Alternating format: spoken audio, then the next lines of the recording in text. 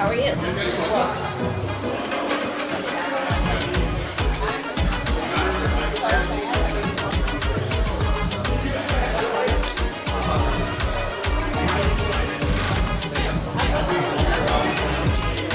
Dang, you got a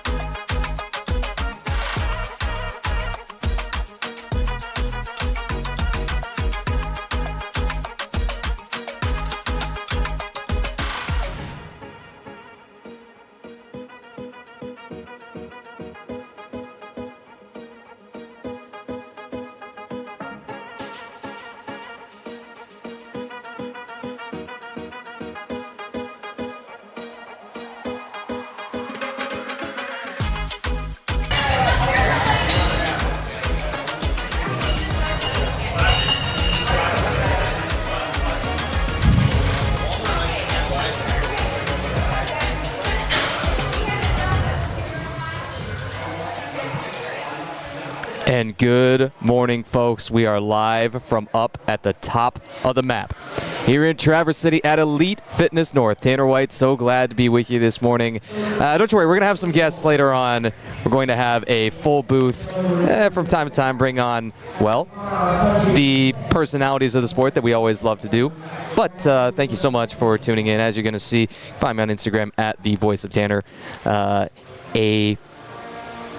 sorry. National anthem coming for you. We'll crank this up.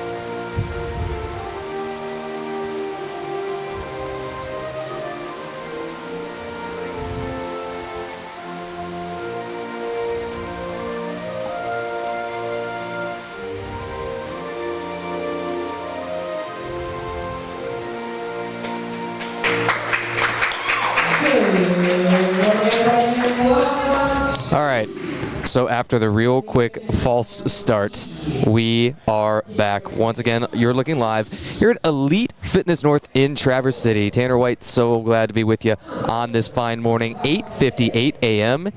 And it looks like we are just about ready to get kicked off here. Well, all right, the opening flight of USA Powerlifting Up North Unleashed, first attempt coming in just a few moments. This sport continues to be pushed kind of earlier and earlier in terms of the age, the development of the athletes, as you're going to see a very first opening attempt here for Josephine Frazier out of the Raw Youth Division, 10 to 11 years of age. Josephine Frazier is our very first lifter up for the day. Folks, if you've never seen a powerlifting meet before, then this is a perfect time for you to tune in, because we'll give you all of the little tips, tutorials, and 101s.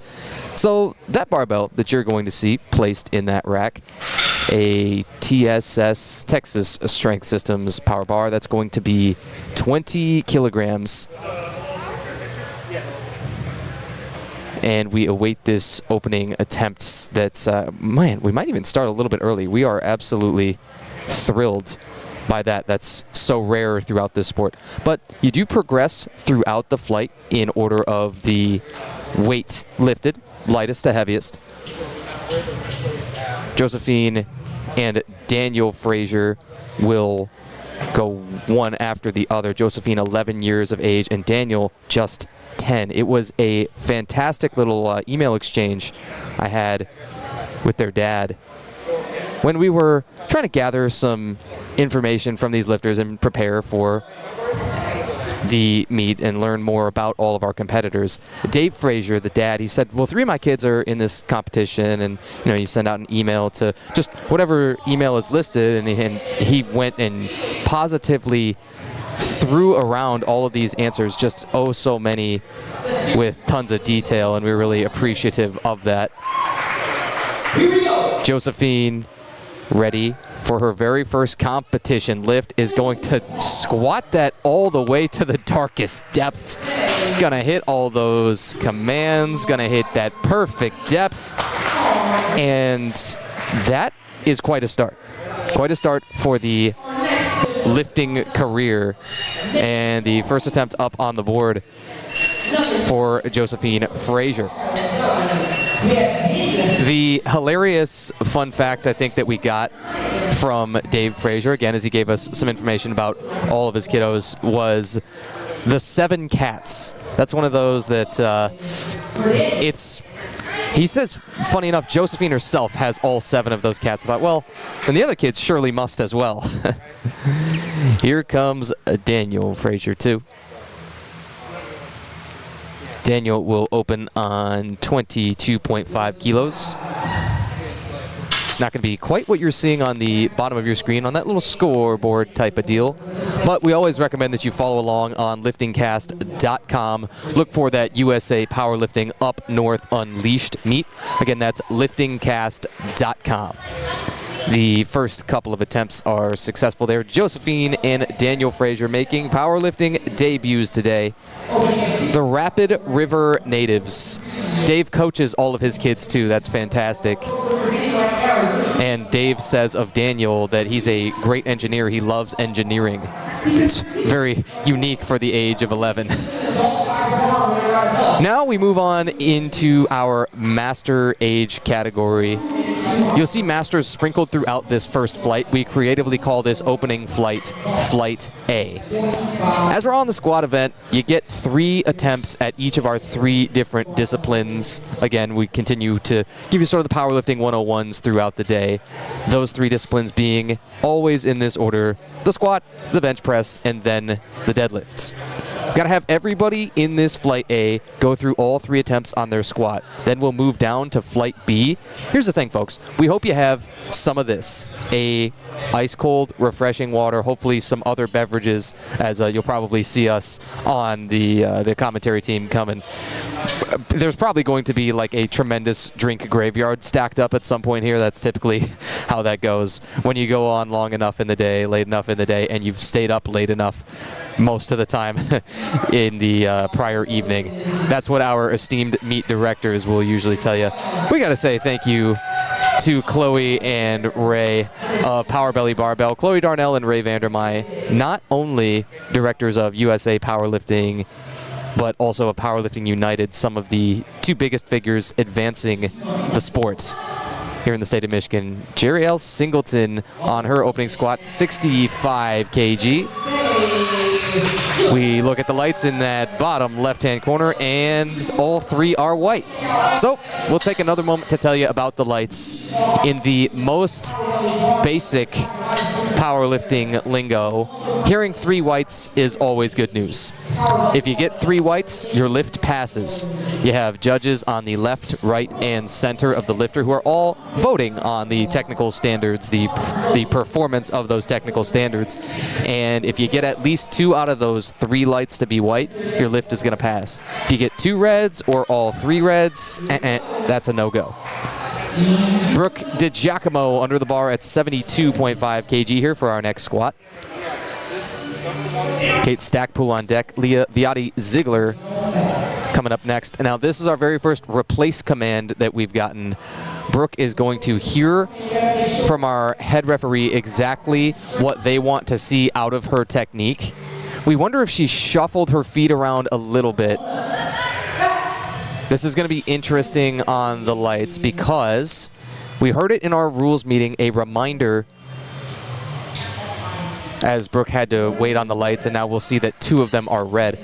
We heard a reminder from our referee, Dane Roach. Dane is, we believe, currently the technical director. We're looking around on the platform itself outside of the camera view to determine that. But Dane told us during the rules meeting, he is our USAPL state chair, and he told us that any movement of those feet after you get the squat command, any reshuffling, any adjustment of the angle of the toes, any widening or narrowing of the stance, that will be an infraction. That can be a cause for a no lift.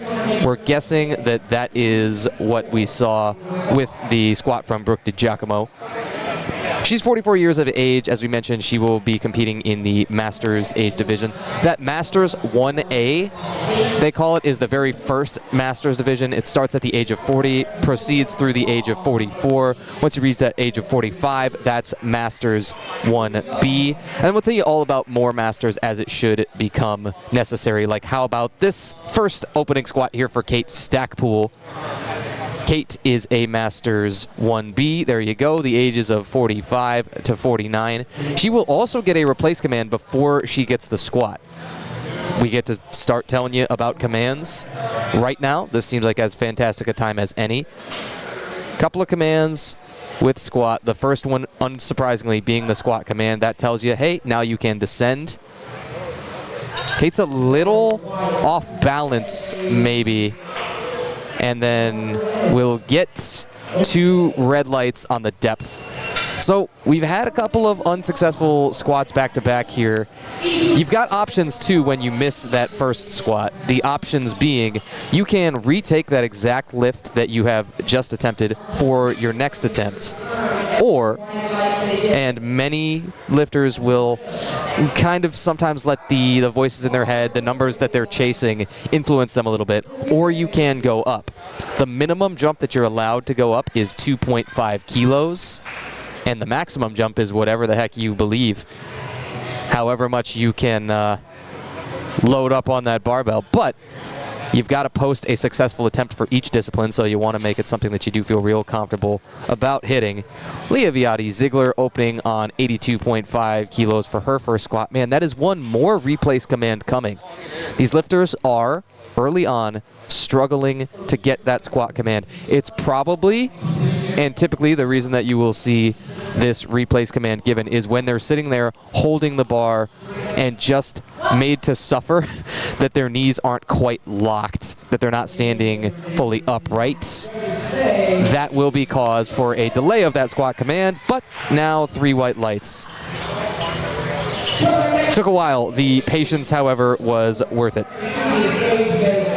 Kristen Bogard coming up next. Kristen told us that it is a birthday lift that she gets to hit here. Some people just go into the gym and do a lift on their birthday and they'll kind of, chase some sort of cool number. Kristen is getting to do even better than that. She says, I turned 57 the day of the meet. Happy birthday. And how about you open it up with a very convincing opener. 82.5 kilos on the bar for Kristen. She is a raw Master 2B. So you might imagine Masters 1 beginning at the age of 40. Masters 2 begins at the age of 50.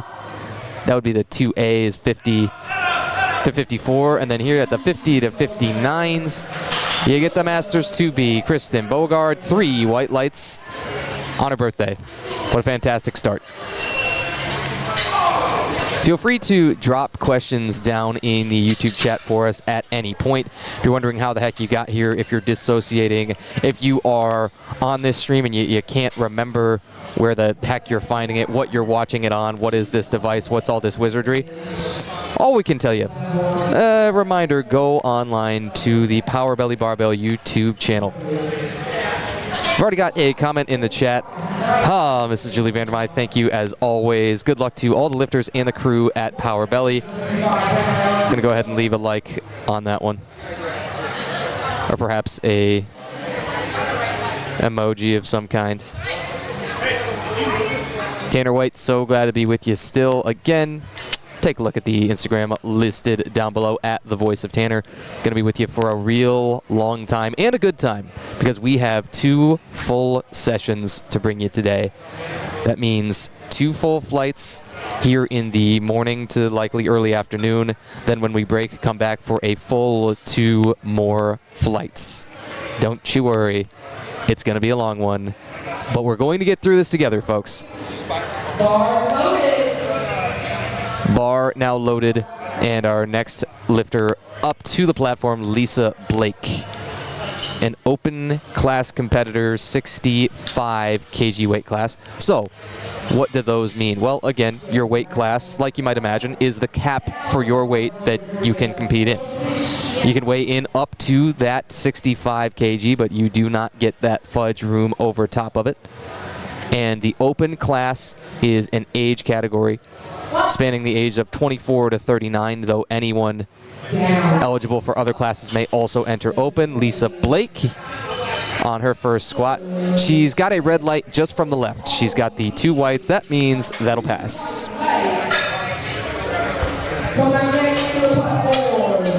Other things that you'll see on that scoreboard on the bottom of your screen, you're going to see the attempt that the lifter has put in.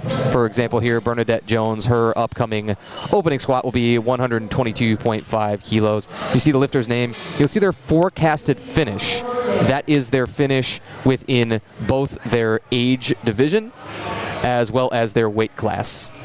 So among the open class 70 kilo competitors, pardon us, we've gotten that flipped. A couple of times we've had the issues of that popping up with the right competitor, but forget what we just said, not Bernadette Jones. First, we're going to have Ashley Slack. That's because we progress throughout the flight, again, in order of the lightest to heaviest weight lifted. Ashley Slack's opener will be 107.5 kilos, that is. We cheated. We looked down a little bit towards the bottom of the flight, and we did actually see a 175 kilo opener, but we're not going to jump the gun. We're going to let that anticipation build until we get there. Ashley Slack, 107.5 to open. Had issues taking that out of the rack, probably didn't like her rack height. Then took a while to settle the feet, and now, not much issue beyond that. It's not how you start, clearly it's how you finish. Ashley Slack making the recovery there because it's so easy to panic underneath that. Even if it's an opening squat, if it's still just a little bit too close for comfort to, you know, especially your 1 rep max. Very well done to not panic.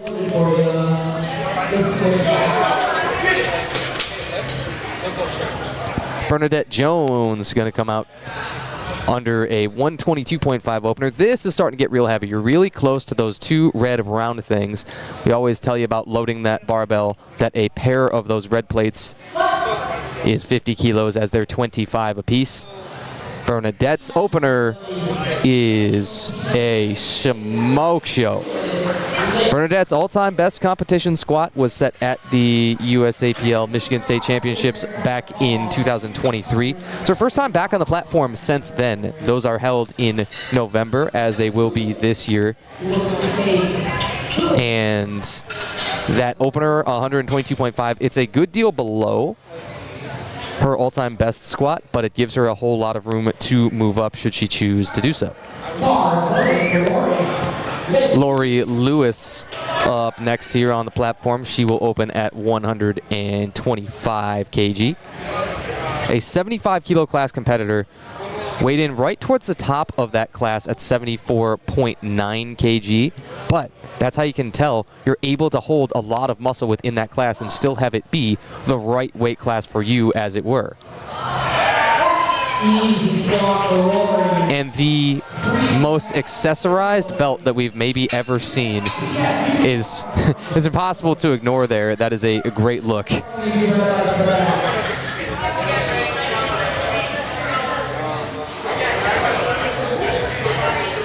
A now very long run of successful squats unfolding in front of us. We have 6 completed in a row here with no misses. You'll have a couple who will need to retake their opening squats, being Daniel Frazier, Brooke DiGiacomo. In fact, Brooke has actually taken a 2.5 kilo increase for her second attempt after missing on the first. It is the lifter's prerogative, but for many, that pressure of, well, if I miss that second attempt going up by something in weight, even if it's a very low margin, it's just still, it weighs on them mentally. So Ross coaches his wife, Kristen. Ross also taking the platform himself. He is a Masters 3A competitor. He also competed, that is, at the USAPL Michigan State Championships back in November. Ross's best squat there was 137.5. This is only 10 kg under that. But man, does he hit that bottom and rebound just at an atomic pace. That was a textbook opener. He's competed within 2 different weight classes, has Ross. Got into strength decades ago. First competed in 2001 and was a 75 kilo competitor, has been across the 90 USAPL classes, also competed in Powerlifting America, 83 kilos, has been an 82.5 in USAPL, and then most recently at the USAPL Michigan State Championships in November of this past year was a 75 kilo. Sort of a shapeshifter, as it were, across all those many different weight classes.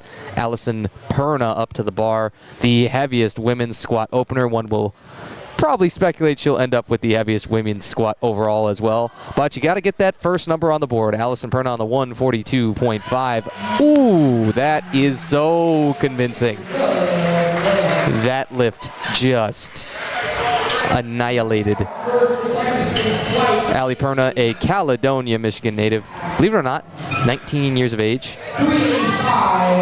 Has a lot of high goals for this meet, but also just in general in the sport. For this meet in particular, she says she wants over a 400 dot score. We'll describe more about dot score for you as we go along, but in the most basic sense, it's one of those universally recognized measures of strength relative to body weight. John DiGiacomo up at the bar here with a 175 opener. This is the very bottom of the opening flight of USAPL Up North Unleashed. John rocking the strong sleeves made famous by Mark Bell, the SBD singlet, the SBD undershirt underneath. All of that was not quite enough to save him from being called on depth for his opener. We've already got a couple of more comments in the chat. We have "Let's go, good job, Ashley."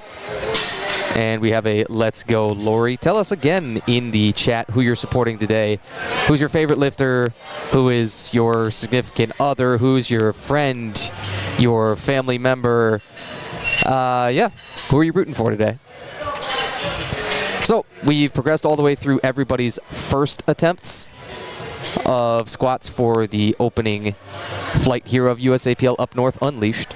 Second attempts coming soon. Jeriel Singleton, that is, will be back up taking a 10 kilo jump.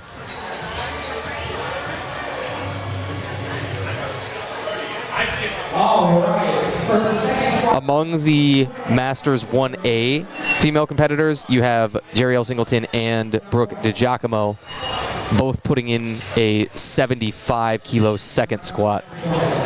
First of all, you have Josephine Frazier. It looks like her attempt may be scratched. So here we really get to go through a great deal of the rule book for you. What's a scratch? Well, you let that whole attempt timer run down. From the moment that head referee makes that bar is loaded call, you get 60 seconds to begin your attempts. If you just choose to let that whole thing run, which is your prerogative, as we're unfortunately not even going to get the scratch. Shame on us. I thought that was going to be the case. But if you do choose to let that whole thing run down, then it's no harm done. It doesn't count against you. You just simply won't register a number for that lift. Josephine will take an extra 1 kilo. Paused there at the bottom, and now I think our spotter is going to pull that, and that will be red lights. That is okay. It happens to literally all of us. Our PA announcer in the house here, Sam Martin. We're going to crank the crowd mic for you a little bit so that you can hear them a little bit clearer. Sam, known as the, well, you want to say the voice of the hippos here, as the Power Belly Barbell logo has the hippo on it, and we've embraced all that sort of hippos mindset, have all of us. I'll stand up and pivot around and show you in a moment the issue with that. Daniel Frazier to retake the squat here. His right knee going a little bit stanky, and I think that will prevent the proper depth. He's going to get the 3 red lights, so Daniel will need to take another third, or a third squat rather, in order to get one successfully on the board. Daniel's going to walk off, going to go talk to Father David, and David looking to provide that advice to help the young man get the number on the board. Again, you have to have a successful attempt at each discipline. That means you've got to post 1 successful squat, 1 bench, and 1 deadlift in order to receive a total for the meets. Now, as we've gone beyond the youths, we will in fact get back to Jeriel Singleton, where we thought we were going to start. It's swapping out the barbells as well. You can tell that a lighter, thinner barbell is used for those youth lifts. Now we get back to Jeriel Singleton, 75 kg. Again, this is a 10 kilo jump after her opener.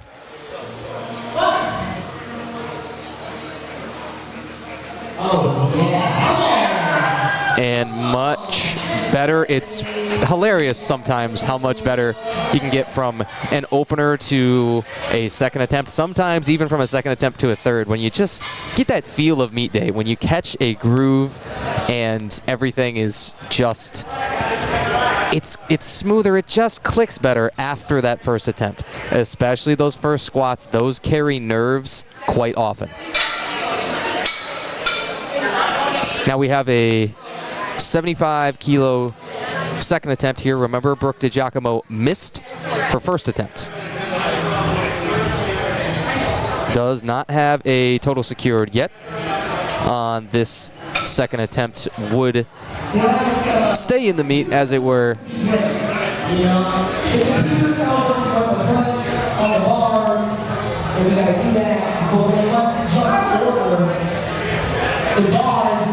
Bar now loaded. Brooke DiGiacomo. She will also opt for the SBD knee sleeves, a very flat shoe, and a differently colored SBD singlet. You see many rocking the whole black and red, the whole SBD starter kit, as it were. The grinder towards the middle of the second squat. Brooke's gonna look up and see 3 white lights. Hairy in the middle, spooky, and yet that'll count.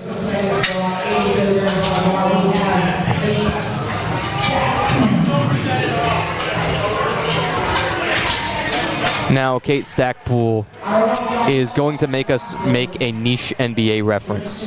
You know what one of the greatest names in NBA history was? For a very scrappy veteran guy, a guy who would just play 1,000 miles a minute in the limited minutes oftentimes that he would receive. About Jerry Stackhouse. Drop it in the chat if you guys remember Jerry Stackhouse. Shame on me that I can't list all of the teams he played on off the top of my head. I'll tell you what, I would really impress myself if I could. But you want to talk a career 17 points a game guy. We've now got all of those teams up. So 5 years in Detroit, Dallas, Philly, Washington, Milwaukee, Brooklyn, Atlanta, Miami. And a contributor across all of them, as just a tough as nails dude, and a lot of 6 Man of the Year votes, though never quite won it. Kate Stackpool, second squat here. Looks like she will post a number, as those are 3 white lights again, just about perfect. The streets remember Jerry Stackhouse, and if they don't, folks, I wish they did. Once more, Tanner White, professional play-by-play announcer. You got to have a little bit of this in the bag. You got to be able to go deep into it when you need it. Still rocking through the second squat attempts here of Flight A of USA Powerlifting Up North Unleashed, live from Elite Fitness North here in Traverse City. It's way up at the top of the map, folks. You know, you hold the hand up and you say, wow, we're pretty far up there. Indeed we are.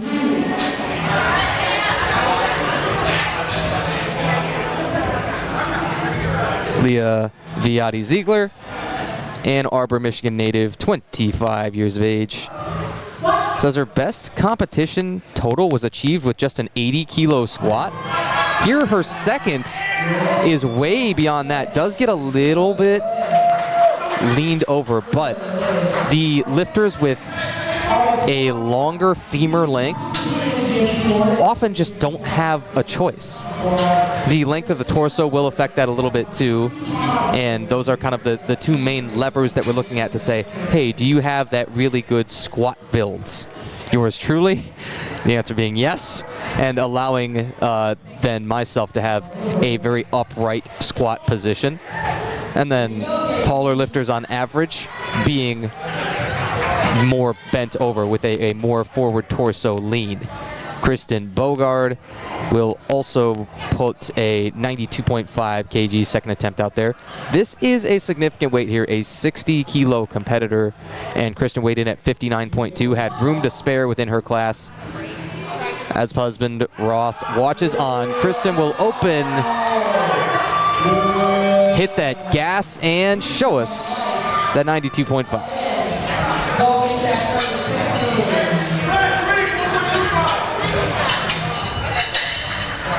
Kristen has 2 good squats. Now, the moment that a lifter completes a lift, they got to go over to the scorer's table. Most of the time, you'll see the coach come over with them.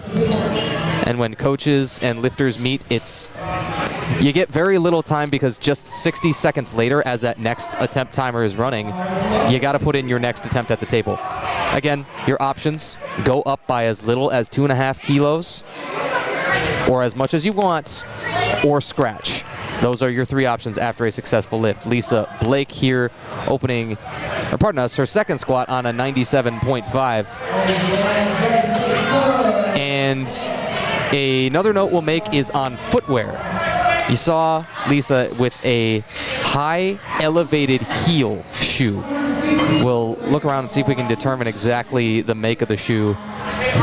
Sometimes you just get to know the real common makers, you know, those somewhat luxury high-end powerlifting brands that are kind of staples and sometimes almost feel like a barrier to entry or a requirement for entry. Now they're not, because many lifters get by in Converse, high tops, you know, Vans are very popular as well, anything flat. Here is another Olympic lifting shoe. I believe that is a Notorious lifter, just seeing that on the toe straps. Ashley Slack, second squat comes here at 115 keys. That looked miserable in the middle, and yet all that matters is that very top. There you go, it's 3 white lights.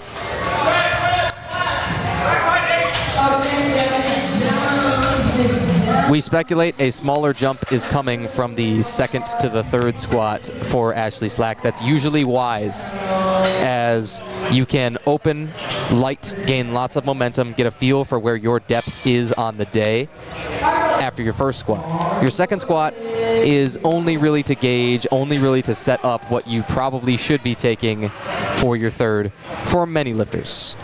Bernadette Jones, second squat here comes at 130.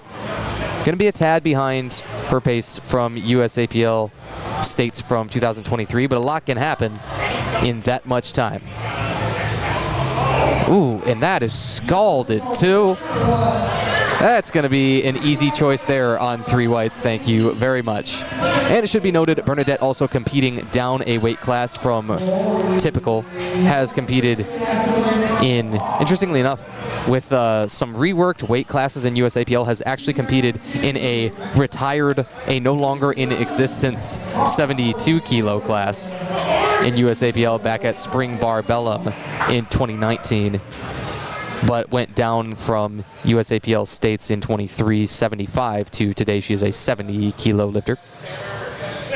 Lori Lewis back out for her second at 132.5. Lori opting for the naked knees. That just lets you show off a little bit more of that quad sweep. It's not a requirement to wear knee sleeves, although awfully rare typically to find lifters that just elect not to use them and say, I feel better. There are a handful, especially with the way that knee sleeves have been made more and more restrictive over the years, more and more compressive to add, theoretically, some kilos onto the total. They have been oftentimes so tight that lifters will struggle a little bit to get to depth. Ross Bogard will be a crowd favorite all day long. We're going to go ahead and just speak that into existence now. Ross on 140 kg for his second squat. Already gets to take a state record attempts out of these Masters 3As. Masters does not refer just to their age, refers to their mastery of the barbell. And a long time spent in the iron game. You can't fake that. Boom. Taking a state record on his second attempt, Ross Bogard, and he's going to come out and say, I think I want some more. He's going to get even a hug off camera from our illustrious director of the meet, Chloe Darnell. Again, Chloe Darnell and Ray Vandermei making up the Power Belly Barbell. They also made up these fantastic shirts for us with the hippos on there. I promised at some point I'd spin around and show you the back of my shirt, and I will. First, we've got something very important. How about Allison Perna with the heaviest second squat too?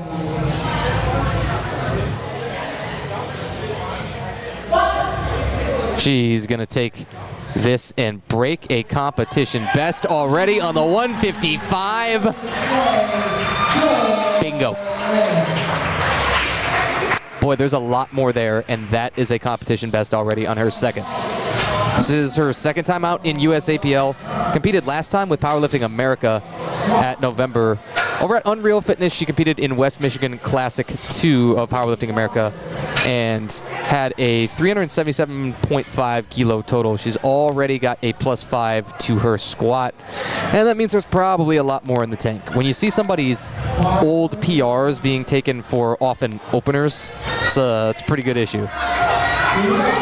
All right, John DiGiacomo back up for his second squat now. He is actually going to take a 5 kilo jump. Missed on depth on his first squat. Got 3 reds for it. We'll have to dig down and find that bottom of the squat. Little bit deeper. Is it enough? Doesn't matter what we think. Not on the sides. It does pass from the center, but when you get the 2 reds, no lifts.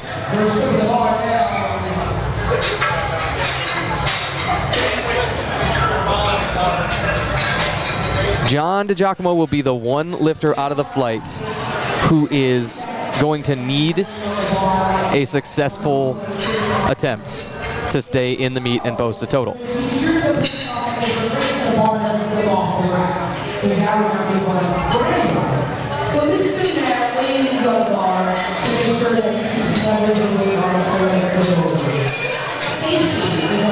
Turning it back over to the top, this is the 3rd squat attempts coming here for Flight A. Our first flight of the day, but it will not in any way be our last, don't you worry. Again, folks, we got 2 sessions today, and in this first one, it'll be the shortest of them all to sort of spoil it for you as we preview.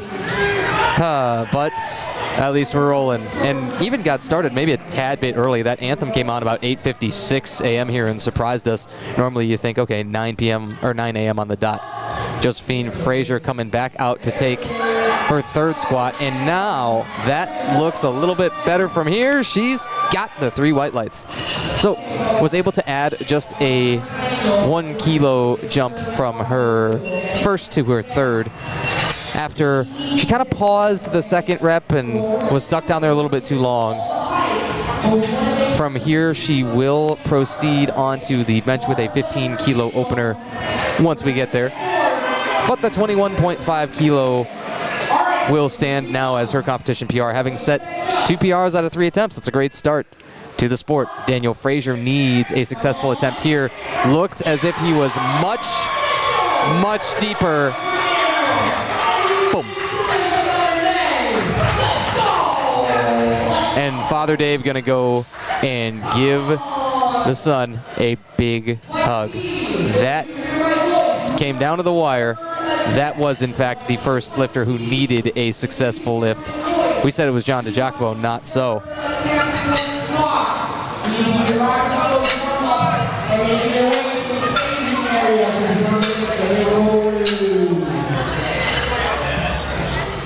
Now we rifle on down through as all of our youth competitors for the flight have rocked through this. We were expecting to see Lucy Frazier as well, as Dave told us he had 3 children entering. But now as we look down, we've come to understand why. Again, if you're following along on liftingcast.com at the USAPL Up North Unleashed, you'll see why as well. Lucy is, in fact, a deadlift-only competitor. Jerry L. Singleton, 3rd squat comes.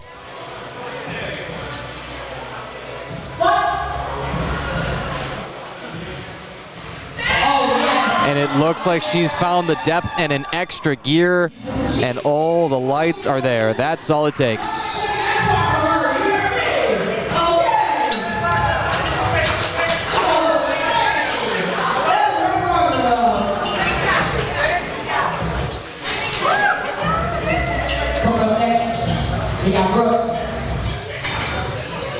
into that third round on the bar. Brooke DiGiacomo up next. Gonna sink it down to the ground. Here we go, Brooke. Show you how to swap. Come on. Let's get it, Brooke.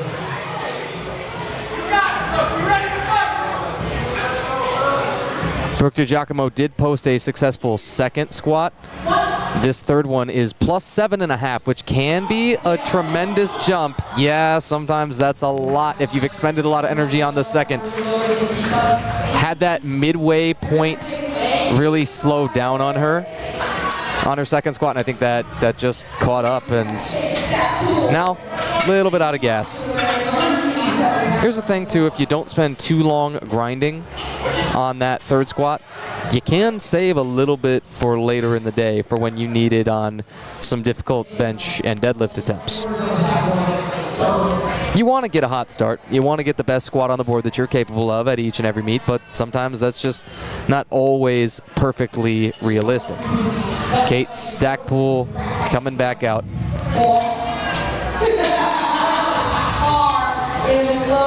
From South Lyon over on the east side. Trains at the True Fit over there in South Lyon.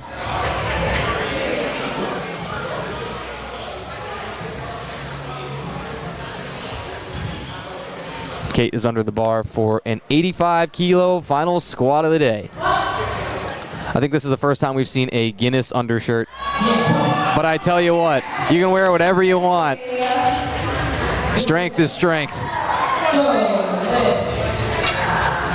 She got one red light over on her right side, but it will pass with the two whites.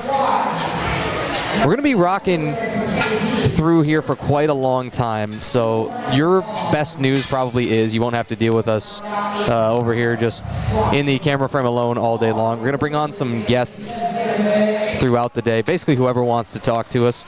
Probably, grab people who are just standing and spectating even sometimes, just say, hey, you want to talk to us, and give us some insights if you happen to know anybody personally.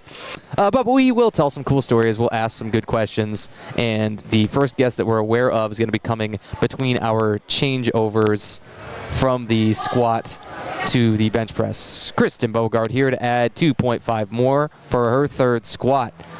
Took a while to gather herself, yes, but then once you hit that gas, it looks like that's all she wrote. Yes. Be careful of your banners, folks. These are expensive.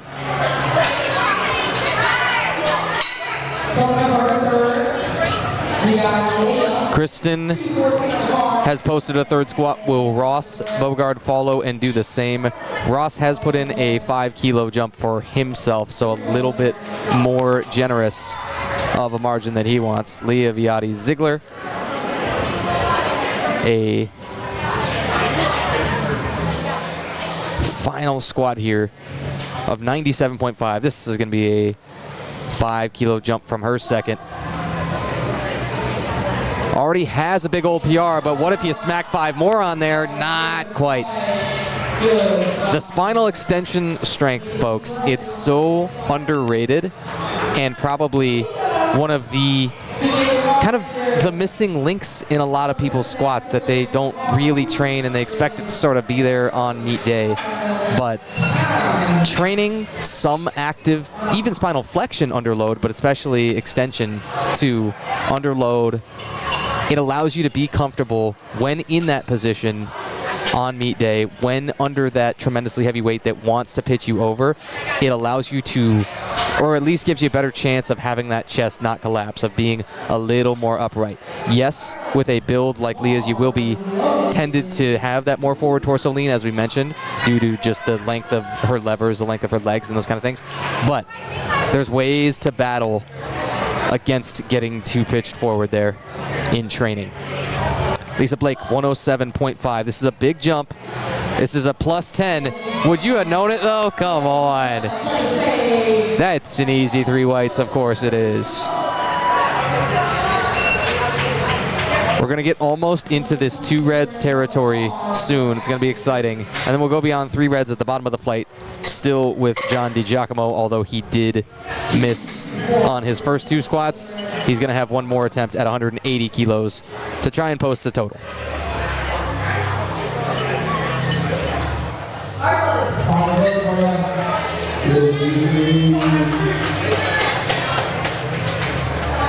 Bar now loaded for Ashley Slack.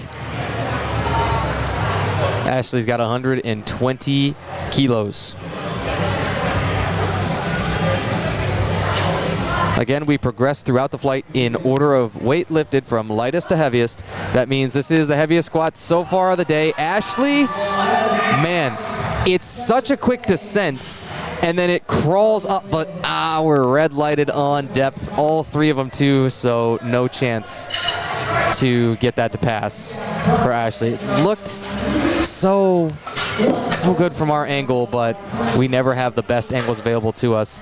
You do have your head judge that's looking at a somewhat similar angle to what we are within the camera frame, as they are directly in front of the lifter. The side judges, though, really are generally in the best position to gauge depth.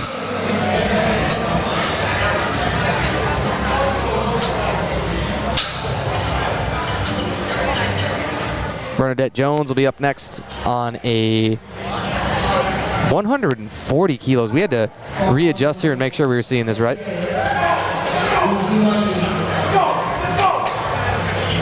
And that's a really smart veterans move to go and fist bump the spotters on each side. They sometimes have your life in their hands. Bernadette Jones, it's about to go down on the 140. You go down a weight class, you always have the challenges that go with that, the changes to your levers. Bernadette has no issue whatsoever. Just disregard that. 140 kg, 308 pounds and some change. Not a problem for Bernadette Jones. Ross Beauregard up next with a 145 for his 3rd.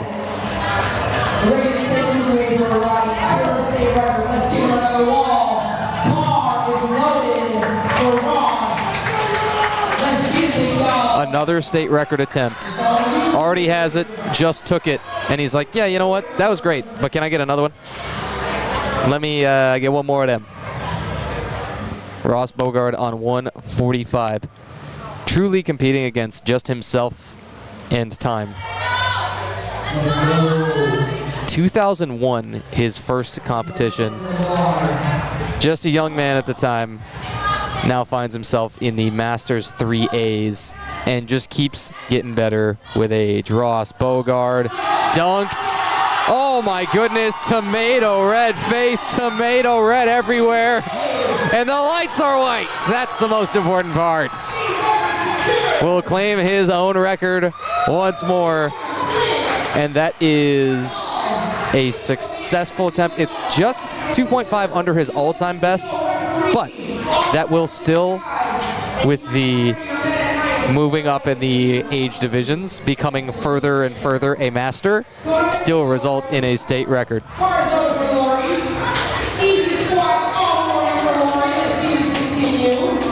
Lori Lewis has another big number on the bar for herself. This time it's 145 kilos. We got 3 more squats here for Flight A, and then we'll be down to Flight B. Starting up at their first attempt will be Julie Morgret in just a few minutes' time. Lori Lewis first.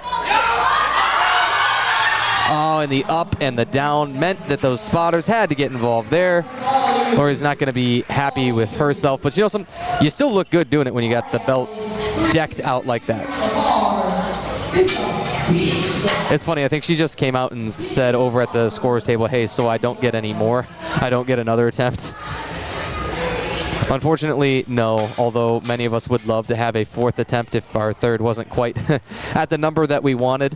Whether that be, I think I could still go up, or whether that be, I just want a retake at the weight I missed.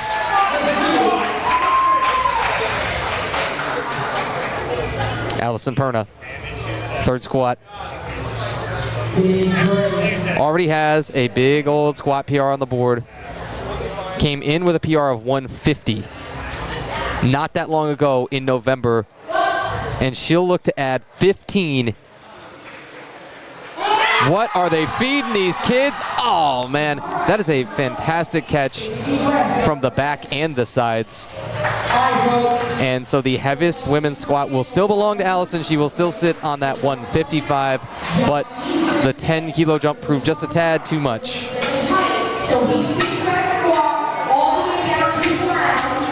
ASS to GRASS. You got kids right there to say it out loud. We're giving him all the height and all the energy as he takes the squat. He's going to sink it. He's going to soak it. It's going to be beautiful. Here we go, guys. Final squat attempt here of Flight A of USA Powerlifting's Up North Unleashed. Did they make him a little tougher up in the north? Let's find out. John DiGiacomo got to post a number here.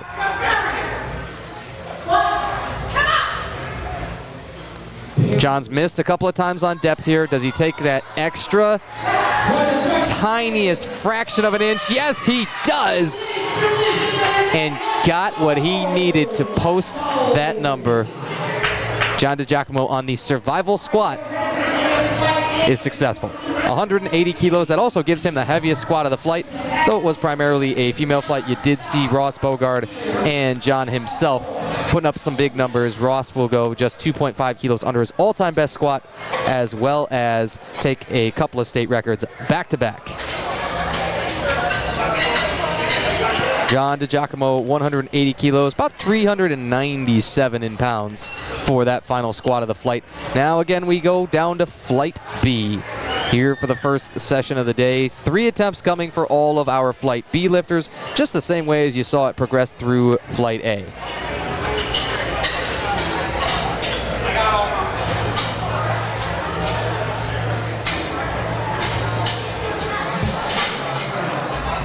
Once more, we thank you for joining us here on YouTube at the Power Belly Barbell YouTube channel.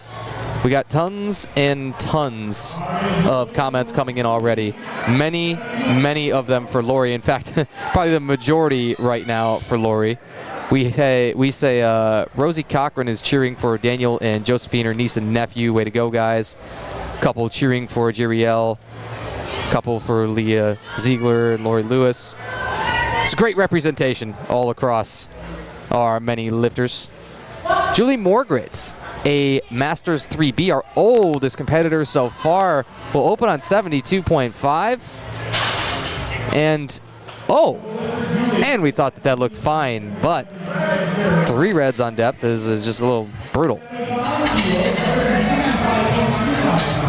Again, our side referees always have a better view than we do. We can personally guarantee that from back here at the table, as you got to watch the monitors, the video feed, that's going to be the least easy to see, as it were, or the most difficult to see.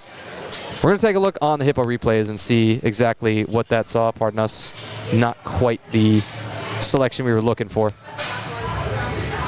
We'll get it next time for you. Worth a shot. Bar now loaded for Caitlin Gray. This is 75 kilos. And if you look on your screen, hopefully you looked away for that brief moment.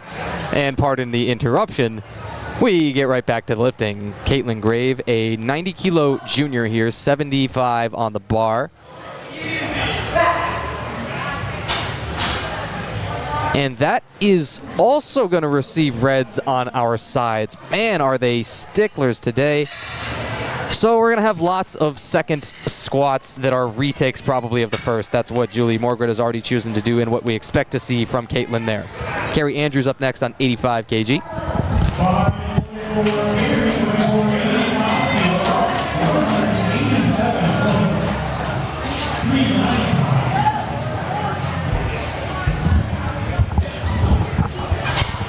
Carrie Andrews on the 85, another master.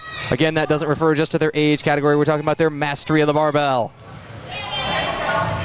And that was maybe our most aesthetic squat so far. Wow, that was sort of as the good Lord intended the squat to be.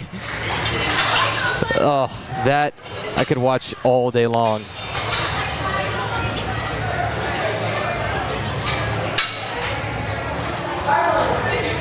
That one, masterful. We'll see if we did hit the right spot. Not quite.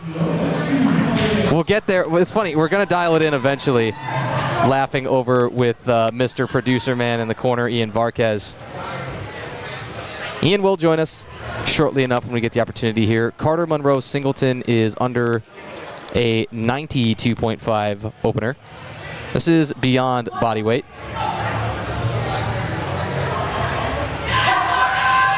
Carter's opener looks good to us and looks good to everybody else too. A rare junior and open entrant at the age of just 16. You got a lot of other options there being so young. And yet when you want that really high level competition, some will elect to take that big swing and enter kind of that bigger pond with all those bigger fish. Carter's first competition, and she very much looked the part. Now, as always, we tell you it gets heavier once you get toward the bottom of the flight. Helena Wernitt is up next.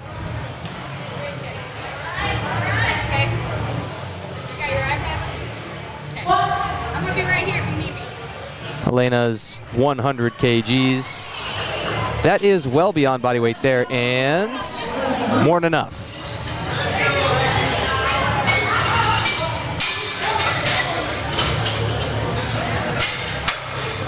Again, the tattooed gentleman that you see coming through the camera frame there, that's USAPL Michigan State Chair Dane Roach. Gave the rules meeting earlier this morning. Those usually are about 8:15 or so, a fair bit before you start the actual lifting. A little bit too early in the morning for comfort for yours truly, but they probably didn't stress to everybody just how tight this one was going to be judged. Been about as tight as we could have possibly expected. Chloe Kang opens on a 105. Looks good by us. Another look here at Chloe's opener. A very narrow stance for her, and that allows for some more of that forward knee travel. There are really varying degrees of that. Not only forward knee travel, but also how much hip flexion do you get, right? How much are you moving at the hips versus the ankles versus the knees? You know you've got to use all three of those, but you'll do it in different proportion. As here's a great example. Marissa Loringer, we're going to show you exactly the opposite as this does pass. This is a 2-to-1 verdict here, but look at the much wider stance. Look at the knees tracking very far outward, but almost not forward at all, almost completely to the sides, right? So the left knee goes left and the right knee goes right is the simplest that you could possibly put it.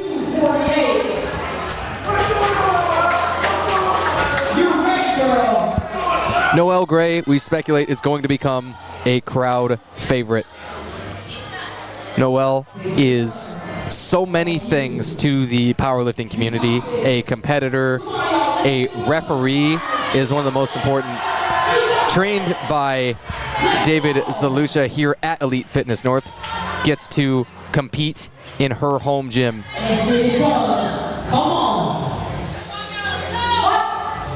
We'll tell you all about her first squat and why it means quite so much after the attempt comes. Tough opener, but just stand up is all you got to do sometimes. It's not going to pass at first. Let's see again. The depth was the question. The biggest thing Noelle told us as we asked for a bunch of information about these lifters and how they were feeling. She says her biggest goal, hit the first squat because it's the squat that she got injured on in her last meet, and then kind of added a somewhat hilarious little caveat afterwards.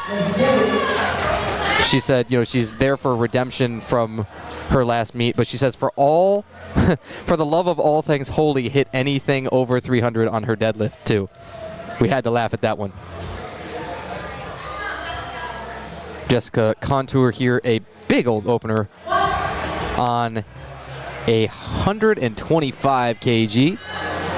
That's a real nice tempoed descent. And then again, those lifters who really smack that bottom and rebound, many of them are better off for it. Many of them are stronger when they hit that bottom and begin what we call a little bit of compensatory acceleration. So you're controlled on the whole way down. You control every single inch of that range of motion. And then at the very last couple of inches, you really hit that gas. Holly Werp, 130 kg on the bar. She will also opt for a no knee sleeve look. Holly could pause that thing, it looked like, for a while. Very comfortable in that bottom position, and that'll pass. Chat taking up the screen here. First, watch the depth.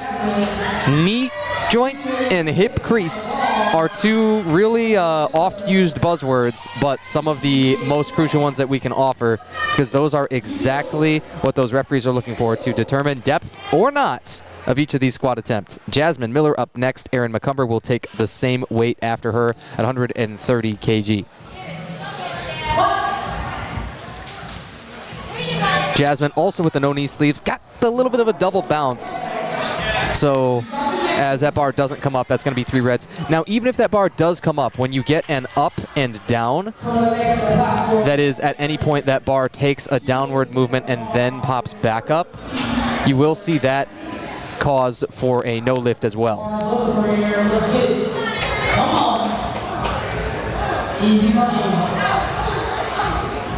Erin McCumber up next here. A heavyweight competitor that is 100 kilos and beyond here in USAPL.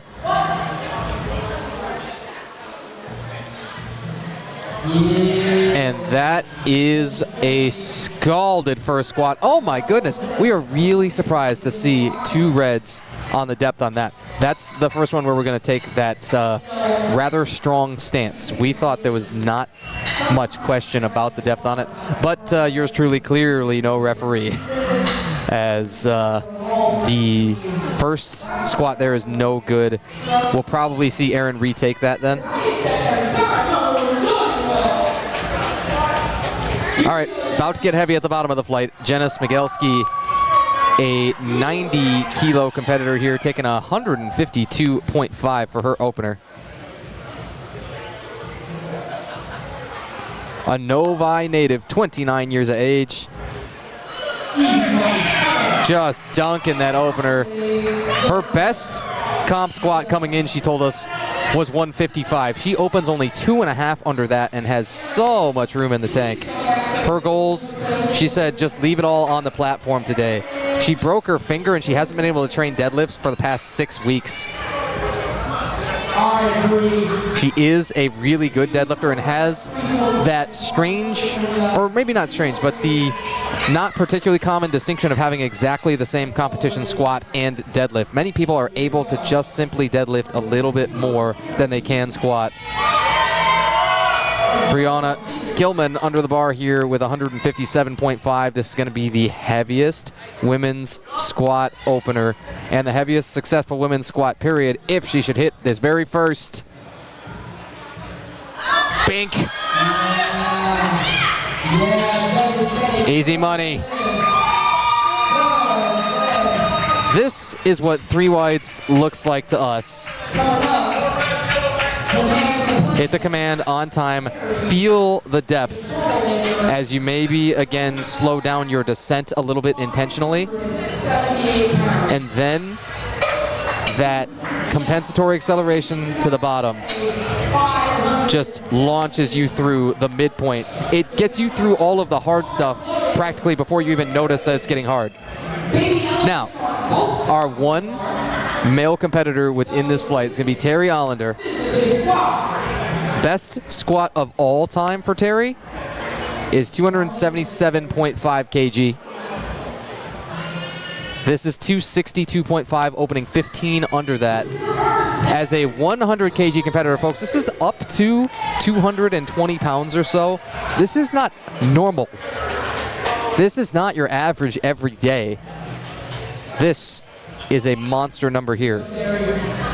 Last competed in 2021 at the Michigan State Championships for USAPL. Ooh, had a lot of difficulty on his unrack. He didn't like the look of that at all. Looking like Captain Inzer out here with the whole starter pack. And then just nukes the 262.5. He's walked out and said, I don't know about this. It doesn't feel right. So It was truly a sketchy walkout, to be quite honest, and then just figured it out as he went along.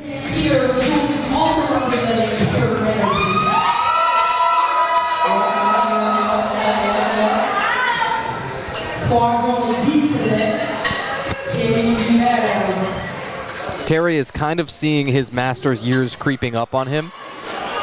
Now 37 years of age, but looks to be getting better with time.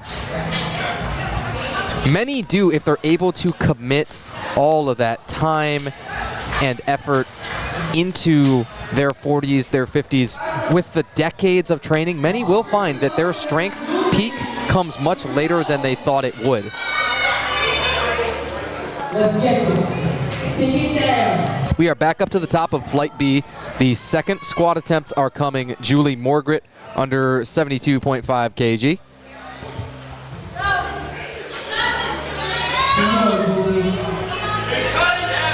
Julie going to take a moment, settle here. Taking quite a while, in fact, to get the feet exactly where she wanted. Missed on her opener. Now the retake at 72.5.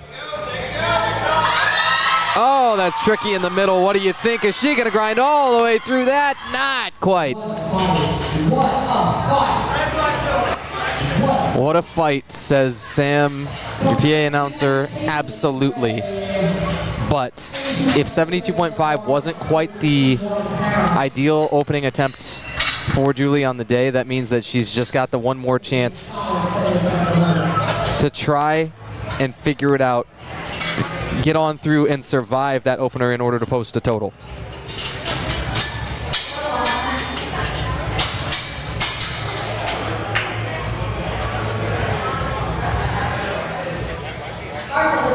Bars loaded. Here we go, Caitlin. Caitlin Grave back out.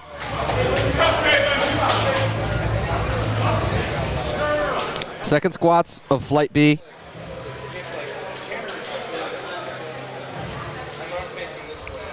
Here we go. Caitlin also missed on the opener at 75 kilos, had all the strength in the world for a whole lot more than that. And so jumping 7.5. See, look at the adjustment there. That was just obliterated. Has the very downward posture, looking almost like between the feet. And I wonder if she's got her eyes closed. We can't quite see because of the angle of her forehead relative to us, but it sort of looks like it. That's, well, when you trust yourself enough, maybe you can just close your eyes and you know that you're gonna hit it, and so that's all that matters. It's very, very well done, but maybe a little unconventional. Caitlin's a Macomb native over on the east side. From the east side to up north, they come from all over when they come. Carrie Andrews knocks out the 87.5, done and dusted.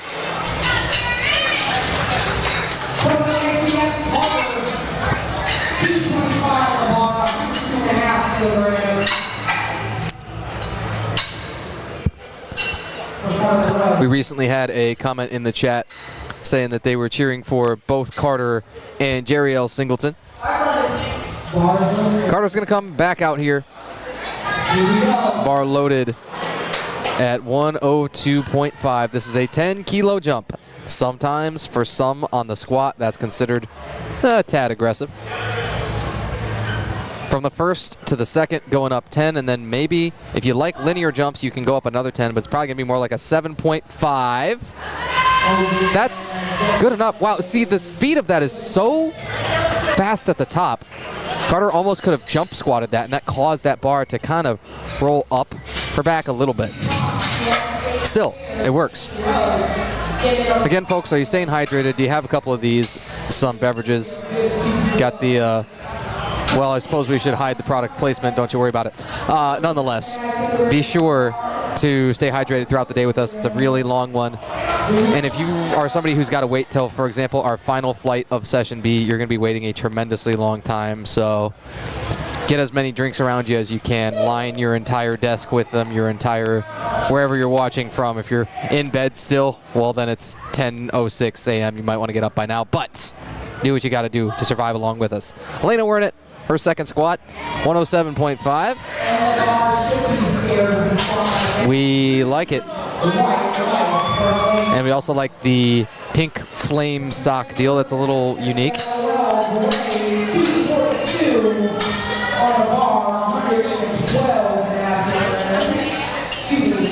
Noel Gray from Cal Casca. So many of the, East Side lifters or the Southwest Michigan lifters are not so much from around here. Noel's a little bit more fortunate to not have quite so far to go. Noel has got to find that place mentally, go there for a little while, and hang out while getting under the bar and getting psyched up.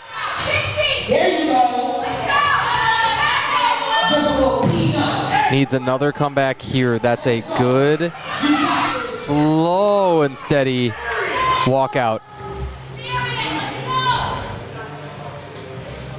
On a lift that you know you need. Where do you go to find it? Did that come all the way up in one piece? Looks like it. Show us. Yes!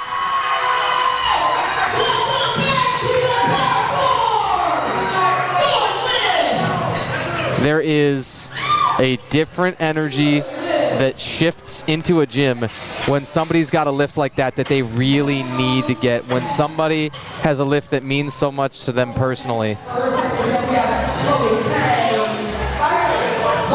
There are, like we say, there are crowd favorites usually that develop throughout the day, and it's not just, oh, who's got the biggest total. It's not just who's rocking the coolest gear. Jenna Smigelski's parents shouting out from Farmington Hills. Go, Jenna. Thanks so much for joining us.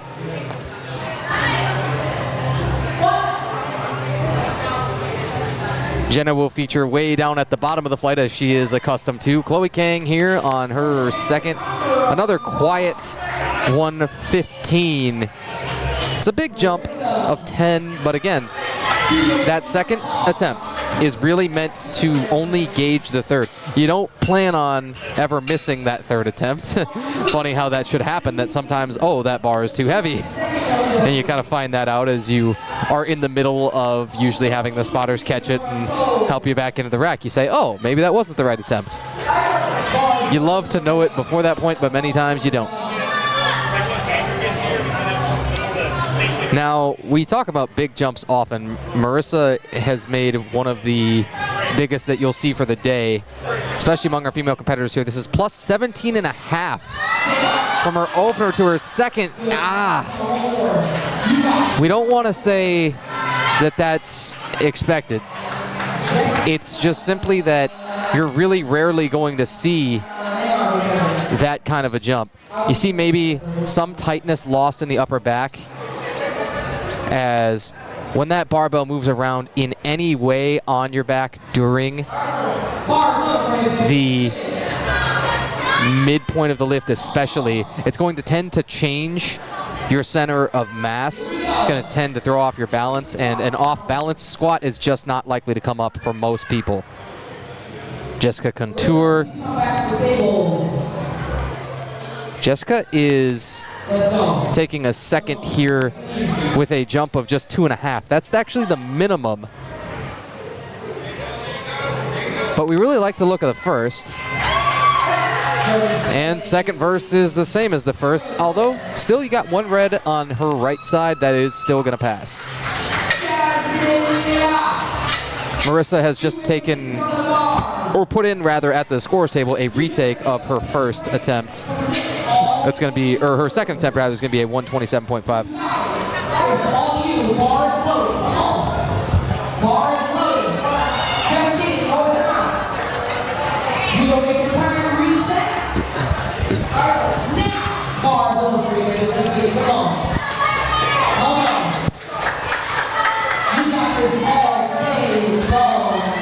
Jasmine Miller, her second squat comes at 130, missed on that opener as just 4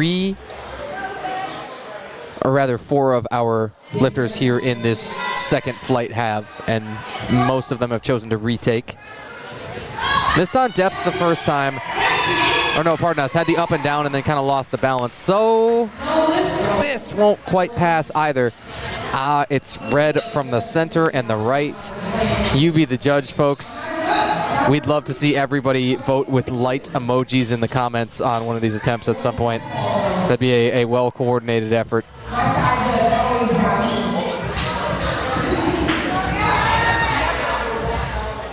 So Jasmine Miller is in that unfortunate position, backed into that corner where you've got to get a third squat up on the board to post a total for the meets.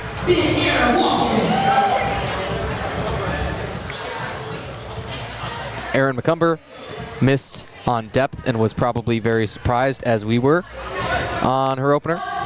But we'll jump 2.5 kilos as all the control was there, and that is a comeback for the ages. Works for us.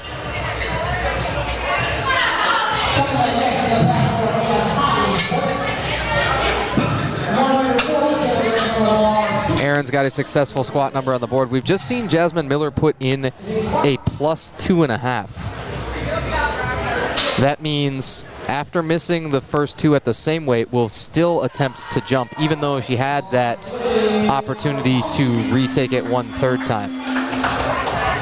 It's her prerogative. That's utter confidence in oneself, I think, is the best way to say it here. Holly Werp has like so much more in the tank. Hello. A 140 looking like maybe the second to last or the last warm-up. Holly is coached by Dane Roach, Mr. USAPL state chair. You want to talk about in good hands. That is awesome.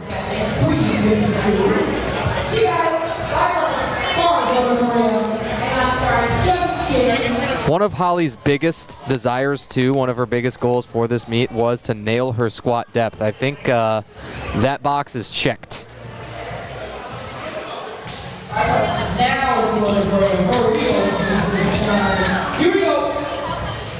Brianna Skillman, a 160 kg second squat. This will also be a minimum jump for her. We've seen a lot of that on squats, and normally you just really don't expect to, essentially ever. But it's probably based on how many of these lifters felt about their first attempts and the standards of depth that have been enforced. Speaking of, that's plenty deep by us.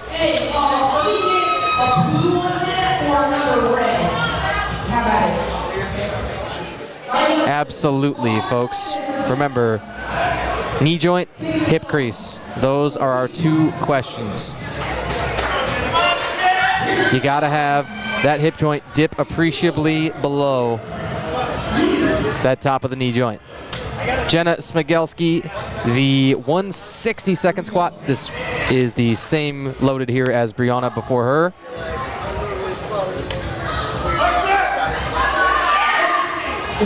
And a silky 160 with more room in the tank. This could be another 7.5. It's probably going to be more like a 5 kilo jump, but, well, could be. All right. So Terry Hollander is going to take a average every day, don't you worry about it, 277.5 kg. You know, like you do. That 277.5, if you don't have a conversion chart in front of you, don't worry, we're cheating over here at the table. That's almost 612 pounds. It'll tie his competition best squat on his second attempt, should he hit this. Let's get it, Terry.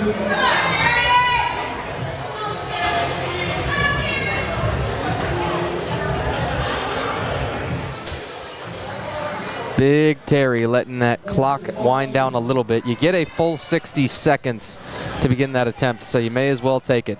Especially with the difficulty that he had walking out the first. 5 spotters. He's going to take an extra moment too and get that really just Big squat. Let's get it. scraped into his back. See the better walk out here, and does it result in a PR match on his second attempt?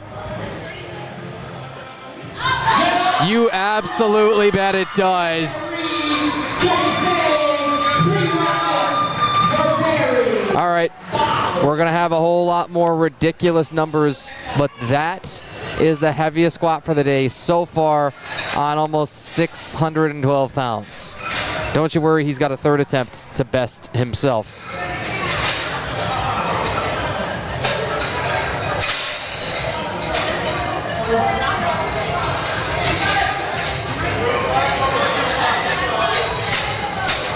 At the top of the order for her third squat, we have Julie, representing Pure Energy.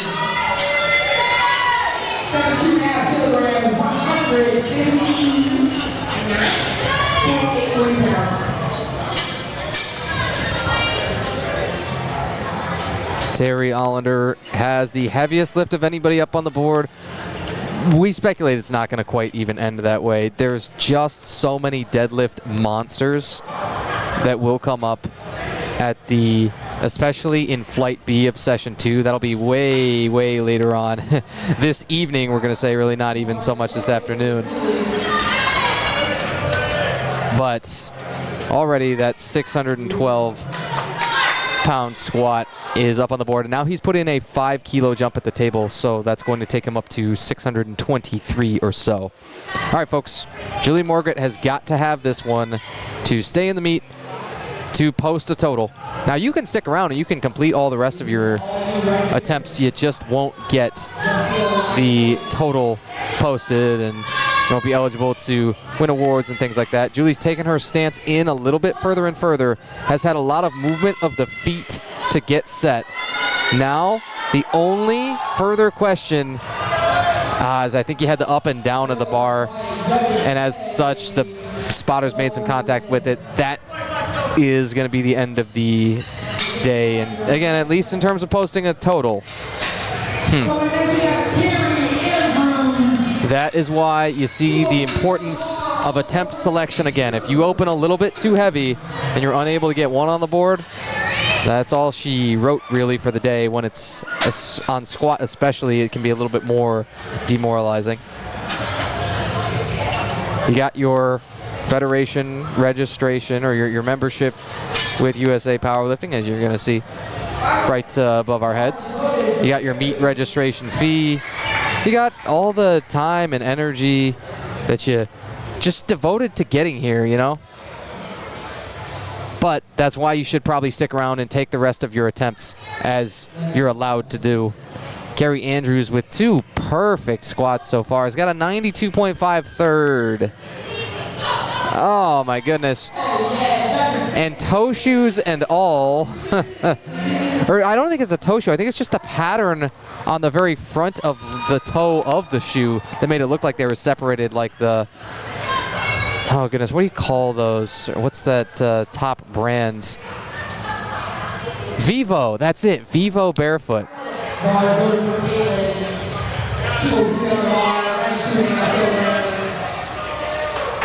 A solid third attempt. Let's see it.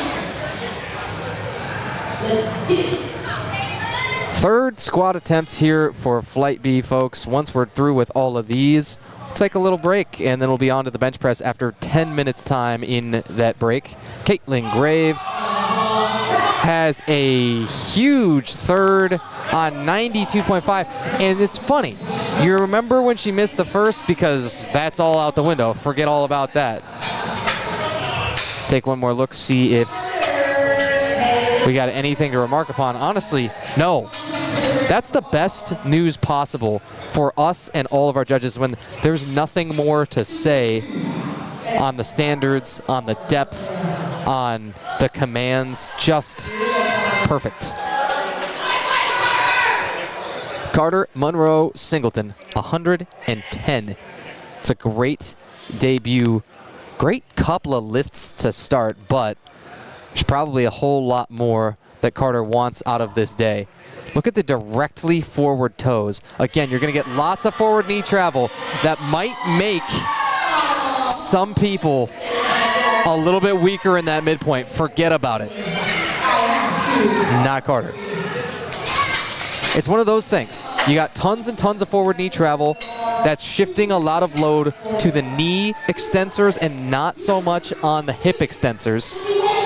The hips getting recruited more towards the middle of the lift as you're kind of struggling. Many start to shake a little bit. Many have rebounded well and they've hit that bottom and come up pretty well, but then, oh, that midpoint hits you the reality.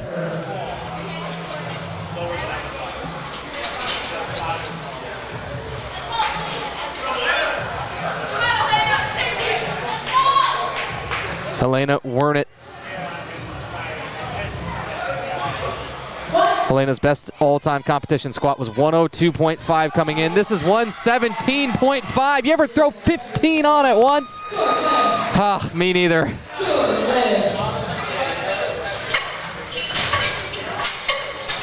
All right, shame on us. We just found out that it was, in fact, a 105 squat PR for her, so it's plus 12.5, but the sentiment really all stands. Funny enough, too, she just competed at USAPL Pursuit of Power on March the 29th. She makes that barely 2-month turnaround, gets here, and throws that much on her squat. Squatted 102.5 in March, and here in the first weekend of June, hits 117.5. That is a plus 15. Time to have some fun, says Sam. Time to look within and find a little bit more in me, says Noelle. Noelle Gray, 120 kilos. Got the 112.5 on the board. Mismatches the shoes, one presumes for good luck. You don't need luck when you got power. And in that midpoint, it wants to stick, and you can't let it. You gotta fight a little more. Boom. Absolutely.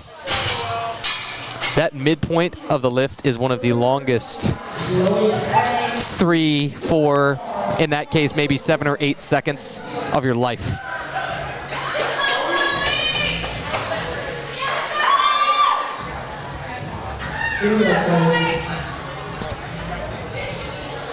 Chloe Kang.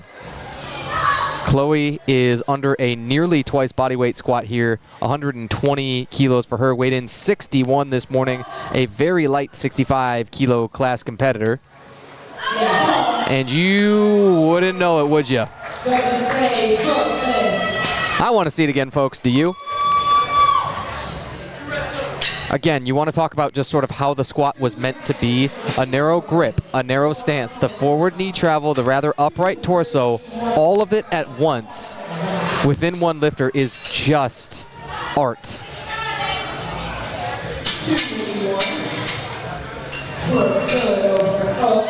In just about, let's count them up, 1, 2, 3, 4, 5, 6, 7, 8 attempts. We're going to be out of here. We're going to be done with the squats. We're going to take about a 10-minute break between our squats and our bench press.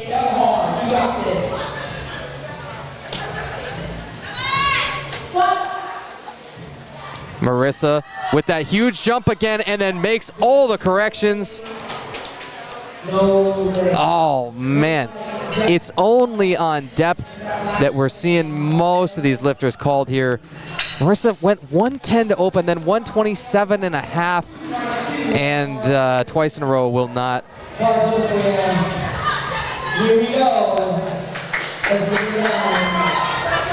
Will not be able to pass that. It's not missing by much on that third attempt. It's really not.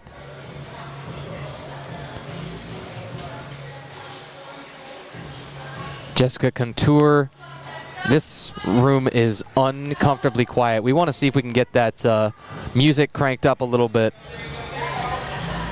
boombox on somebody's shoulder even, we would take it at that point. No lift, going too high.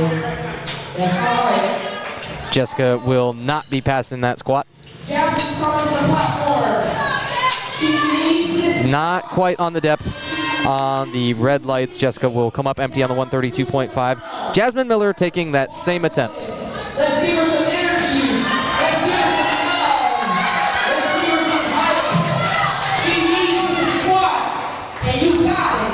Big brace, stick that hole. I mean, excuse me, stick that thing. All right.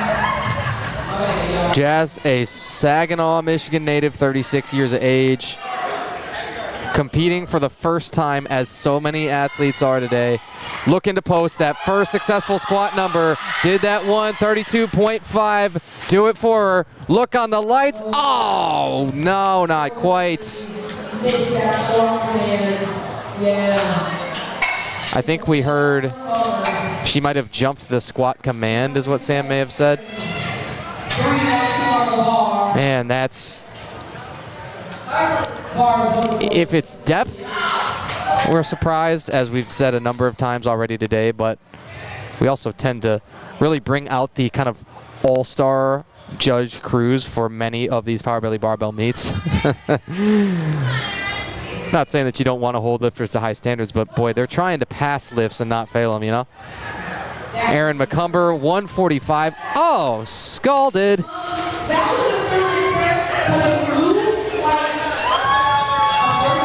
The dreaded RPE 7 third attempt, we'll say, and then explain it all. RPE, or rate of perceived exertion, going to be a rather subjective measure of lifters how they feel on, you know, what it sounds like their perceived exertion of the lift, right? And so it's rated on a scale typically from 1 to 10.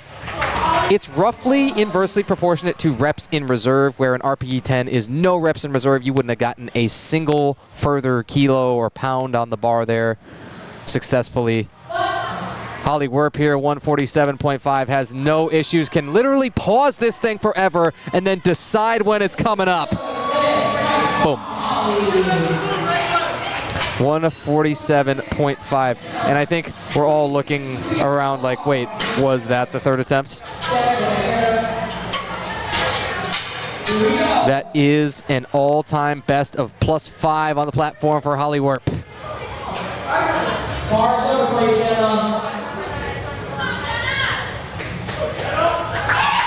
Jenna Smigelski will come out looking for her third squat at 165. This would be a +10 to her best squat from the Arizona Fall Classic, believe it or not. Long way from Arizona, aren't we? We're way up north, and these squats are heading into the stratosphere. Jenna Smigelski, give it to her, please. Respectfully. Patented Hippo replay, the USPTO confirms it and everything. And that is one of your faster third squats that we've seen too. Janice Migelski dunks that third, registers the +10 to her best all-time squat on the platform. Brianna Skillman will take a 172.5. Here we go.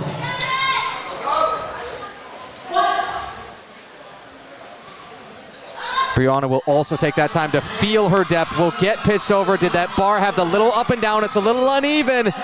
That's gonna be close. Show it, yes! Oh, that's as close as you can get. So watch the upper back. You see, it's the bar is cocked to her right, with the right side coming up earlier. Oh, and even so, with that degree of shift, she just had something more in the tank. Where she found it, we're not sure how.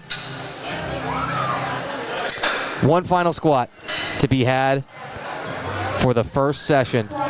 Terry Allender, as always, finding himself at the bottom of the flight.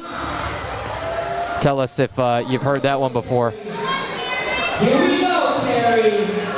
Terry will take 282.5, a lifetime squat PR.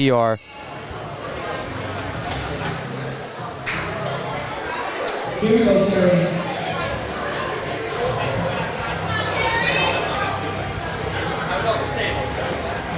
Terry has one attempt heavier than this in his life, 285 at the USAPL Michigan State Championships in 2021. Been off of the platform since then, but his best successful all-time is 277.5. This is for the +5 all-time at 37 years of age.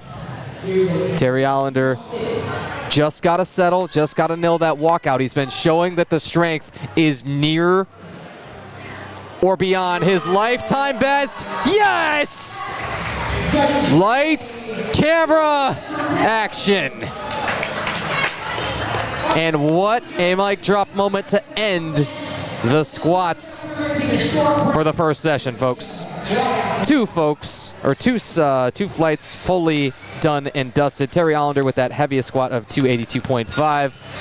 And we'll welcome you back inside the booth. Again, you better make sure you've got lots of these beverages, perhaps caffeinated, as you stick with us all day long. We're going to have, I believe, Mr. Producer Man Ian Varquez join us for our next flight coming up. The bench press will begin in 10 minutes time or so from now. And same deal. It'll be starting up at the top with Daniel Frazier for everybody's 3 attempts on their bench press for Flight A. Then we'll do it again for Flight B. Reduce, reuse, and recycle. All right, folks. Tanner White once more. So glad to be with you. Instagram, another time down below. We'll find it. There we are, at the Voice of Tanner. Be sure to find me there for all of this content, as so few are doing in the space to really further the sport. So glad to be a small part of it. And thank you again to Chloe and Ray of the Power Belly Barbell team. We're going to step out, take a little break, and be back with you here for the start of the bench press.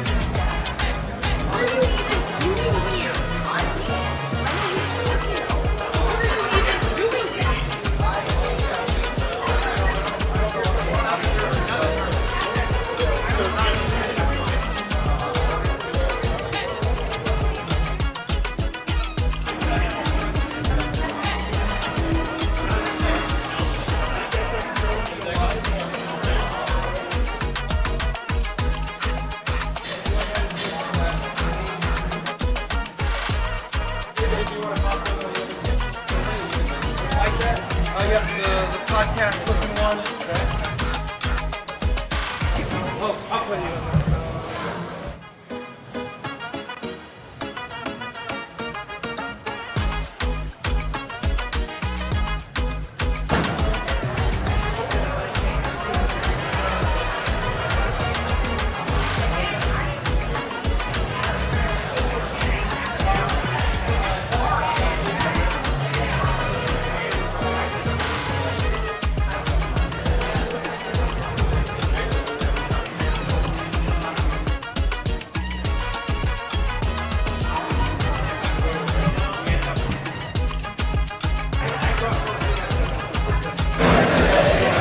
Okay.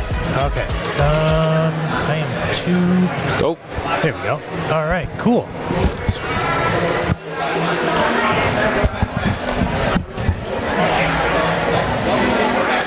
All right. Cool. All right. So I am Ray Vandermei. I am not David. We got them switched up a little bit. It's okay. And so I have Ian on my right. Once we get the names switched over, and then we have David. Could you tell us a little about yourself, David? You need to get about a fist away from the mic. Oh, yeah. Yeah, a little bit about myself. Let's see, born and raised Traverse City, Michigan. Got into powerlifting in 2015.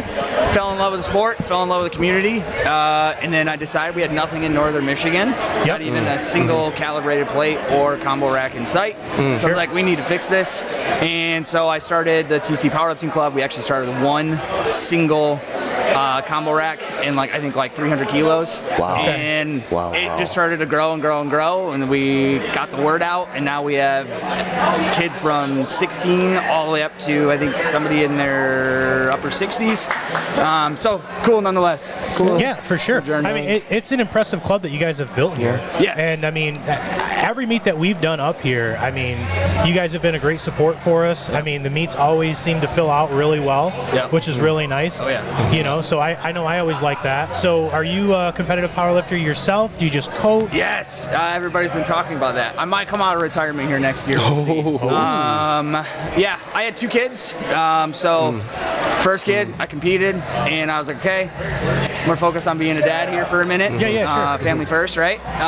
And then I was like, all right, now we have the second kid, and I'm kind of finding the groove here again. So making sure that I tell everyone athletes athletes that are competing today of mine, life is never going to be optimal. Right. So keep training consistent for the most part. You might have to, a few variables, but sure. And then I had to take a step back and be like, am I listening to my own advice right now? So I was like, okay, we need to get back on the horse here. Yeah. So you coach a bunch of athletes as well, right? What kind of coaching modality would you say that you lean towards? Like me myself, just to kind of give you an idea what I'm looking for. I lean more towards the conjugate method myself. Yeah, it's funny. I've worked with a couple different people. I've worked with Colin Whitney, CT Whitney. I've worked with the strength guys. Man, who else did I work with? I did some conjugate training as well. And I honestly, I kind of have a nice blend to it all.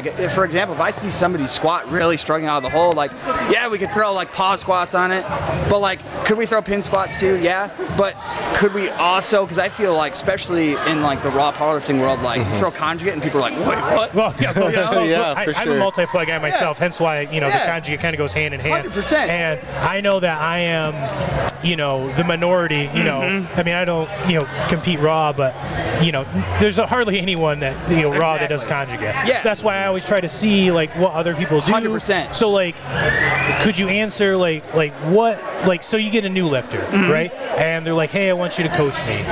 What kind of programming do you go to first? I understand that you can go down different lanes and everything, but what do you go to first? Yeah, honestly, I tend to go into this more or less periodization of where we go through at least 12 weeks of some type of accumulation, right? And where we're just getting a couple reps under us, building up some routine of reps and whatnot.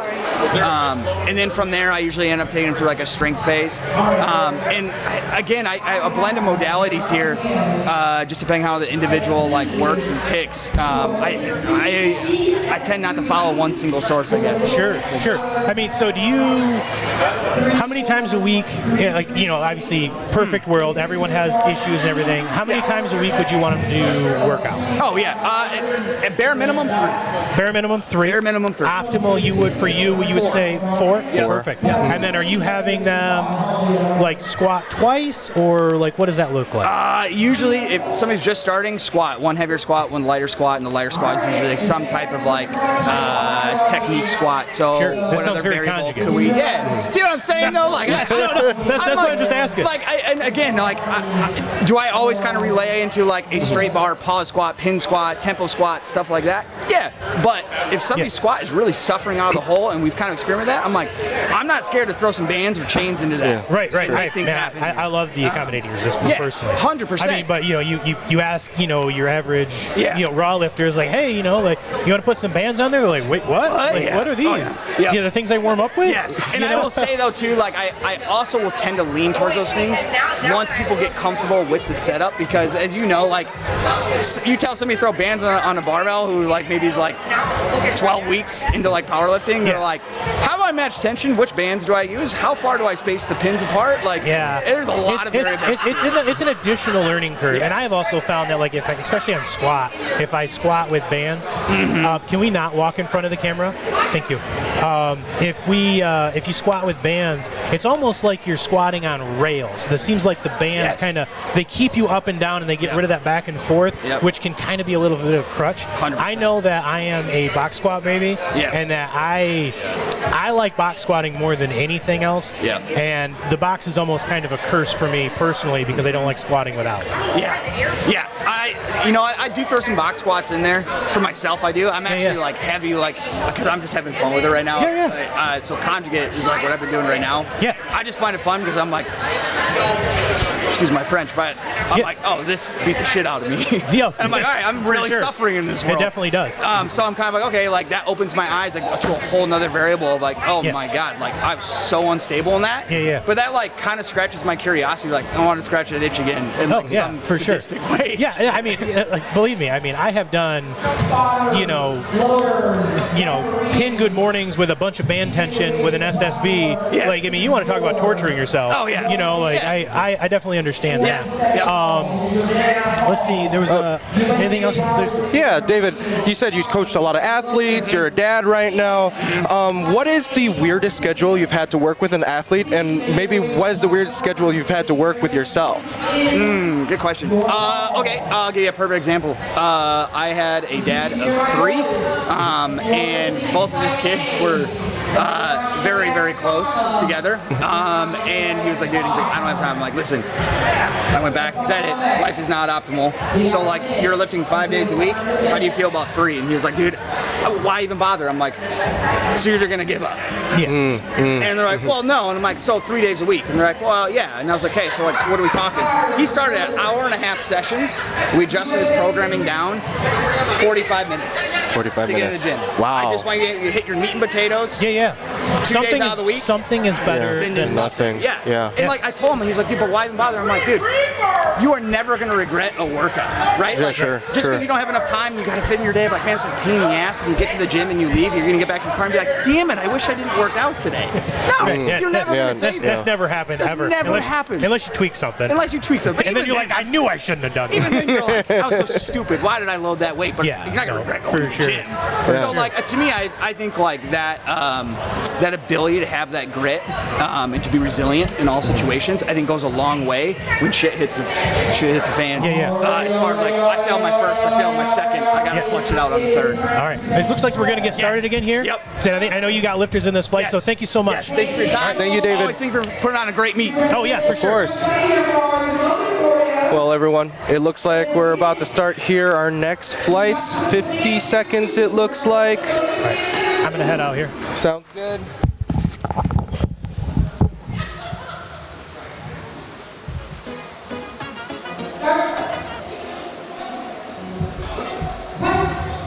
Hello, everybody. That's it. Just say good lift from Miss Fraser. And then we got Miss Fraser. Going to hit that same weight. See, wait, come on, girl.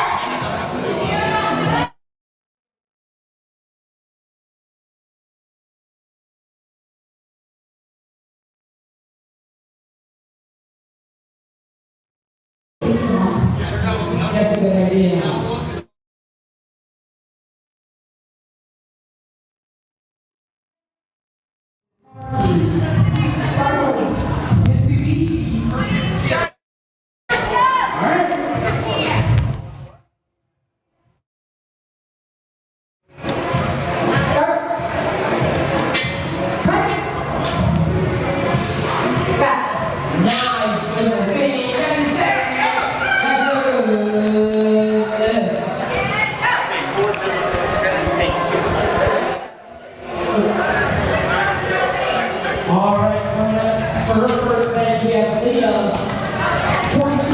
indeed.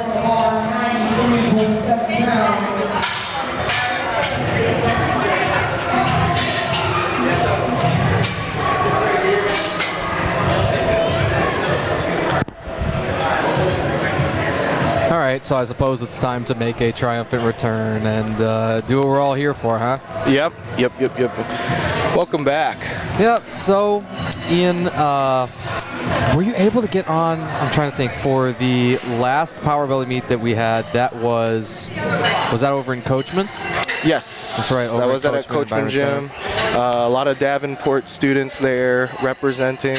I think it's just so cool just seeing like the younger crowd. It's not just a bunch of random dudes in the gym just trying to lift heavy. It's really becoming its own like professional thing now. I mean, I had to start somewhere, right? That college scene, I think, is going to continue to creep up and up and up. It's going to expand all the time. And I mean, Davenport having two of your USAPL Michigan State champs. Hey, you were there. I was there. A couple of animals, Zachary Uhas and Delaney Sousley. And I think they were. You had Zach. No, I'm sorry. Delaney on the day was handling somebody. I thought I recall at that one in Coachman. You know, I get wrapped in so many things. I don't pay attention. I thought she was coaching, or not coaching, reffing. That might have been it. That might have been what I was thinking of. I think I've heard that Delaney will be here at some point today because, you know, again, we ask all these lifters a bunch of information about themselves. And let's see, was it Ethan Morrow, the esteemed son of Chloe Darnell? That he says that. Shout out to Delaney Sousley for handling me. Now we'll find out when we get to. Of course, we got a while to get there as we've got our session 1, the flights A and B, and then Ethan will feature much later on today, as will, well, the entire second session. I keep wanting to say, you know, this afternoon with that session, but I think if we're a little bit more realistic with ourselves, we're thinking, maybe this evening, kind of. Evening show. Wrong with that. It's Brooke DiGiacomo there on an opening bench. A little bit smoother than the opening squat there for Brooke DiGiacomo. So just based on what you've seen so far, I think we're running through the younger people. We got the kids. Just interested in seeing how was the squats for you? How was watching the squats and seeing these kids just probably like what, their weight or double their weight about? So the kids are awesome. The kids are going to be the future of the sport at all times. And when kids get into it earlier and they train, especially in sustainable ways that allow them, you know, take them all the way through puberty, if you want to be real about it, that's probably where you're going to make the greatest proportion of your total gains possibly for your life, right? Right. And your body weight's gonna, you know, it could double, it could triple in that time, and that would make perfect sense that lifts would scale with it. I love that. But the masters are still what I'm going to focus on, what I'm going to take away from this lift more so today. For sure. Yeah. I got to talk to, I mean, one of my favorite guys I've ever met in the sport, Ross Bogard. Of course, in the bathroom as we were at the break, right? But you know, he was at my own last meet just because it was in the Grand Rapids area at Unreal Fitness gym that you know well. Yep. And Ross just was there as a spectator and you know, wanted to tell me again, hey, you know, you had a great meet over there. And he himself, having set a couple of squat records, Ross is just still getting better at the age of 60. Is he 60? Let me cheat, right? He's now 62. 62. Wow. That's crazy. And I don't know if you heard it earlier that it's also Kristen Bogard's birthday. His wife gets to compete on her birthday. Wow. And they get to compete together. Oh, that's so adorable. Well, talk about couple goals. That's what I'm saying. I think that's what everyone dreams of one day, you know? Just being strong at the age of 60 plus. Don't need no grandchildren to help you move stuff around the house. You could do it yourself. Oh, don't worry about it. Well said. Kate Stackpool. So this is 3 lifters taking the same attempt at 45 kg. You progress through, if you're following along on Lifting Cast, in order of their lot number then when those lifters all have got the same weight on the bar. Kate's 45 opener. Good, and that means a run of, well, we'll audibly knock on wood, all of our bench openers so far successful. Folks, the commentator curse is real. So we have to take that disclaimer just in case they come back, watch the stream, is like, why did they say that? Yeah, well, it's always a risk that we know we run. So they call the bench press the most technical lift. I think we've said that at some point in every flight of every bench press ever for any meet. What? No. The 3 commands. Yes. Remind me what they are. It is press, or is start, and then press, and then it's rack. That's right. The sometimes very long pauses that can be given before that press command are for a couple of things, but I tell you what I love about Ashley Slack's technique, right? A slower descent. It's not a 5-second eccentric, clear tempoed rep all the way down to the chest, but when it's more controlled, when it's less ballistic, they want to give you a quicker press command. I've been talking to referees about this. Referees across all federations, they want to see it, and they've admitted to me, they said, yeah, if you're descending a little bit quicker, your press is going to be quicker. Right, because that bar has to come to a complete stop before they give you that press command. Yeah. And if you're coming down, like, you got to stop that bar. You got to stop that bar from moving, and you can't just jump it, press it off your chest. You can't use it as a spring. So I can definitely see just like having that control, getting it down there, make sure that the bar isn't sinking, and then just getting it up there. Much easier to do it that way. You bet. Kristen Bogard with another happy birthday lift, and there is your 50 kg bench opener. So, I mean, that's a heck of a start. You woke up this morning, you didn't have time for cake, probably. You didn't have maybe the room within your weight class for cake, probably. Oh, maybe. I don't know. You could. She weighed in 59.2. There's some wiggle room there. It's a little 2 pounds worth. A little bit of frosting, Could be. Or maybe after you weigh in, you have the cake. That may have been the wisest call. Could you imagine, right? So, first of all, do you think Ross is a baker? Do you think Ross would bring her like a cake for, oh, hey, hon, I made this. I made this just for you. Because that would be, you want to talk about like man of the year type of nomination, that's hard to top, like a hard act to follow kind of thing. Right. I mean, I think for a lot of guys, I think even just buying the cake from your Costco. Yep. From your Meijer. Here we have Bernadette Jones. Look at that control that we were talking about. Arms a little bit wider. You can see that she, just depending on who the competitor is, just the length of their arms is the distance that they are going to have to travel with the bar. Usually people with longer arms are going to have to travel longer all the way down to get it to their chest, and some people it's going to take like 2 seconds to get there, hold it, put it back up, and it looks like they don't have to put much effort in at all, but trust us folks, no matter who you are, you're going to have to put a lot of effort to get that bench press up, especially as we get heavier here. Ali Perna had one of the heaviest women's squats. She had the heaviest squat of her flight at 155 kg. That was a competition best for her. Opens here with 60 on the bench.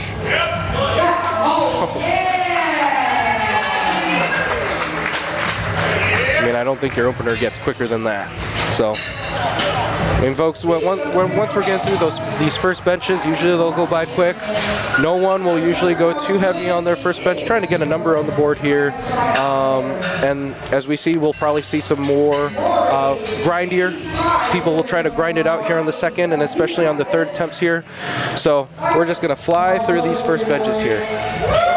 Every single competitor posted a successful squat except one, Julie Morgritz, down in Flight B, had the 3 reds on her squats. I mean, it happens. You have a good day, you have a bad day. Sometimes you just bomb out on squat, but you can still, you could still decide to do the other lifts, but unfortunately you will not, you're not technically a part of the competition anymore. And here we have Lori Lewis, a little bit closer grip as you can see there. And whatever works for her, gets her 3 white lights there at 90 kilograms.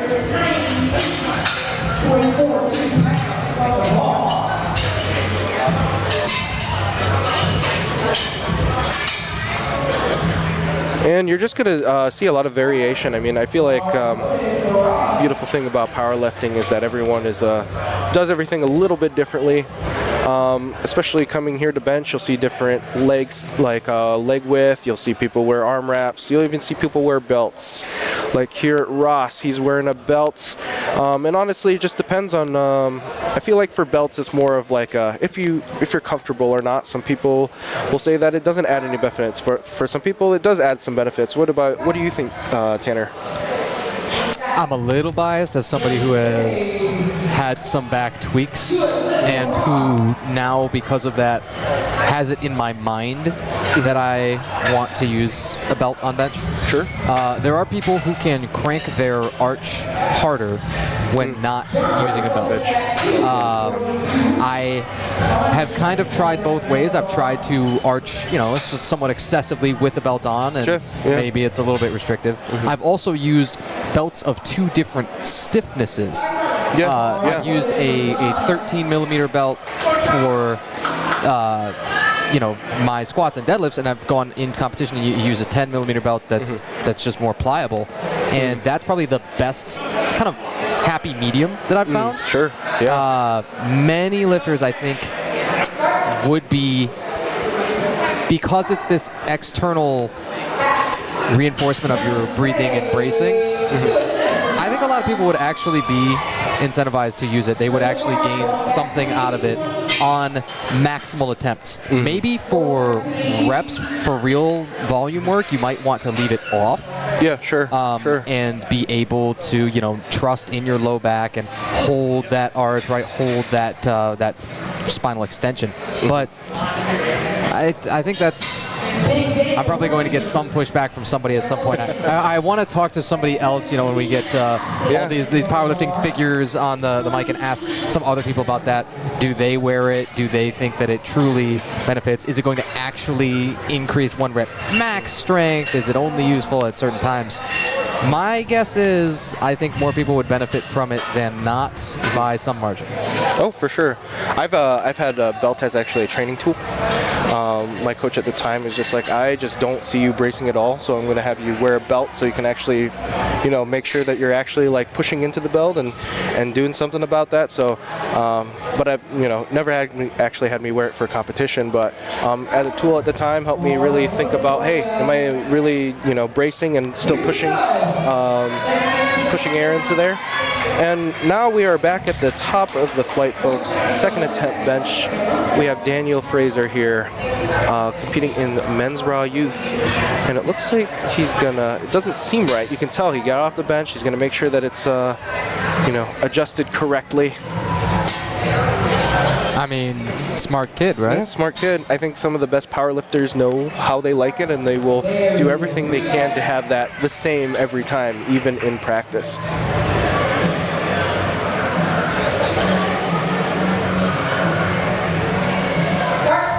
All right, it took him a little bit to get that start command. Gets it up. Oh, just not quite. I just want to say, what was it, from that perspective, was that the left side maybe, right side? Are you looking at the unevenness of the press you're talking? Yeah, unevenness of the press. Okay. I think there is a chance on that, because it looked like commands-wise, I think that he was solid. It's one of those, when you have the elbows kind of going every which way, some will say that maybe you want to tuck those in a little bit closer to you, as if kind of jamming your elbow into the rib cage. And Josephine will follow up with that almost identical technique. And yet that one was passed. I think she's going to give her brother a hard time. You have to. Absolutely. Listen, you've been 10 years old before, right? Yeah. And you've been 11 years old before, right? Absolutely. Absolutely. How fun it would be to have your sibling just like compete against each other. Super motivating, but I bet it gets tense at sometimes. Yes, to put it very, very nicely. And I told all the people listening at home that we're going to see the third of the Frasers featured down when we get to deadlifts. Lucy Fraser being a deadlift-only competitor.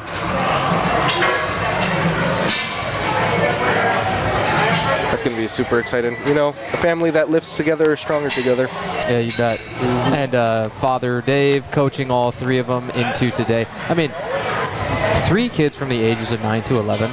Are you at the point in your life that you're able to start conceptualizing like what that would be like? Man, I have to give Dave just some praise, just being able to try to balance his whole life between kids, and still he's talking about coming out of retirement to powerlift again. And do you know how much kids start getting into by that age of 9 to 11? Luckily, I do not have kids yet, so I don't have to balance schedule of sports. It's just, I can't imagine. That's the age where it begins to become a nightmare. By the time you're in middle school with all 3 of them, SOS. SOS, yes. I mean, as powerlifters, I don't know about you, but just you spend like hours in the gym, and David was just talking about how it's like, yeah, sometimes you just need a 45-minute session. And I was just like, wow, like that would just be like one of my warm-ups. Yeah, you go in there and do like 5 minutes on the treadmill and your mobility, and you're like, wait a minute. And then I was like, well, I guess I'm not doing my accessories today. Yeah, I'm sorry, coach. They're not going to happen. Didn't have time. Agreed. Well, we have Brooke here coming on for her 2nd attempt. Here we go. Once more, you'll have 3 consecutive lifters on the same weight here, 47.5. All right, what have we said about an uneven press? However, it's not in and of itself a cause for disqualification. This just has to be super just egregious, right? Like I could take out my ruler and really I don't need the ruler actually, but Brooke, great display of just keeping the bar just minimally. Like it looked pretty straight for the whole time, and she got her lights. That's one of those differences explained probably entirely by just the dominant hand. Yeah. Right? Yeah. So if you're right-handed, yeah, most will see that right arm come up a little bit before the left. Kate Stackpool. A little grindy, but I think they should give her it. 1 red light. I thought that was pretty even. What do you think? Yeah, that light comes from her right side. It's funny, she's actually looking very sheepish at the table. I don't know why. I mean, that's still a successful attempt. Yeah. I don't think you had the up and down, but I think the press command could have been the one question, because there was some movement while the bar was on the chest. And so that, again, the more that you can keep it motionless, appreciably motionless, usually is how the rulebook reads, the more that they want to give you that press quicker, and you just don't have to lose so much of that stretch reflex in order to throw that thing back up. We have Lisa Blake there. 3 red lights on that. There was different buttons that have to I watch our replays, and I'm guessing that must be jumping the press, right? Yes, I think so. I believe so. Jump the command. Sometimes we can hear it really, really nice and clearly, and sometimes we kind of can't. Honestly, it can depend on who the head judge is. Not that I would throw anybody under the bus, but you're right. If some have a voice that carries further, I wish people sometimes weren't able to hear me so well. You know what I mean? And that can affect the lifter on the platform, I think, especially like a louder room. Jarrell looks clean. It gives her 3 white lights here. So we're not seeing a lot of minimum jumps by any means. That's something that I already noticed. Leah Viati, Ziegler, Brooke DiGiacomo both did jumps of 5 kg. Typically, within women's flights, as you have an almost entirely female flight besides Ross Bogard and John DiGiacomo, typically you see the further that you go along in it, especially from 2nd to the 3rd, you more expect that minimum jump of 2.5 than you do really anything else. I think it also depends too, like if that first attempt was just going real slow, that's when you decide, oh, I don't know if I'm going to be able to get this next attempt. I'm just going to take it up just a little bit. Business decision, I think, is usually when you're forced to take the minimum. Yes. You probably weren't necessarily planning to, but you say, let's do this and be a little bit more wise about this. Yes. I feel like bench is really one of those hard lifts where if it just did not look good, there's a good chance you might not get it on that second attempt. I feel like squats and deadlifts, it's a way different. Like you just come back and sometimes you just plow that second attempt. But bench is just like, if you didn't have it in the first one, you're probably not going to get the second one. And not to be pessimistic, but it's just that, you know, something that your chest muscles just are not as big as your leg muscles. Can we get that on a shirt? Your chest muscles are not as your leg muscles. Well, Kristen is still cranking through. That's a 5 for 5 start so far. I don't want to say happy birthday every time, maybe. Although I kind of do if she goes on and hits a whole 9 for 9. If you hit for 9 for 9, can we get Tanner singing happy birthday on stream? Don't tempt me.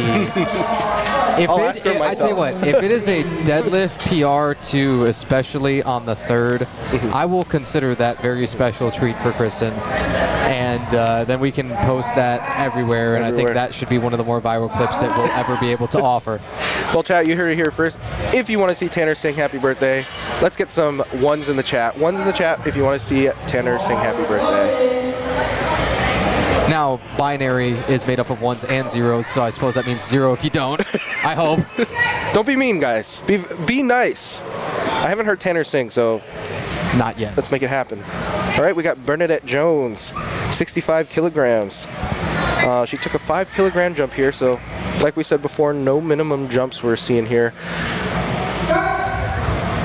She gets the start command. I mean, from this angle, I would agree. I would agree that looked really good from Bernadette. Now, I'm interested, and maybe this is something that you can explain to everyone if you haven't already. I hope so. We have 2 people doing the same weight. Actually, they did both of them. How is that decided? Yep. So again, as everybody should be doing, you follow along on liftingcast.com. Look for that USA Powerlifting Up North Unleashed meet, and under the board tab, that's showing the same scoreboard that you guys are seeing down at the bottom middle of your, somewhere over here. Yeah, wherever it may be. Lot number is going to be the very first category that you see on the left next to names. On the right of the lifter's names, you can see lot number. Those determine your order of weigh-ins, but they also determine the order of attempts when lifters have the same attempt put in. So, because Bernadette Jones had the lower lot number, that is the lot number closer to 0, she took the attempt first, and Ali Perna took it second. It's does it factor into much of anything? It could if you're, for example, trying to make weight and you had to undergo some, short-term fasting, if you had to cut water and things, and you really like to rehydrate and you're close to the edge of that weight class, to have a lower lot number can be beneficial because you get to go a little bit earlier in line. And it can be like the make or break for some people. Maybe it's the extra few minutes, or not even minutes, just like 1 or 2 minutes maybe. It can be. Yeah. So Ross just got the replace command. I think they're telling us that he is trying to use his body and the rack to set up his arch all at once. That he was using too much. That's what I expect, they said, and so this will come up unsuccessful. Because the moment that you interrupt somebody's bench ritual, the moment that you really dramatically decrease the chance of everything going right. Because they call it the most technical lift, I think that's what happened to Ross too, is they're saying that he puts his hands on the rack to help set the arch of his lower back. That's what I saw anyway, because he was given that replace command. I think they told him, hey, you can't do that. I wonder what he'll take for here. I wonder if he'll just do the same weight. I think you've got to retake, especially considering where Ross takes his grip. It is very narrow. Its hands practically on the shoulders. That is narrower than you'll see, most lighter weight lifters ever. Sometimes you can have those who do aggressively sink it into the chest with just gobs and gobs of mass, the heavyweights that can get a little bit better at doing that. You see, it's a close grip here on Lori Lewis, but the range of motion still, because of everything else about the lift, pulling the shoulders back and down, tucking the elbows, there's still, it's not a dramatically long range motion like you might expect compared to the length of her arms and things. I thought that was really technical for a closer grip bencher, and still is going to give you a ton of the activation of the chest. I think that's what people miss out on with a close grip bench. They always say, oh, well, you're going to work your triceps a lot more. Yeah, but you don't really shift any load away from the chest. Right. I think bodybuilders kind of know that, and I hate to say it. Hate to credit bodybuilding, but I think they all know it is that, if you grip close, you can still work both of them a ton. Speaking of working a ton, you ever empty your tank for an opener? John DiGiacomo, not quite. It's red on the left and the right.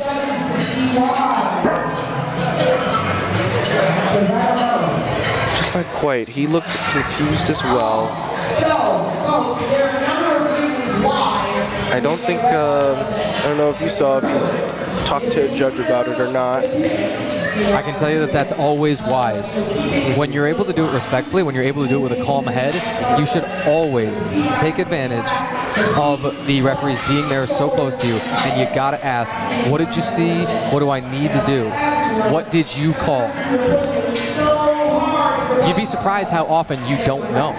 Right. As a lifter, you might think you've hit everything perfectly fine, and maybe it was borderline, or maybe it was egregious, and you just had no idea either way. That's because you can't see yourself. They can. Right. And that's why it's so important for a lot. Coaches ask you to record yourself, not because they're always there, but also for your own sake. You know, watch your own technique, see where your habits are, and really help you visualize just like your technique.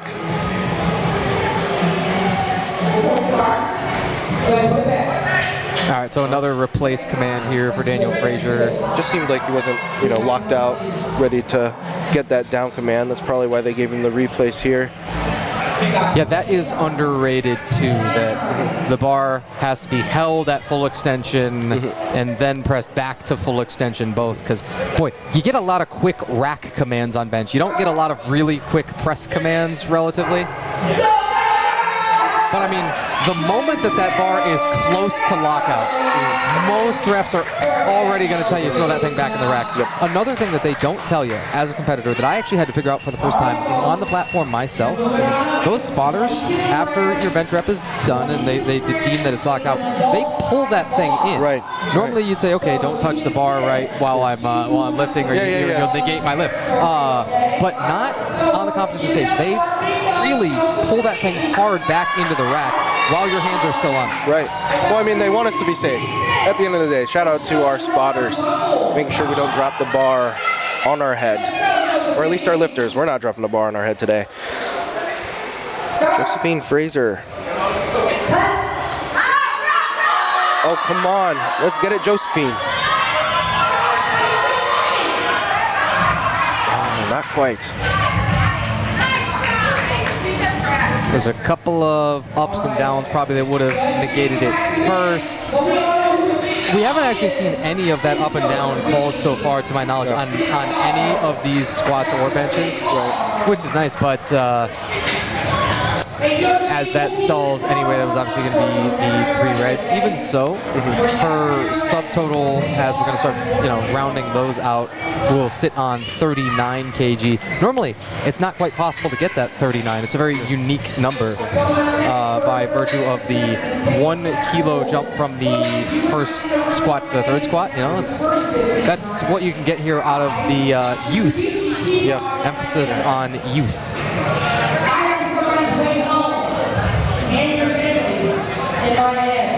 So they get that barbell swapped out too. That's another thing that I honestly, shame on me, did not recognize it at the beginning of squats. Is okay, you have that really light, thinner bar, and then you swap it over to the full-size power bar.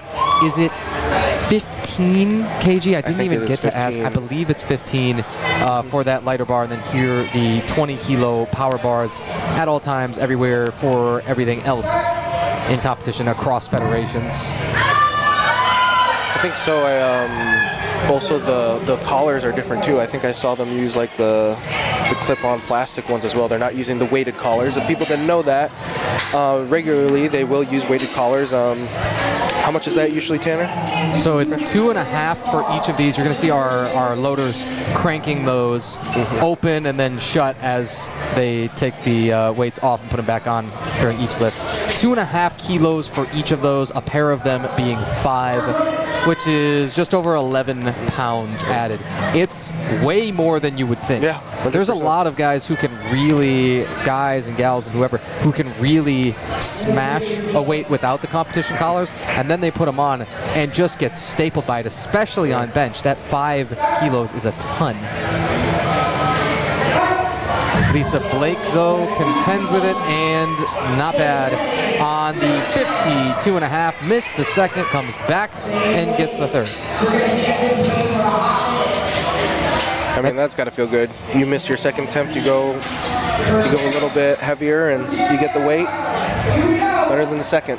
After the proportion of lifters making their seconds on bench was quite high, too. There's not been a lot of misses by any means. Jeriel Singleton wants a minimum jump here, the 52.5. Out of those Masters 1As, again, the 40 to 44 years of age division here. Came off the chest, not by much. That'll be tossed back in the rack. Hey, we've all been there. Absolutely. You take it down, it feels fine, and then you try pushing, it's like, ooh, just not there. That stretch reflex hangs around for some measurable degree of time, but not forever.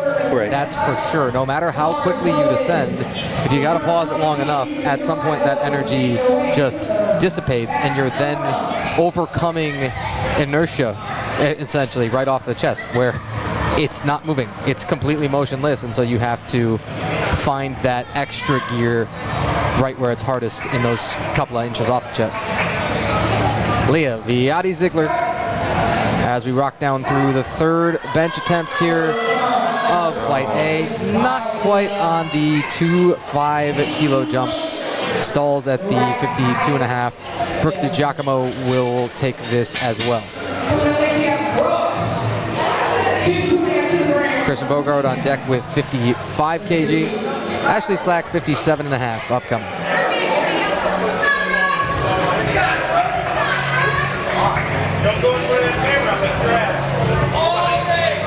We got Brooke, third attempt here. Attempting the same weight as the last 3 have went.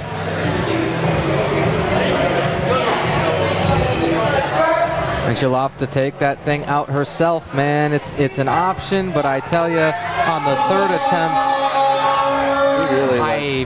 I always feel that there's some greater proportion of made benches that come with a handoff. I don't really have the numbers to support it. I've just got the anecdotal evidence of I've been to a lot of these now. I've competed multiple times myself. I've seen a ton of very high level competition, much higher than myself. And I do feel that on average, most would gain something from unracking themselves. Usually it's about shoulder position. You gotta kind of extend the shoulder to get the bar out of the rack if that rack height isn't exactly what you want. And the moment that you get this little shoulder extension and you've stopped pulling them down and back, you've really stopped aggressively retracting the scapulas, you make that range of motion longer and you decrease your stability. Right.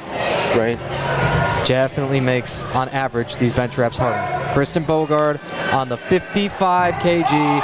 Is this another birthday present? Can she dig it out? Not quite. Oh, not quite there. Had already equaled her competition best bench of 52.5, but will have to settle for the PR match. Ashley Slack gonna go up 2.5, 57.5 on the bar for her. Again, the 20-kilo power bars here, those yellow round things. 15 kg apiece, a pair of them being 30. You're going to have a silver on each side. Those silver plates are just 1.25 kilos, so a pair of them makes 2.5. And then those competition collars, 2.5 kilos each, a pair of them being 5. Ashley Slack is not doing all the math right now. She's just doing the work. Oh. But the third benches now are proving really tricky. It is a long run that I feel like we've got to take some responsibility for saying, when I say we, I mean me as I tap my chest. Because I said, oh, well, the percentages of the made second benches are so high right now. Look at that. Ugh. Like, am I going to learn at any point, do you think? Or, like, probably not at this point? No, we'll probably see it later today again. Yeah. Same thing's going to happen. We're going to be on our, that's right, folks, we have 2 sessions today. So this is just our first session of 2. Come back later, watch us do it all over again. The weights just get heavier from there. We got Bernadette Jones here at 67.5 kilograms for her third attempt. Start command, but it's just not there. And you know what, folks? The third bench can be just so difficult. I think in every competition I've been to, my third attempts have never been great. You know, you're already tired from squatting. You think it wouldn't be relevant, but it is for your overall stamina throughout the day. I'll do you one better. In my last competition, really threw my left shoulder out on my very first squat from taking the grip in a little bit too much and excessively internally rotating the shoulder. Yeah. Had to go on the rest of the day just with that throb and figure it out and move my grip outward on both my bench and my squat to try and take some pressure off of that shoulder. Did it work? Not so hot as I... First, Ali Perna is busy tossing that around. But truly not so hot as I did miss the third squat and the third bench. When it came down to a deadlift PR on the bar, did not miss that one, which was cool, a lifetime deadlift PR having gone down a weight class. But, you know, I had third attempts that were definitely makeable for me and that I had recently hit back in October. Do I think I lost that much strength from October to May? No, I don't think so. But the moment that your shoulder starts, you know, tweaking on a squat, that's never good news. You wish it would have at least waited until we got to bench to start getting angry. Yeah. You know? No. Get it. Got Ross Bogard coming, doing the same weight here for his third attempt, 95 kilograms. Bar comes out. Already looks better than his second. He fought for it. I think he did get a little bit farther than his second attempt, but it just was not there. And man, there are many who are stronger with a max grip width than they would be at almost anything narrower. And it's one of the narrowest grips probably that you'll see on a competition stage would be Ross's. He is a vet. He did successfully complete that 95 kg at the Michigan State Championships. You and I were both there and got to see that one, but he comes up empty here. Lori Lewis is throwing around some poundage. This is 0.5 kilograms. Thank you very much. Sam said this is more than your boyfriend's. His max bench, as this does go beyond that dreaded and that storied 225 in pounds. 102.5 kg for Lori, who's got a massive fan club. Is she going to feed off of that? Hips came up a little bit. That will be cause for 3 reds. You know, although she didn't get it, I'm not sure if she would have got it. I agree. I think those hips did come up. I think her butt did come off from the bench, so I don't think that she would have got it either way. But still, Lori, great attempt, great third attempt. Put it all out there. And still pretty much cooking on the day. Lori's got the second heaviest subtotal of all of our competitors so far. I think I meant to hit on it earlier in the flight, but didn't finish the thought. You can't scarcely believe that, can you? That doesn't sound right. However, that subtotal is the sum of your best bench attempts successfully completed plus your best squat attempts. And then, of course, the total being the sum of your best attempts across all 3. John DiGiacomo, he had that third squat to get on the board at 180, really needed that and was still a little bit close on depth. Got his first bench at 110. This is a retake. He's up 2.5, and it's sticky once more, right at that midpoint, and he'll sit on the 110. Third bench is hard, folks. Do the numbers really show you on that flight? I think we ought to do a quick little recap because it's much easier and much quicker to say who did hit their third bench. Right. I mean, I think less than, just in that flight, we had less than, way less than half people hit their third attempt on that. So it's tough. Those three who had the successful third, Ali Perna, Lisa Blake, Daniel Frazier, that's it out of the whole flight. It's, I don't even want to say that's typical. I want to say that's kind of below that typical percentage. And some of these were on minimum jumps. That it's just proving how much 2.5 kilos is on bench. That's what I've learned out of today. Oh yeah, I mean, bench, you're not taking really big jumps usually anyway. That minimum jump can honestly be so heavy. We're getting bench blocks brought out here for Julie Morgret. And that is our meet director, Chloe Darnell, doing her job, making sure everything is running smoothly. All right, so the bench blocks for any of our more vertically challenged lifters, they've never offered them to me, Ian. I'm half surprised, to tell you the truth. I should do a little bit more like this or like this in the frame so people just make further assumptions. Guys, Tanner's 6 foot. That is 6'5", in fact. 6'5". And I weighed in at 161.6 in my last competition. Don't you worry about it. Oh, Julie Morgan, however, opens here. Now benching for fun, but it is a 32.5 good opener. We just mean that because she wasn't able to post the successful squat at any point. Still, she's got good energy, and she comes up and gives a big couple of high fives over at the scorer's table. She's got her attempts all written out on a piece of paper. I don't know if I've seen that before. I love that. Talk about coming prepared for the day. Yeah. I just go off vibes. I'm just kidding. I usually have my coach handle that. They usually have a better perspective than I do. And honestly, folks, if you don't know where to start or trying to take powerlifting seriously, getting a coach is not a bad idea whatsoever. Having that second eye telling you, hey, this is what I think you should do from an outside perspective, very helpful, and you can make a lot of gains that way. We have Carter Monroe Singleton, her opening bench, 42.5 kilograms. Carter was cooking on squats, had a 110 third attempt. Powerlifting debuts. You know, you see almost sometimes on average more people competing in their first meet. That is, at any one meet, there's kind of more people who are rookies than people that aren't. Oh yeah.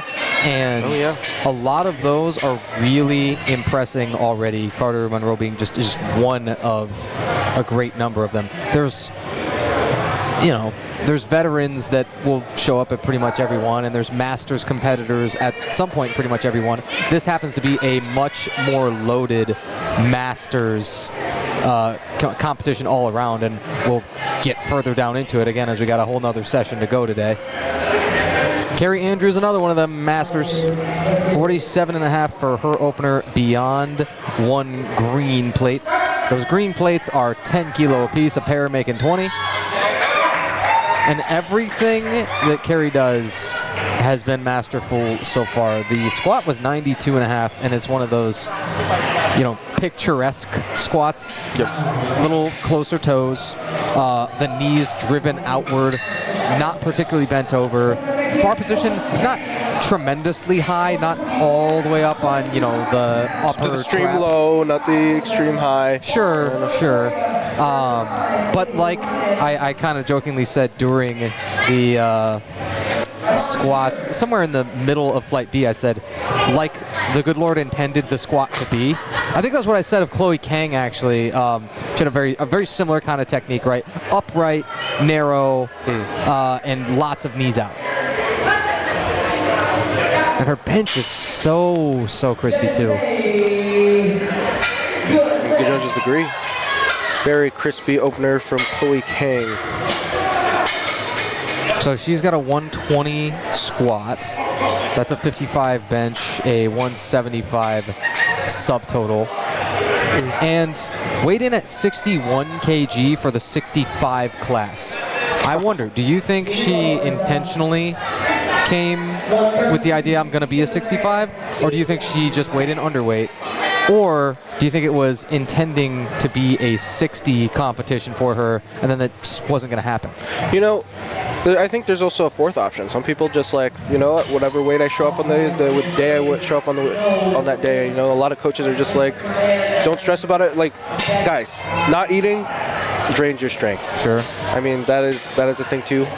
Dehydration as well. Dehydration. That some employ strategically, but it can obviously go too far. But I do think with that being so close, maybe it could have been a misweight. It happens to the best of us. But who knows? Only Chloe Kang knows. Right. Holly Werp opening on 60 kg, as will our next 3 lifters, so get used to this. Again, it is going to be a yellow plate on that 20 kg barbell and then a black on the end plus competition collars. You can't quite see the black, but just trust it's there. A nice opener on 60 with 3 weights. And folks, just like we said before, you can see all this on liftcast.com. Just look up USA Powerlifting Up North Unleashed. You can see who's coming up next. And remember, it's all decided by lot numbers here. So even though they're all doing the same weight, order is decided by their lot number. Jasmine Miller coming up here, also doing the same weight for the Women's Raw Open 100 kilogram plus. She's really taking her time, making sure that her width is perfect.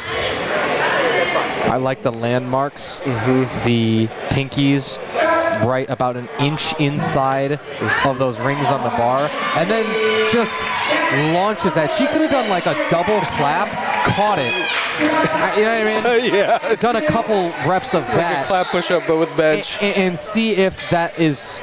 Here's the thing. I don't know that there is a rule saying you must keep your hands in contact with the bar at all times. Think about it. Think about it. Is there anything that's... So, you've got to bring it down once start command is given. You've got to launch it toward lockout once press command is given. I think you would have to call that the down and up, however, now that I think about it. Yeah, that is down and up. Because it goes up, and then it goes down. Even if you're catching it back at lockout, it still went down. That's a fun thought. And so maybe we get a federation at some point where we get to make some more odd lifts out of these power lifts that we've been doing and have allowed us to become our whole personality. Yeah. And maybe clap bench is one of those that, okay, we loosen up the standards a little bit just because it's cool. This is because it's fun. That's why there's so many powerlifting federations. Everyone's just rules slightly different bars. Speaking of different bars, like I feel like with bench, I feel like when I'm training, I have to use the same bar. Really? I just feel like the knurling's a little bit different. Like usually the ring placement's the same, but bench is just so ritualistic. Yeah, and the tiniest little change to... Here's other things that I look for or I feel for, and I've just noticed recently as I get more and more dejected about my own bench. The width of the bench pad. A wider pad, just easier to keep yourself on. The sturdiness of it. Do you sink in a whole lot, or do you sit on the very top of it and does it feel real hard? The slickness of it, obviously, you don't want to be slipping and sliding around, so does it feel very abrasive? Does it want to hold you onto the pad as you're mashing your back and your neck into there? Those are all things. And an underrated thing, of course, is the height of it, right? 100%. As depending on your own height, again, that can cause struggles for some people at some places. Right. I mean, you're underrated. I don't think people realize this, but when you're benching, you're using your legs.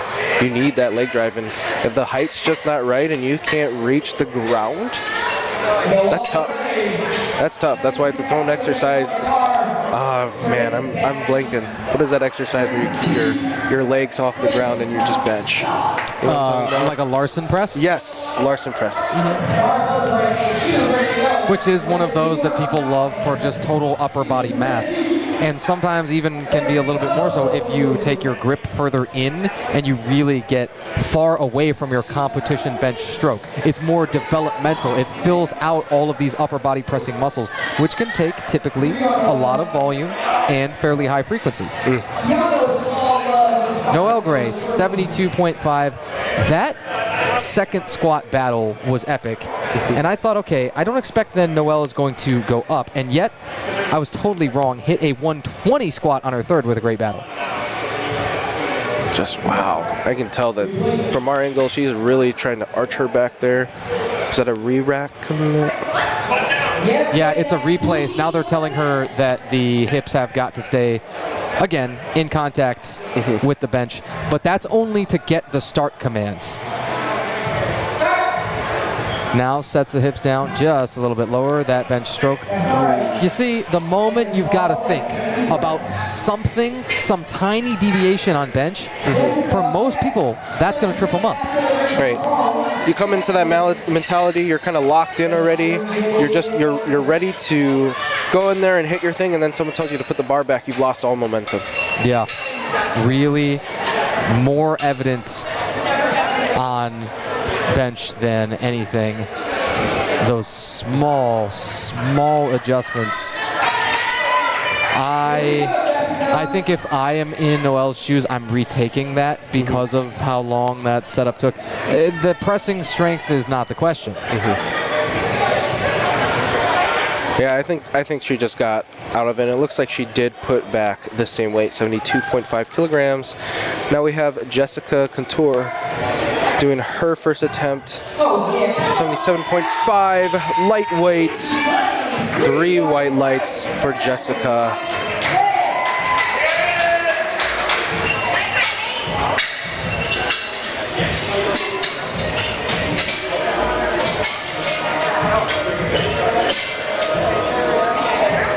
And we're gonna have Jenna come up here. She's taking it up to 82.5. The bar is loaded for her.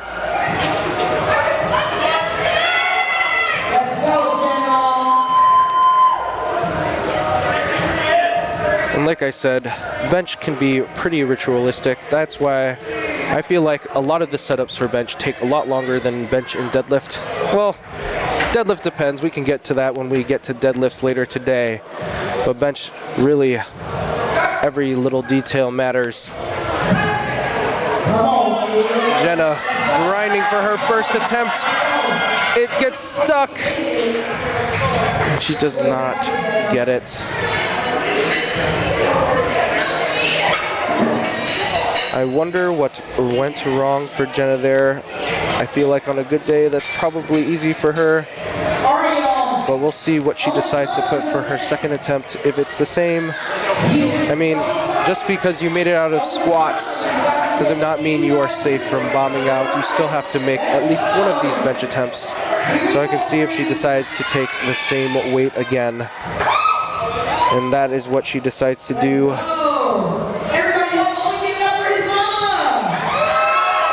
And here we have Skillman, 85 kilograms for their first attempt here.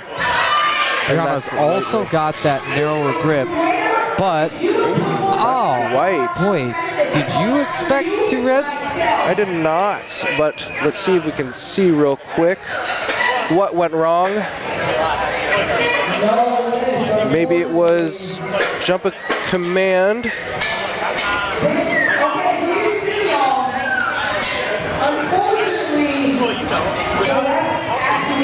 Now we have first at the end of flight B here, we have Terry Allender, first attempt at 165 kilograms. What a jump compared to everyone else in the flight.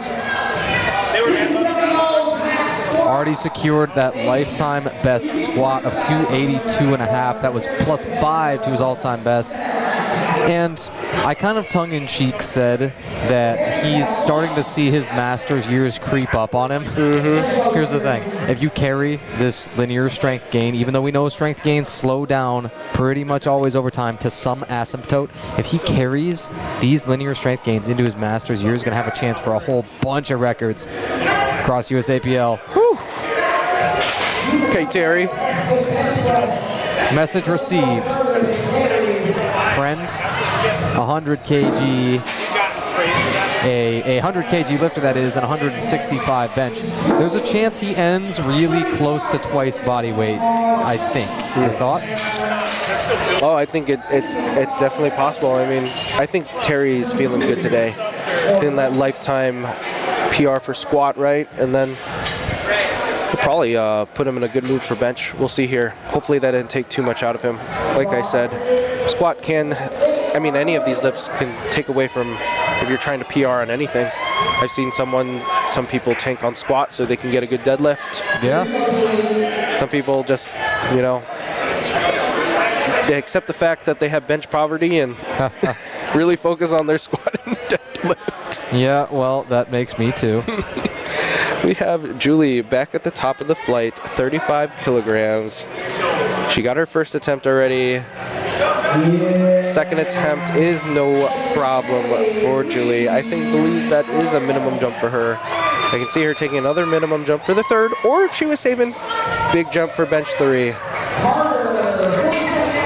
Carter Monroe Singleton will be doing 47.5 kilograms here. Looks like they're adjusting here.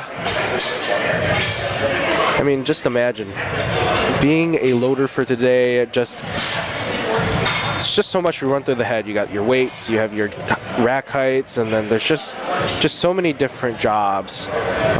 Luckily, I do not have that job, and I get to talk to people instead.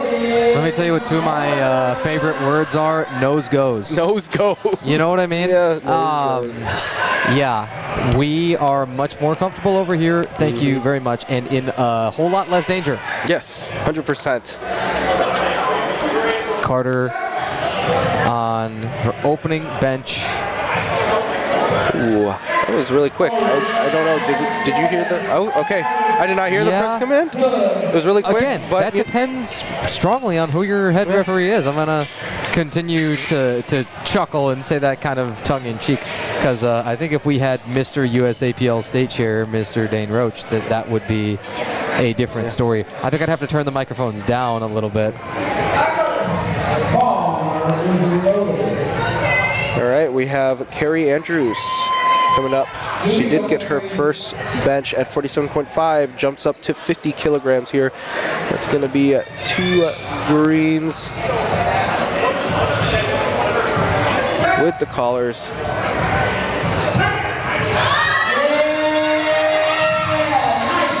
Almost on the beginning, but she gets it at the end. 3 white lights here. That was quite an agonizing wait before that bar was back in the rack. Again, I usually expect those side spotters to fairly aggressively pull it, like just straight back at themselves, not even up over the level of the hook, because typically by the time the lifter's pressed it out, they know that that will have enough clearance to get into the hooks. Right.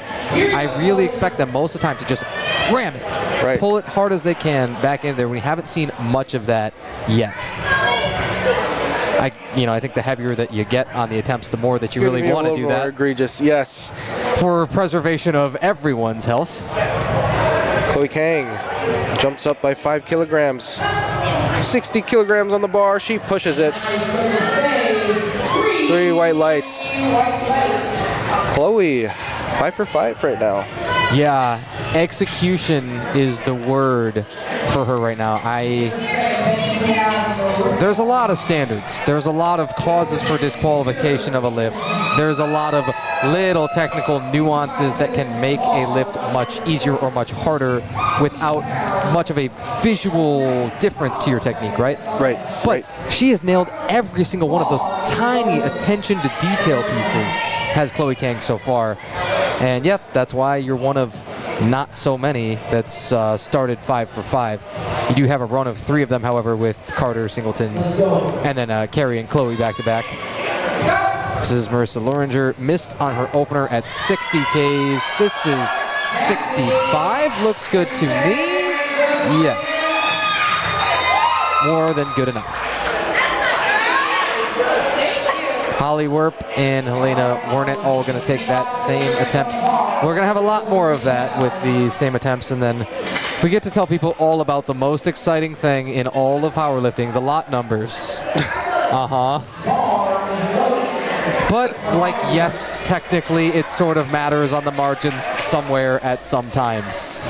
There's 1,001 things you should think of first. Holly Werp at 65 kilos. This is +5 from her first. Had a little bit of trouble getting that left shoulder out of those pins. Slowed it down a little bit, though not too much. Yeah, that'll work. I think that's like at least 5 kilogram jump. Yeah, a 70 then if she were to take another 5 for Holly, that's probably in the right range. And she had a huge squat, 147.5. I probably didn't spend enough time talking about that. That's about 325. Oof. Helena, 65 kilograms as well. That's 3 in a row here. Let's see if she can match the people before her. Yeah, I think so. Yes. Well done to give one of these just to have our out. Helena's another one. She weighed in at 83 for the 90 kg class. Remember, the next weight class below is 82.5, so I would again be curious. Yeah. Did she choose to go up to 90? Literally, you can do that just by, you know, drinking some water, right in line for your weigh-ins if you want to, or eating breakfast. Or, again, was it a slight miss? Was originally planning to do 82.5? We don't quite know. Yeah, you never know. Maybe your scale at home is not calibrated. Yeah, that's another thing. It's a very underrated thing would be if you didn't use the same scale twice. Jasmine Miller, lightweight at 70 kilograms here. I'm excited to see a third bench from her.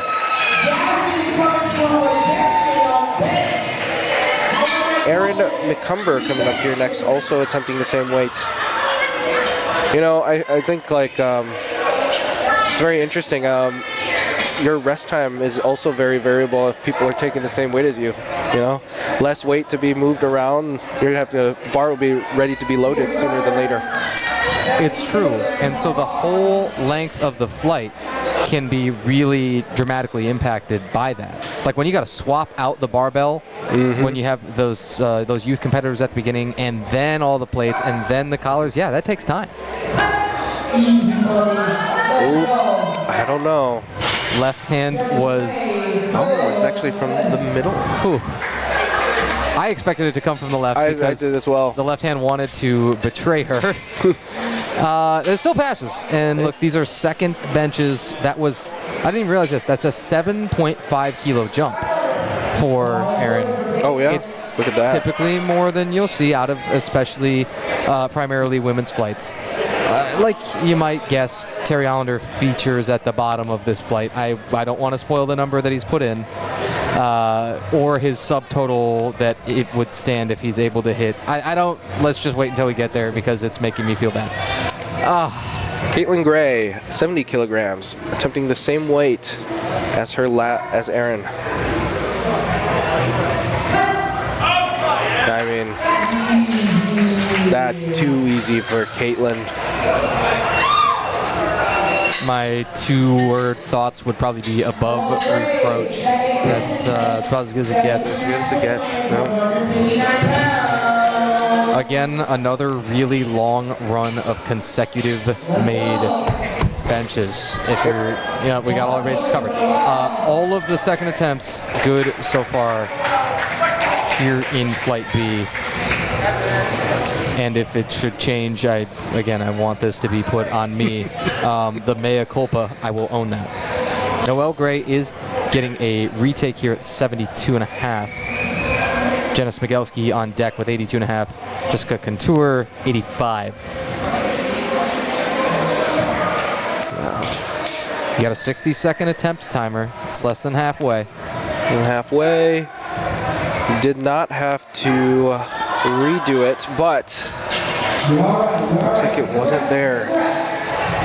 And that puts her in a very scary situation. Yeah, it does, because what do I always say? You can't go down. Can't go down. She has to get 72.5 kilograms at her next attempt. Hopefully there's an adjustment that she can make to help her get that. We'll just have to wait and see.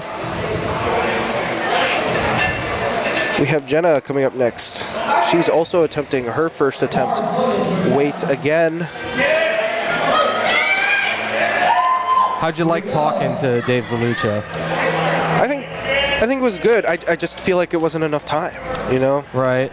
10 minutes is really like not a long time, and Dave has a lot of people he has to coach. I mean, Dave was talking about how many like people, or how he started the program on his own, and you know, he's got other places to be than talk to me, unfortunately. Yeah. Yeah, well, me too. I get lots of that. Jenna Smigelski took that bench for everything it was worth. Let's wait on lights, but they're all good. You know, maybe we need a plank of wood to sit up here with us. This is not wood. Yeah, I didn't even think about that. We tempt fate enough as it is, right? So yeah, maybe it is probably a wise idea at some point.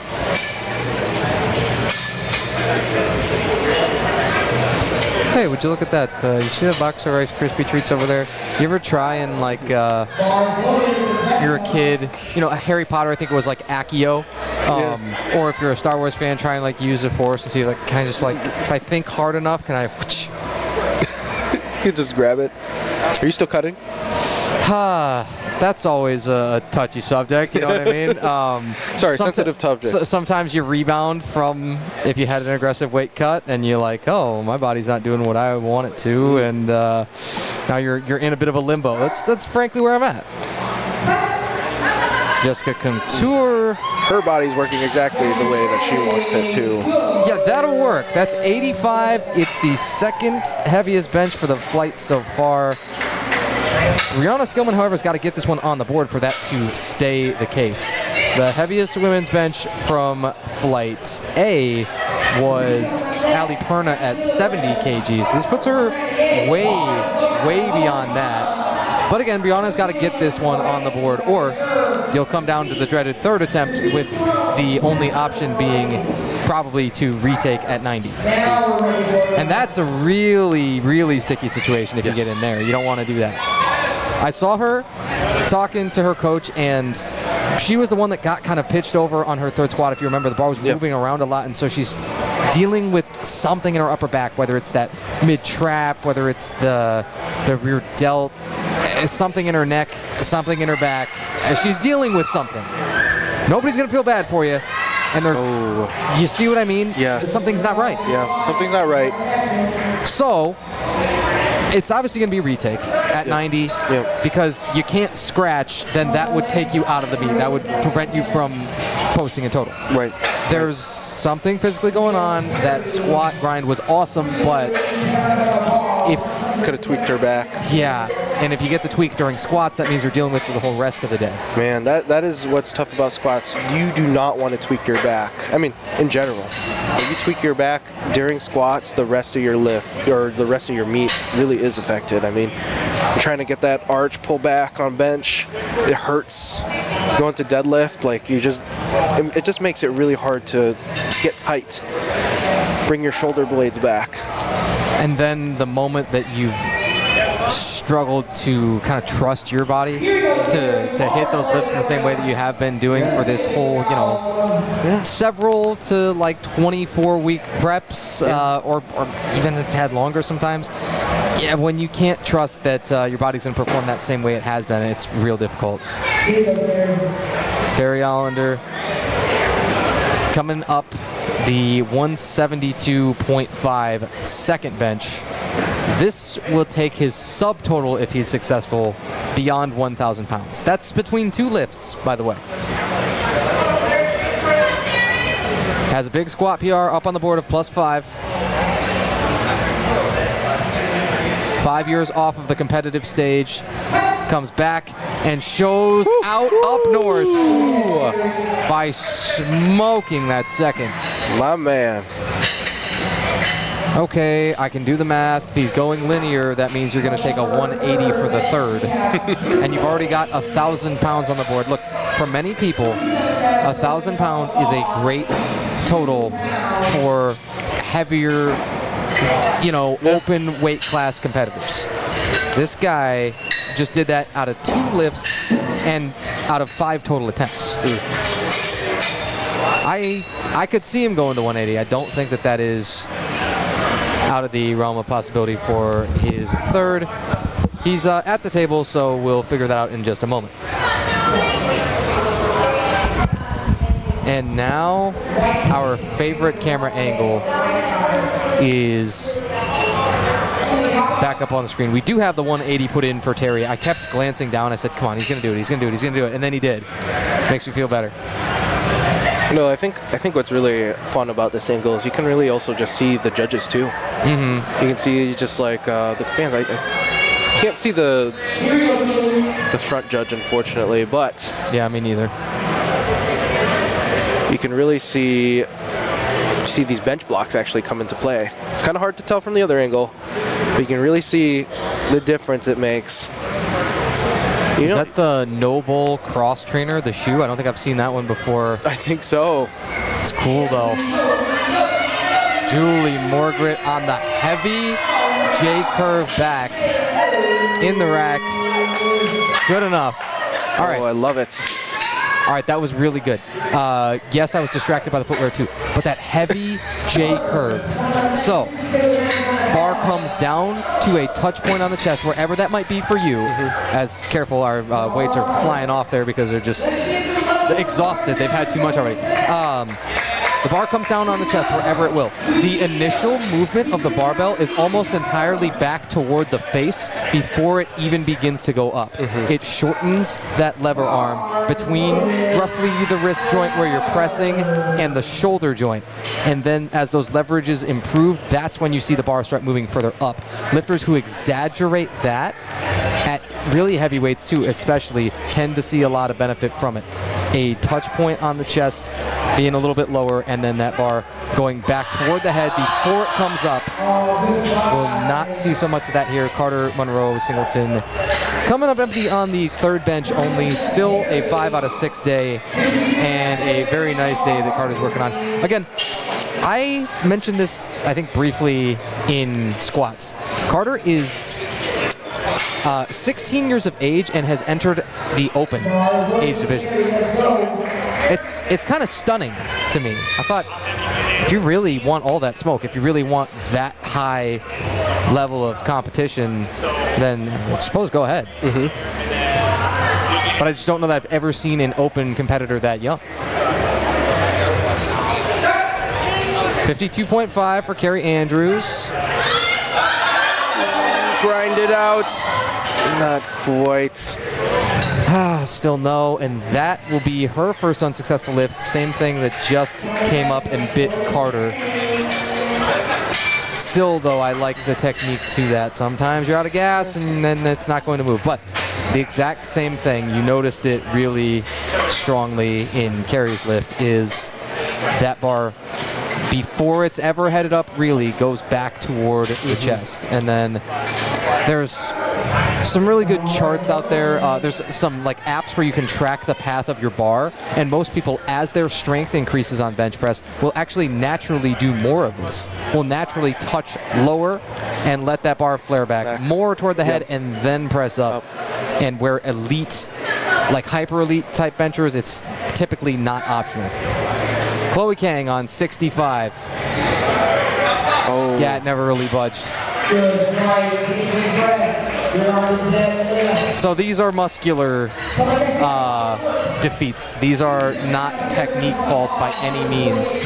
These are just gas tanks are empty. Gas tanks are empty. On a good day on a meet, once you've done your weigh-ins, I see a lot of people. Favorite snacks? I like gummy bears. I like gummy worms. Do you have a favorite? You know what I had for my last competition, which I think was kind of unconventional, I really do think helped me because they're very easy to get down. It's not a food per se, but soy sauce packets. It is cursed to a degree, and I get why people would criticize it. Hold up, real quick. Hollywood said, let me get it started, 67.5. That is perfect. A 215 kg subtotal. Puts her 6 for 6 for the day. That's awesome. And again, a 325-pound squat was fantastic for her, one of the heaviest women's squats. Soy sauce packets, dude. So easy to tear and shoot back in 1 second flat. The salt from those, oh my goodness. I don't even want to know how much it was for the whole day in terms of just like, oh my gosh, how much salt did I take in? You know, multiple liquid IVs and your element sticks and all that. And yet I still cramped twice. One in the mid-back during bench, and then kind of all over my whole body when I emptied the tank on my third deadlift, and I just kind of, you know, collapsed on the floor after. Elena Wernick. The third benches. Dude, have we seen this before? This is... It's what can happen to you when the bench decides it's going to win today. Like, this bench is taking no L's. The bench is not very forgiving whatsoever. Not in the slightest. The next attempt up here is 70 kg from Marissa, who missed her opener, got her second. Her second was slow at 65. Yeah, but it's not really about the speed, is it? Said as somebody who cannot press slowly. If I press slowly, I'm not getting it. No, it's not about the journey, it's about the destination. Oh, the eventual up and down leads to a stall. This, I'm not saying I've never seen it. I'm saying I definitely did not expect it. Many of these are minimum jumps, and many of the second attempts were really good. The attempt selection as well as the execution from both flights. And no matter what, these third attempts are brutal. Noelle Gray needs one here again to post a number. The crowd. Nice. That's a veteran's move, feeding off of everybody. And everybody feeding back into you. This is where we learn all about community. This is where we learn also what Noelle is made of. It's so uncomfortably quiet. I think that's actually kind of fitting for the moment we have in front of us.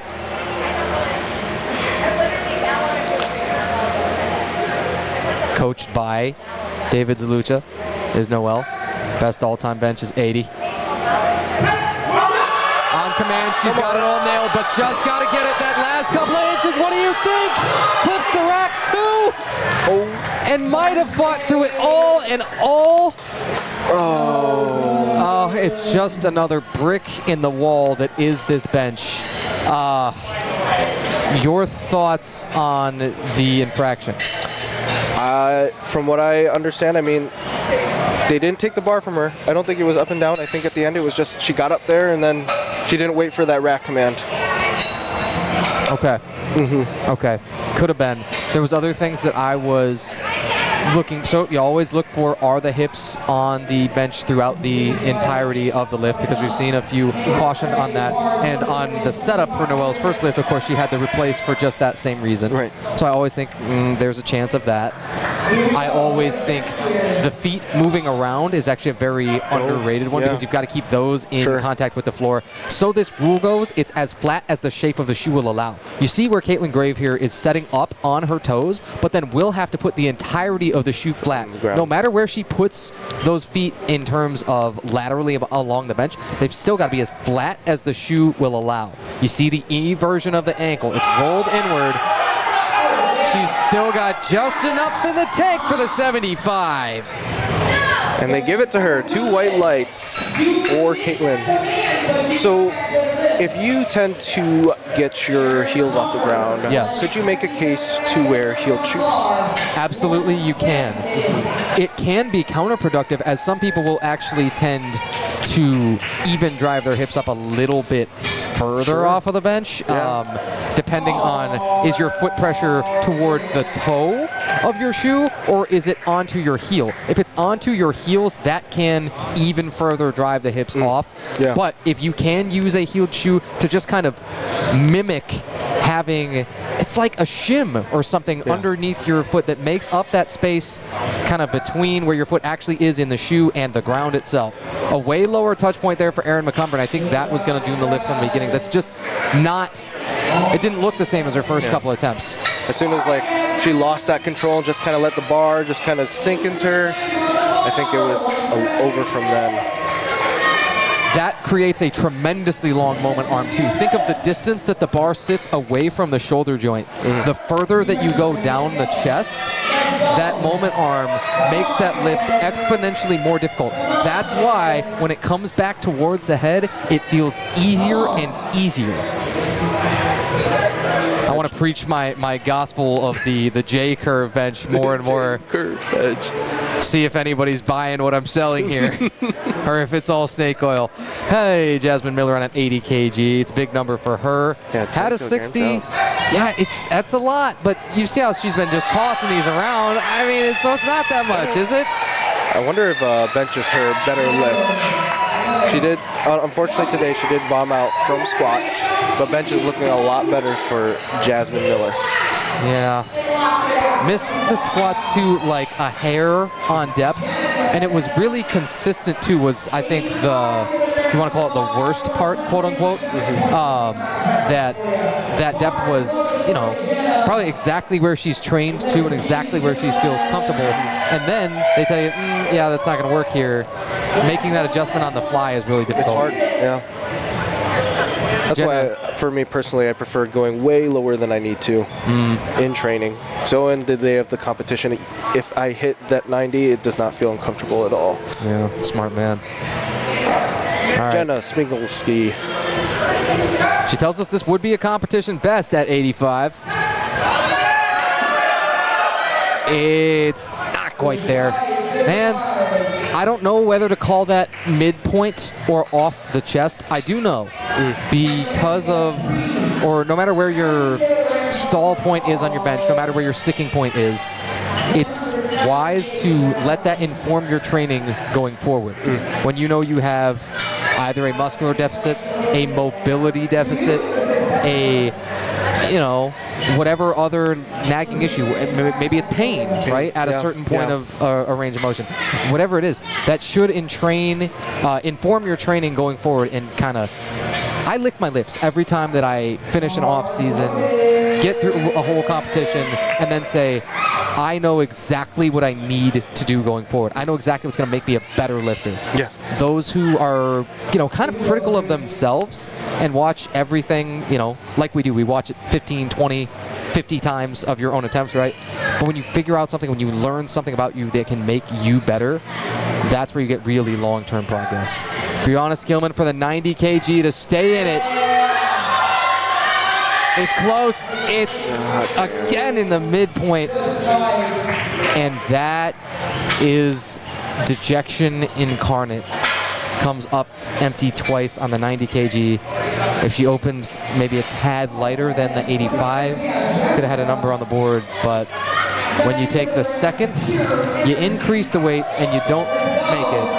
That's one of the most difficult asks you can have of yourself as a lifter. And maybe that was her game plan, 85 even then, goes 90, and then body is just not following the game plan that day. So variable. You just sometimes you gotta go off the game plan just based on how your body feels. And maybe that is the game plan. How does the body feel at the time, the day, going into your attempts? We have Jessica here, also attempting 90 kilograms. And Jessica, when you see the bar turning there. Yeah, it moved around a lot of places, but I might be tempted to, did she get that rack command? Wow. Well, maybe we got to get ready to get the ref's mic coming into our headset. Yeah, and maybe all three refs and a camera that's on each, like zoomed in so much that we can see what they're putting in on those little tablets. Wow, that came as red lights on the center and the right. I very much thought it was going to pass, but man, these third attempts have been incredibly difficult. You have 4 successful out of this flight. You had 3 third benches successful out of flight A. It comes down to one more. Again, you progress in order of the flight from lightest to heaviest. That means Terry Allender always knew he was going to find himself here. Mr. 100 kg for practically the whole state of Michigan at this point is looking to take a lifetime +5 on his bench. Already has a lifetime +5 kg on his squat. Does a great job telling his head spotter what he wants. You got to reiterate that every single time you come up there. We got Ray. Looks like he just realized the camera was there. The situational awareness is a blessing and a curse, folks. All right, Terry, show us what you got. 3 reds, 1 black. A shade under 400 pounds at 180 keys. Oh, you had it pulled really early. I wonder if we're going to get retake. Okay, I also think he's cramping. Yeah, I think he... in the low back. I think that was a good call from our spotters here. Yeah, he may be thinking they took it a tiny bit early, but he also came up and kind of said, hey, no big deal. You know, I don't know that was going to get up, because we see him holding his mid back now, and I think he's just going to have to manage that now going forward on the deadlifts. All right, so 10 minutes more changeover time here between our bench press and our deadlift here for the first session of the day. 2 more flights worth, all deadlifts coming up. Lucy Frazier up at the top, the one deadlift only competitor out of the Raw Youths, just 8 years of age. Fantastic. And guys, don't forget, we still have some interviews coming up. We have our Armani Curry coming up, cancer survivor. I'd like to talk. So stay tuned for that. And while we set that up, stay tuned. Don't leave the TV too soon. Grab a snack, come back. All right, folks, until then, we'll see you in a bit.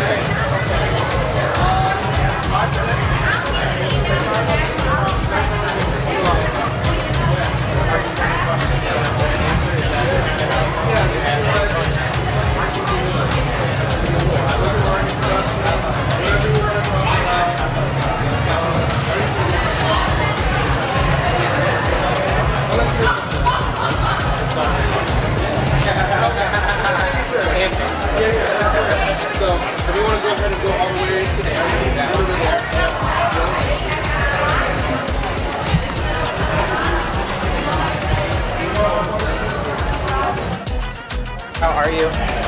Oh my God.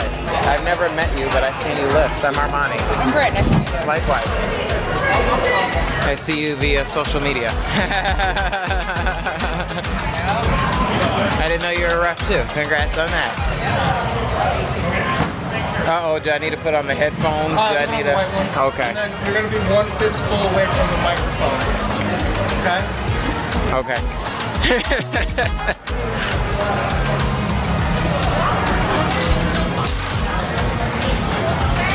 Money shot.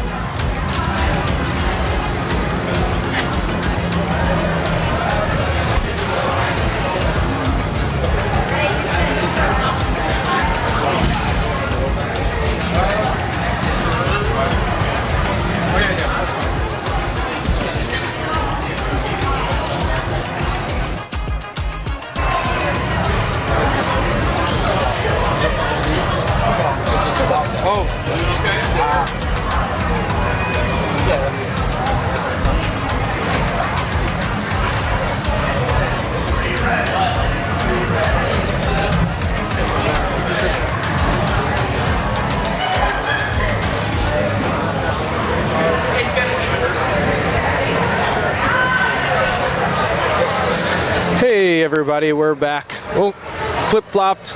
That's okay. Oh, shame on me. Shame on Tanner. No, I know. See, mea culpa, right? A Latin lesson already for the day. That means my fault.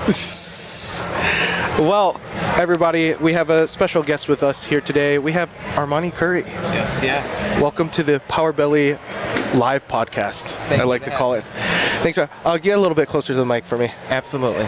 Yes. So, Armani, tell us a little bit about yourself. What are you doing here today, and what makes you so special? I'm here today to support my Traverse City powerlifting crew and to support all the powerlifters lifting today and to send them good luck, good vibes, and good prayers. I guess what makes me so special is I'm a brain cancer survivor. Amazing. And hopefully in 2027, with the grace of God, you'll see me in nationals. Wow, that is amazing. Man, that's just so tough. Like, how has the experience been so far? How have you been recovering? Recovery has been so-so, some symptoms, some not, but mostly I've just been getting closer to God, reading the Bible, going to church a lot more, and finding my faith, and it's been helping me keep the peace. Keep the strength. Yes.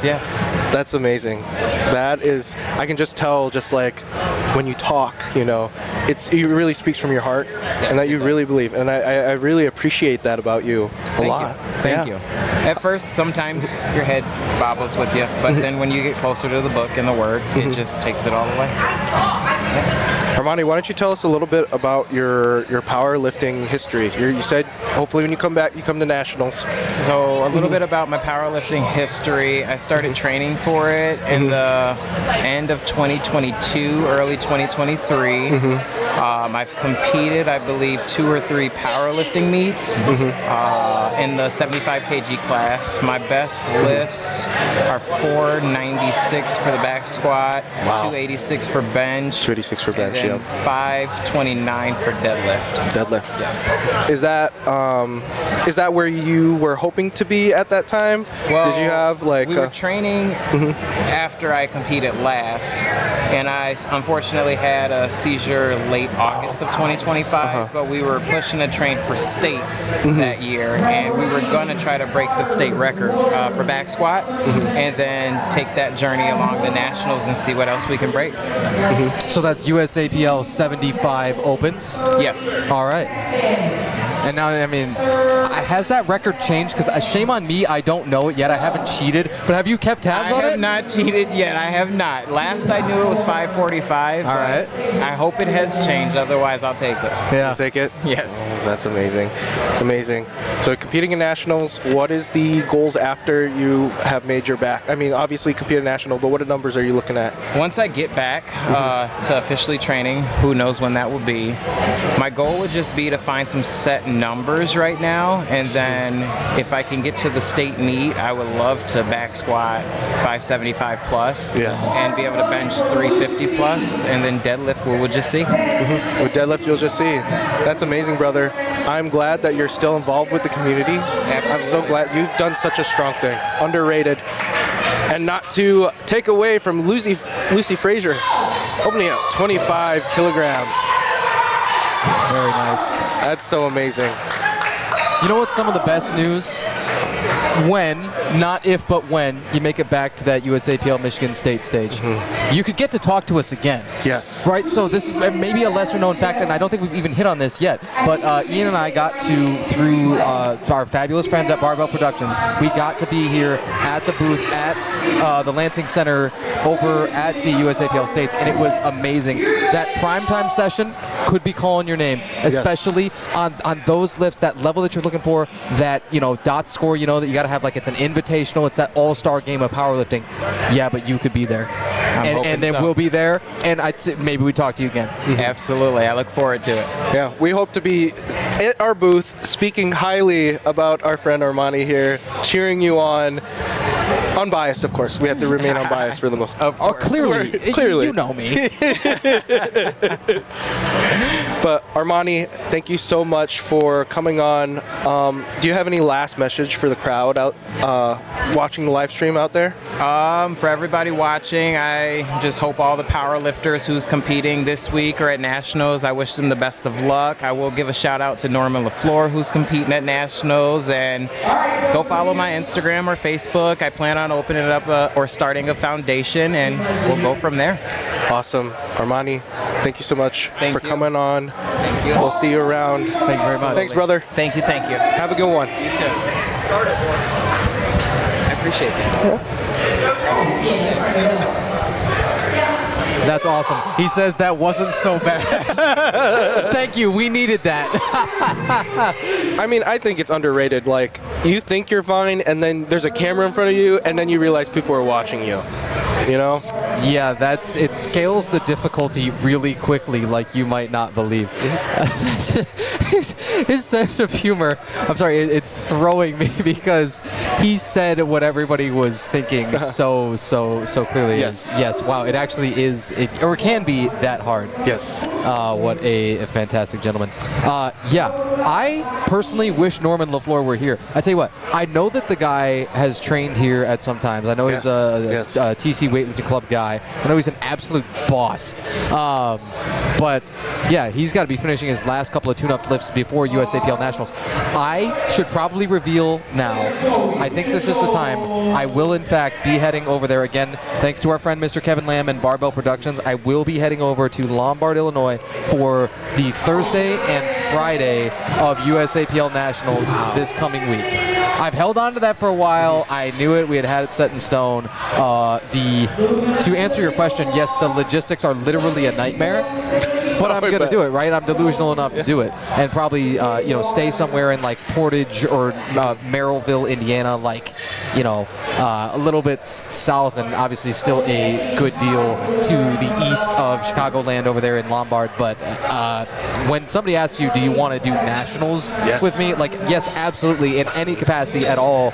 To be able to be involved in that, it still gives me chills, and I'm not even there yet. So, if you are feeling like you want to tune in to USAPL Nationals this coming week, well, you can also look on the Barbell Productions YouTube channel. Also, our very own Sam Martin.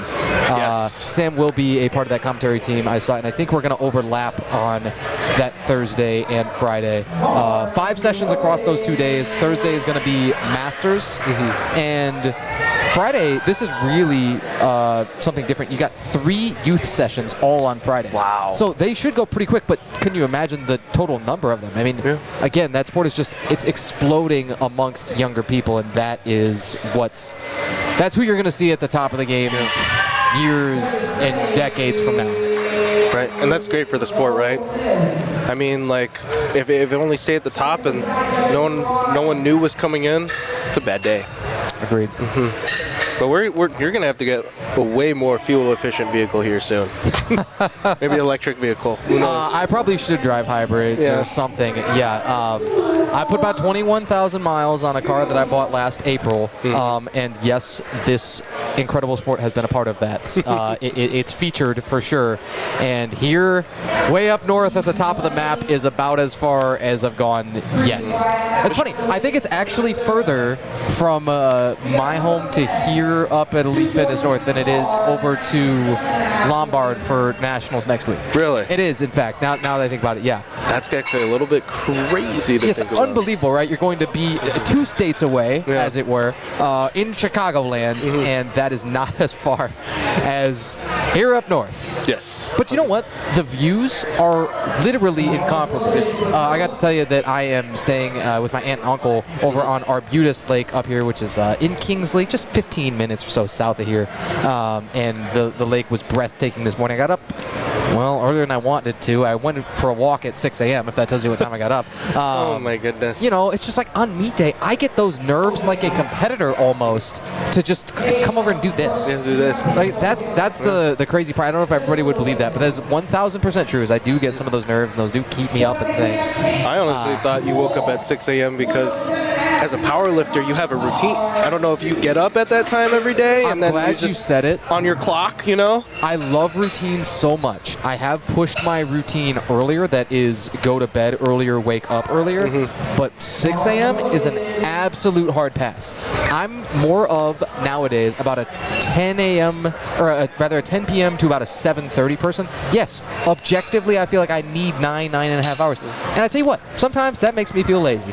If I may dip into my vulnerabilities here, there are times where I feel like I could do more. If I were just awake more, if I were willing to grind more, if I were willing to, okay, well, you can spend 6 hours in the gym training per week. Can you spend 10? Can you spend 12, 20 hours? And would you be a little bit better? But because this is such a marathon and not a sprint, to just continually do what's good, to just continually check boxes and never burn out, that is the best possible predictor, in my opinion, as I've seen it from dozens and dozens, I mean hundreds of lifters at this point that I've witnessed, my friends, my competitors, my coaches, my handler on meet day, everything. The number one thing that I've seen, the number one predictor of progress over time, is just that time passes and you're still doing it. Time passes and you're still doing it. That's amazing. And that more sleep that you get, it makes it easier. I mean, folks, if you're not getting your sleep, sleep is super underrated. Like, if you're like taking time off your life, not getting at least, they recommend 7 hours, and that might not be enough for most people. Like, I think if ideally in an ideal world, we'd be getting like 9 to 10 hours of sleep. Especially as athletes, we need to recover. I'm sure that these people on stage right now tried to get as much sleep as they could the night before. Super important. And it's not just strength. Overall life, mental health. If you're trying to lose weight, sleep is important. Right. Can't stay up snacking if you're sleeping. So yeah, fully agree. No, it definitely helps in a diet phase. To clean that up a little bit more, and then maybe if you want to implement like the eating windows, time restricted fasting, intermittent fasting, whatever you want to call it. Like, well, that's another way to get it done. Is okay, just go to bed a little bit earlier, and then when you get up, don't eat yet for some period of time. Like, I don't know. All right, whatever you got to do. Whatever you got to do, 100%. Yeah. Everyone's a little different, but nothing changes. Everyone needs sleep. That's the big takeaway that I want you to take out of this right now. I like that you said podcast clips right when we sat down with Armani. Yep. And I thought, yeah, it has become more like that, whether we thought it would be or not, because here we are. Yeah, no. Talking about sleep. It's a Huberman style that's broken out on what was supposed to be a powerlifting stream. I'm not sure how we got here. 100%, but let's bring our attention back. Kristen Bogard opening up 117.5 kilograms. Talk about your deadlift rituals. Ooh, but it came down, I think, after she had locked it out and before she got the down command. I think so. Okay. We can take a look at that real quick. We can. Bar smoked up, but then she hinges back over. The hips got pushed back and the shoulders come forward, and then you've only got the one command on the deadlift. Right. It's down. That means you can approach that bar whenever you want within your 60-second timer. You can pull it as fast or slow as you want. The only thing that you got to do is lock those joints out, right? Aggressively snap those knees, those hips, and those shoulders all to that lockout. There's a Powerlifting America rule that I will explain here, the difference between federations, right after pull from Viati Ziegler. Nice opener there. But a Powerlifting America rule recently put into effect for, I believe, competition last year. The deltoid has to be behind the barbell at lockout. It's another way to try to, maybe if you're as a lifter struggling a little bit with that last couple of inches of lockout, if you let the shoulders come forward a little bit, and sometimes that can lead you to rest that bar a little bit more on the thighs. We know that gets the hitching or ramping calls, and sometimes you just can't get those hips all the way through. That's it's very rarely called still, even on national stages, even at Powerlifting America, like open nationals and those kind of things. You don't see it often, but it's on the rule book for only that federation. It hasn't found its way to other federations yet. And you know what else we're going to see, because we're talking about deadlifts, and because this is USAPL, that I hope that we're going to see from some of our later competitors? The taking advantage of the no undershirt requirement. Ooh. Norman Yes. LaFleur last year at USAPL Iron Games. Do you remember that? I do. Again, I hope Norman's watching, my man. I unironically miss this man. He is just an incredible character and amazing lifter. I'm biased. Right. Aren't I always? Yeah. He was one of those guys who came out without a shirt on, and like he had kind of already won me over before that point. I had seen him take like some aggressive jumps on squat and just was nailing everything. Had an awesome day out at Iron Games last August, and then he comes out without the shirt on, and I was like embarrassed to be there. I'm like, how do I look like that? Knowing that this guy is 75 kg and has all that frame that speaks like a 90, and you're absolutely baffling. He speaks softly and carries the big stick. You know what I mean? Yeah. Absolutely. So, I wondered if Ross Bogard would do it. Darn it, he won't. He won't give us the satisfaction. Well, maybe he saves it for his third attempt. That's always possible. Yeah, technically, right? If you're getting all soaked and I don't want the sweat on me. Ross and Kristen both, the Bogards, got really quick and quiet setups.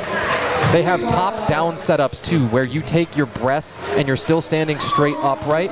You hold that breath, and then the only thing that happens in the bottom is you reach your hands down low enough to grab the bar, and then you pull. There's no other wasted movement. They're not really shooting the hips aggressively or pumping the hips, you might hear people call it. They're not, screwing the feet into the ground actively, as a lot of sumo pullers will do when they approach the bar. It's none of that. It's so much quicker and quieter than an average sumo ritual. When we see a really good, some people will say, oh, you kind of dance a haka. I'll point that one out too, because I love those as well. But it's just very different styles of setups, and some people will pull much more consistently with a very quick setup. Some people more consistently with a very deliberate setup. John DiGiacomo's in between, but he is very nice and smooth on his 190. Gonna take a moment and flip around. Oh, I thought, dang it. Shame on me. I thought it was blanking us, and then we were gonna flip around and get the readjustments. I can fix that. 1 second. Let's get back to the screen. I'm telling you, this is why they don't let me play with this stuff, because they don't want to break it all.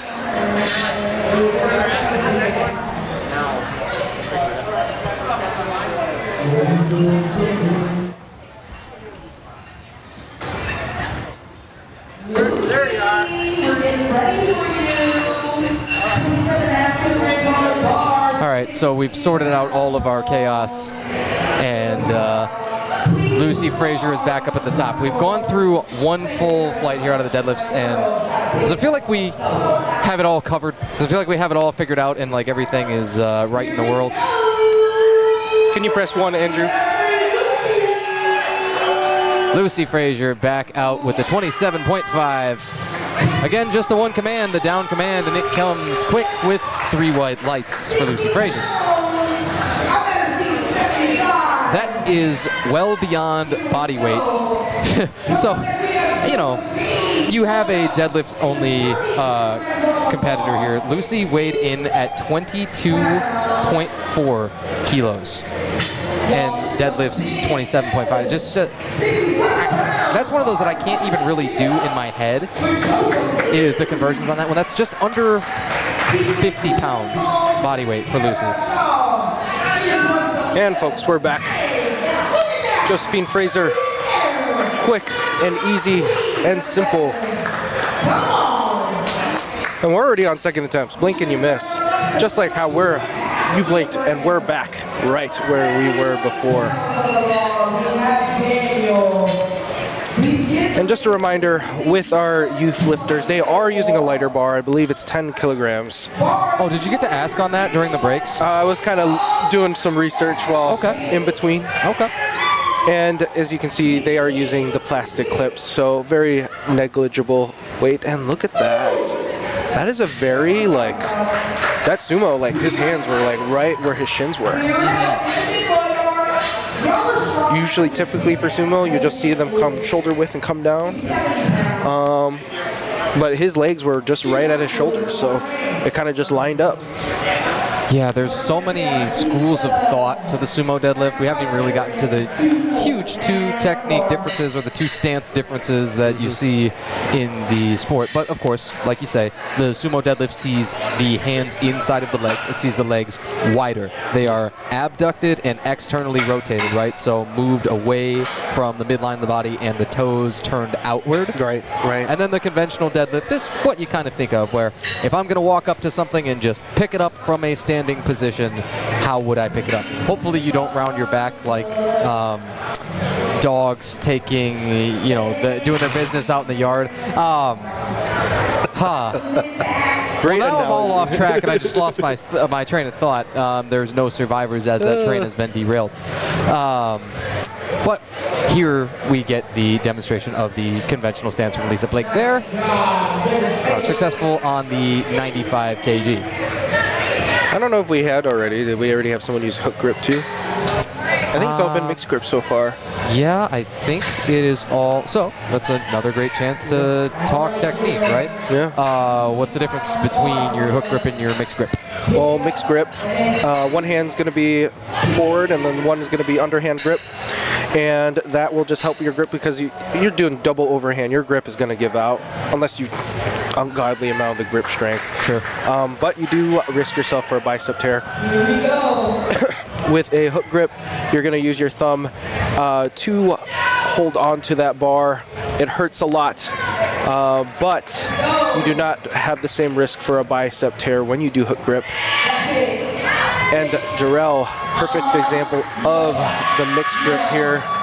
You can see her right hand her bicep was facing the audience, and then you could see her tricep, her other arm was facing the audience. So, perfect example of mixed grip here. Typically, you'll see a lot of hook grip in Olympic weightlifting. You'll never see a mixed grip there just because I cannot imagine trying to do a clean and jerk with a mixed grip. You say that. However, I am a world's strongest man enjoyer. Yes. I wish that the event were live streamed. Don't get me even started on the disaster of media that is honestly most strength sports. And that's why we're trying to do what we try to do at each and every one of these Power Belly Barbell meets, right? Yeah. But they, in fact, often when you get the heavy axle cleans and those kind of things, will pull those up all the way to the chest with a mixed grip and then flip the one hand underneath. I've never understood it. I've never even been able to conceptualize how it might be done, except that I've seen it at World's Strongest Man with that exact kind of implement. So an axle bar being, I don't even know, 3 or 4 times thicker than a normal barbell, right? This kind of deal where most can't put their hand anywhere near fully around it. Plus, it doesn't spin. Right. Yes. And then they still, with one hand under and one hand over, prop it up to the chest, flip Come under. get both hands under it, and then press overhead. That's probably one of the most technical achievements of strongman, I think. Maybe I would think of some of those who squat jerk to like push press. Yeah. So like a split jerk press as opposed to a strict press, right? Split jerk can be looking like the Olympic weightlifting where one leg goes forward, one leg goes back, and you sort of hit that split stance to press overhead, as opposed to many strongmen will just, aggressively dip, and then with the lean back in their low back for the most part, that lumbar extension will just press it overhead as normal from that kind of range. I'm telling you, it doesn't even, it's nonsensical to me how that axle clean and press is done with a mixed grip. Oh, 100%. And I've never even trained it, so I'd love to know what it feels like at some point, but with like probably an empty bar. Well, make sure you have a strong upper back because it's got to rest there, get your arm under. And right now, actually, the axle world record is held using the split jerk. Really? Yes, Mitchell Hooper got the axle world record and pressed it with a split jerk. Split jerk. He was training with an I forgot, but he was training with Olympic weight training coach, and they really worked. Like he's like, I think the best way to do this is actually doing a split jerk. Wow. So they really worked on that. I am cheating and finding out that this was at Giants Live Strongman.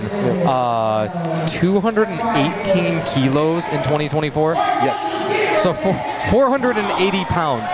For many, an insane deadlift, and he threw it over his head and caught it in a split squat was what I'm hearing you say. I believe it was his second attempt too. Oh, cool. That seems nonsensical. That seems ridiculous. Bernadette Jones looks real nice and strong for a decent jump up on her third deadlift. She just got the 125, so that was already a plus 10. But on average, you do see the largest jumps taken in the deadlift. Yeah, just unlike bench, I think with deadlifts we're going to see a lot less minimum jumps, unless it was a real grinder. We're going to see people just take crazy jumps. I mean, we're just so ridiculously. Most athletes are just so ridiculously strong on deadlift. And it's a very taxing movement. You'll see that people are like, oh wait, I can't deadlift every day because it's so taxing on the CNS. And well, not with that attitude. You know, can't is not really in the vocabulary of most in the sport, to be honest with you, because it just makes stronger people. It takes strong people to ever select for those that say, yes, I want to compete, and then it makes them stronger all the time. The more that you stay in it, the longer that you stay in it, the more total competitions that you go to, you have almost no choice because the sport wants to fold you in half. It wants to, you ever seen Wall-E? yes, It wants to crush you up into those little trash cubes and spit you out of the back. That's what it wants to do. And when you can resist that for many years on end and make it to all these competition days, make it through meet day, no matter what your numbers are, you almost have no choice but to get stronger. Yep, well, that's true. Overcome adversity. And survival instinct also kicks in at times. I mean, I think you see it in the very middle of the long deadlift grinds where people think, huh, the lights might go out here and I might take a long nap. Like, you know, those rear spotters on deadlift, they're kind of in the line of fire. I hope to get one or two before this flight even ends.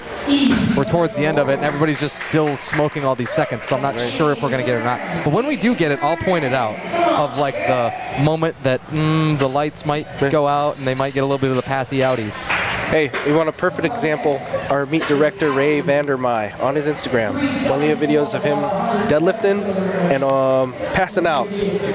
So, you want some good examples? Ray Vandermei, great example. I've heard he is an equipped lifting enjoyer. Yes. And the equipped lifting, speaking to, here we got another chance to explain some of the rules and the parlance of powerlifting. So, Ali Perna, take her little name there on your scoreboard, and it says Women's Raw Teen 3. The Teen 3, of course, referring to the age class, the 75 referring to the weight class, but the Raw determinant is, in fact, speaking to no further equipment, as Ali's just going to float this again on her second, just tossing around a huge jump. Is that 15? I believe so. That was Wow. 15. Wow. That's really, really big. Ali Perna just continues every single meet she shows up to just destroy everything she's ever done before. Very, very impressed by that. But equipped versus raw. Equipped having really thick, supportive suits available for both the squat and the deadlift. You'll also see a knee wrap instead of a neoprene knee sleeve. That, again, is an option for lifters to use and are, from everything I've ever heard as somebody who has never trained in them, that they are incredibly stiff, incredibly restrictive to you. Ross Bogart on his second pull. Second verse should be same as the first. And so the pressure that you can build up, I mean literally head to toe, from the compression of those squat or deadlift suits. From everything I've ever heard, has that tendency to cause some of that passy outies. Have you ever thought about dabbling? Of course I've thought about it. Okay. Everyone has thought about it. Yes, I have only competed raw, but I think quite literally everyone that I've met who's been in the sport long enough, they say, well, if I can hit X number raw, I should be able to hit X number plus Y percentage that is heavier equipped. John did Giacomo on his second. That bar wanted to roll out of his right hand, but you beat the down command, and so that is super important. Trying to think how best to describe that. Now, you gotta be really careful here. You cannot drop the bar, right? But you can let it go almost as fast as gravity will take it. So sometimes even you can pass out and get the lift successfully passed. As long as your hands remain in contact with that bar, no matter how fast it might move, no matter if it's really plummeting toward the earth, if you have still got your hands on it as it touches the platform for the briefest, the most imperceptible moment, that can still be a passed lift. So some, of course, will let it down as fast as they're capable of, to say the least, to try to escape when their grip may be failing. I've definitely seen a few excited deadlifters. They get to the top, and then they let go because they're so excited because, oh, I already got it. Yeah. And then they let go, and then it doesn't count because you have to have your hands. And we're back at the top. We are on third deadlifts, and Lucy, before I even get to finish, already gets her third. Well, Lucy. She's got places to be and hopefully Capri Suns to drink. Right? Was not doing this at her age, that's for sure. No, I mean, you've been 8 years of age before. We were all probably in soccer at that point. You know what I mean? Yeah, we were all probably playing soccer at that age, and it's like, okay, well, maybe that's better for injury rate, although the data would suggest not at all. It would suggest soccer being one of the most injurious sports.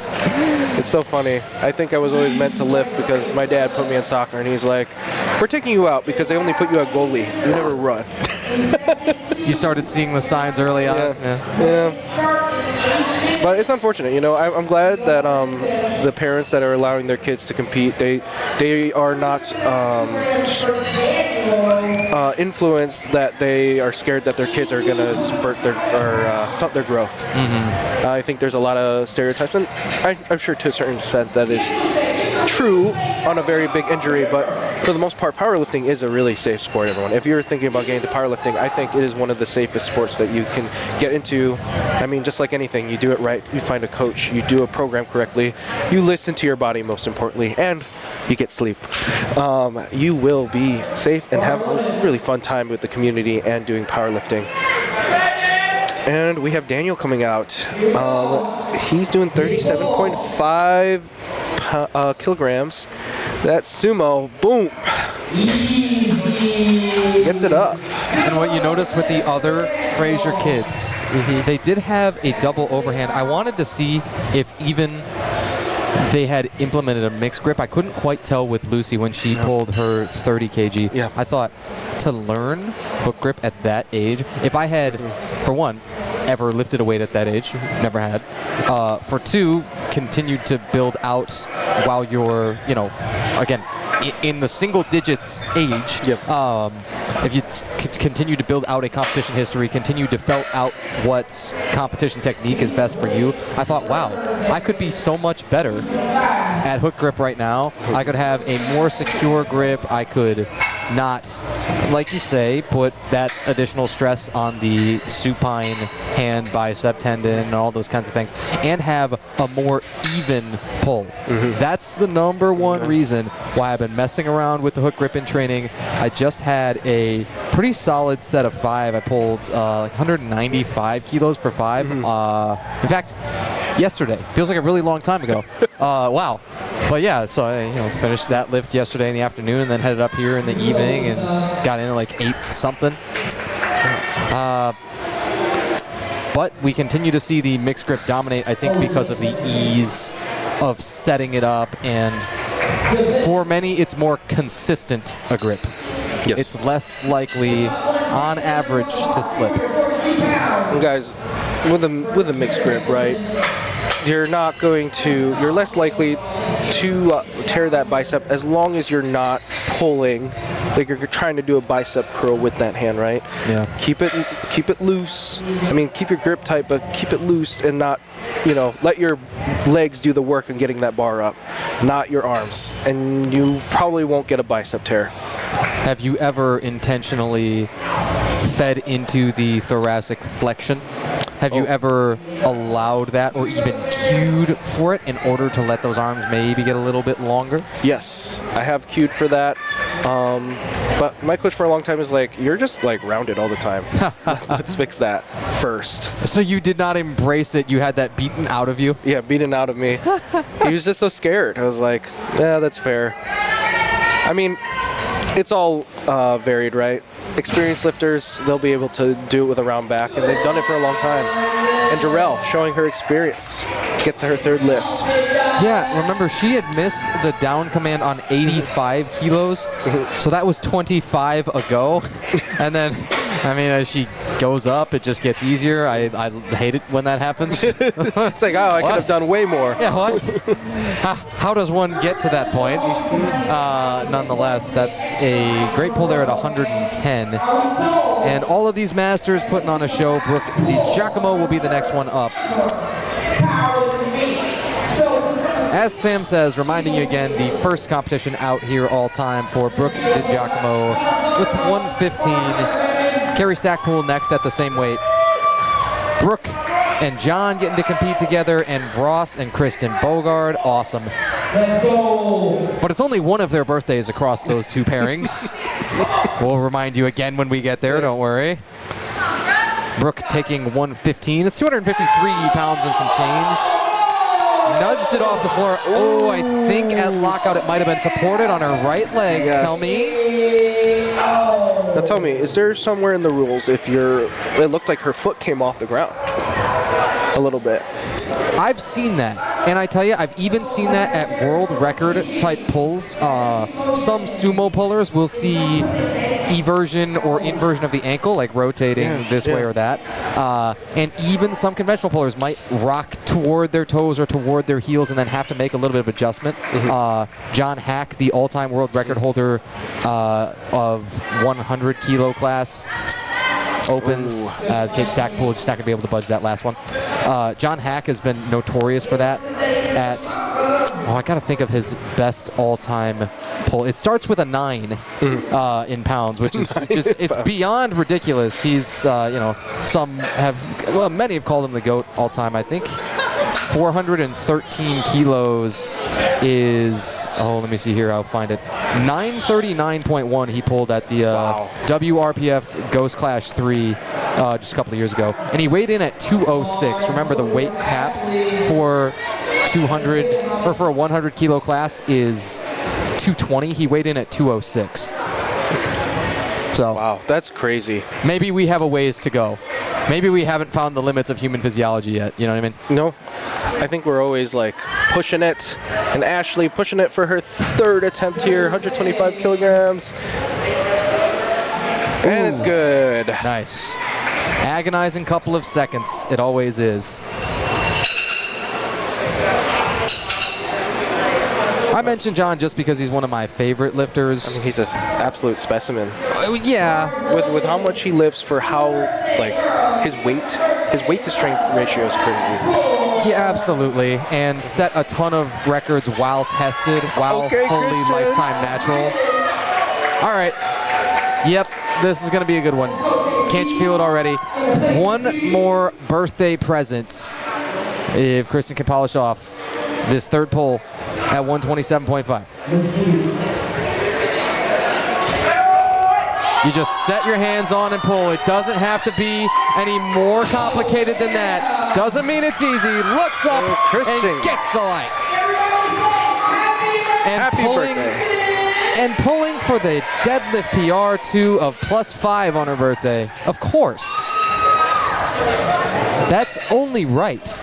That's only natural. Oh, I just love the celebration. She's still celebrating, folks. It has not stopped yet. If only Ross could come over there too, but he's got to, you know, prepare for his own. He's got a 192.5 all-time deadlift PR. Today he's putting in a 185 for his third. He's a little bit behind that, but this would be 2.5 more than he pulled at USAPL States this past year. Bernadette Jones. She could polish off the 8 out of 9, lean back, and lock that at 132.5. I mean, that was just beautiful. Just clean, 3 for 3 on deadlifts. What a good way to end your day.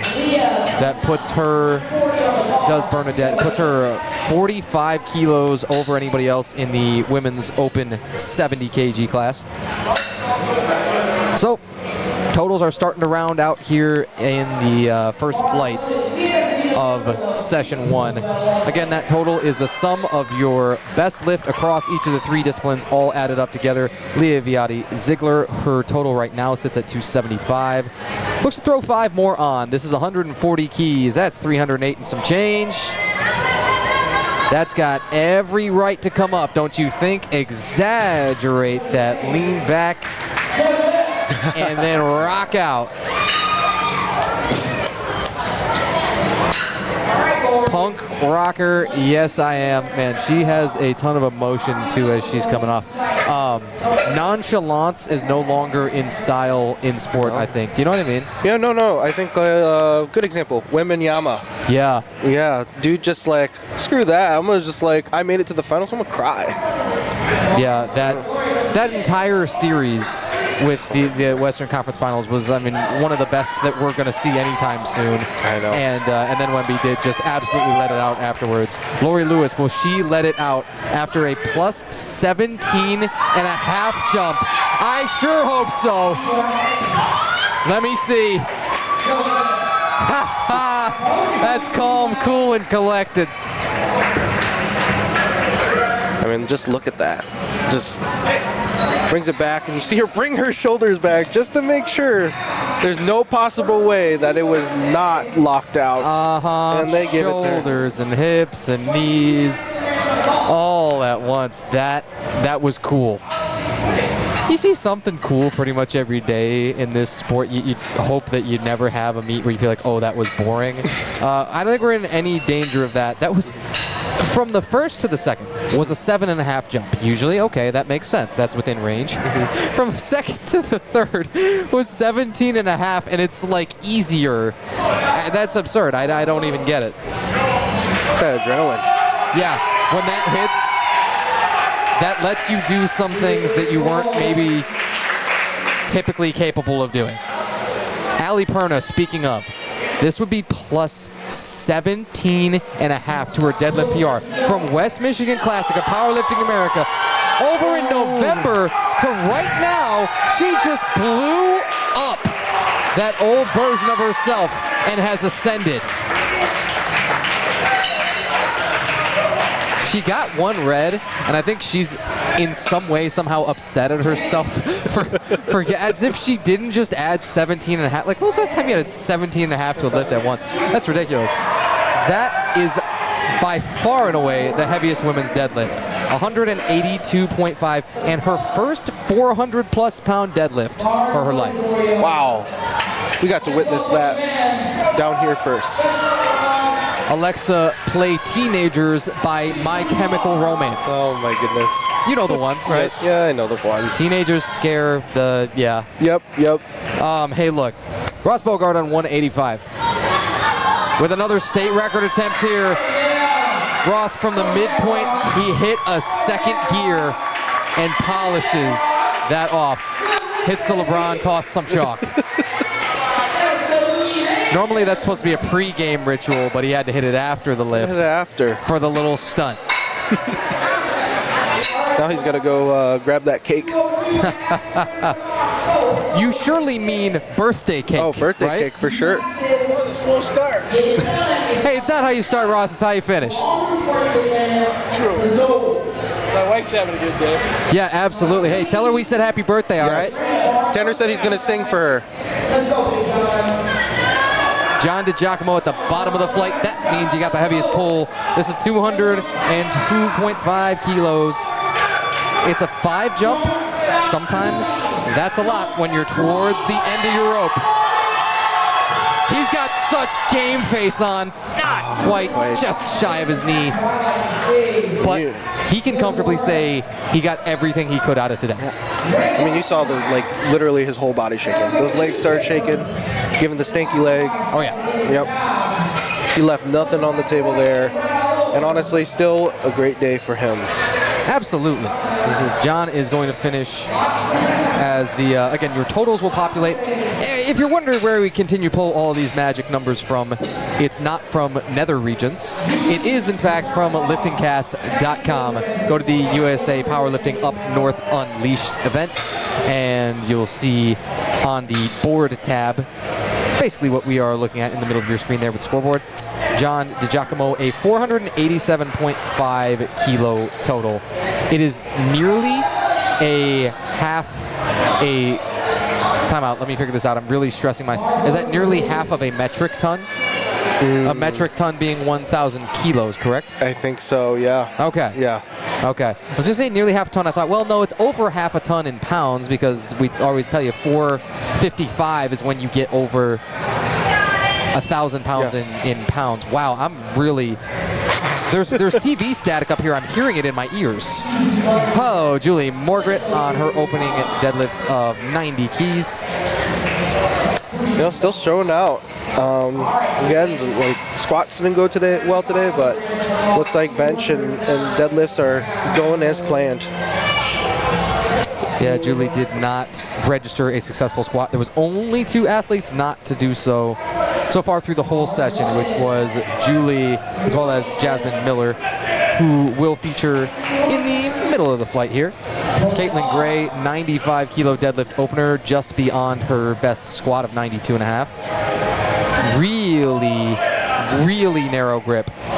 Yeah. That's fully on to what they call the smooth of the bar. Did you see that, Ian? Yeah, I did see that.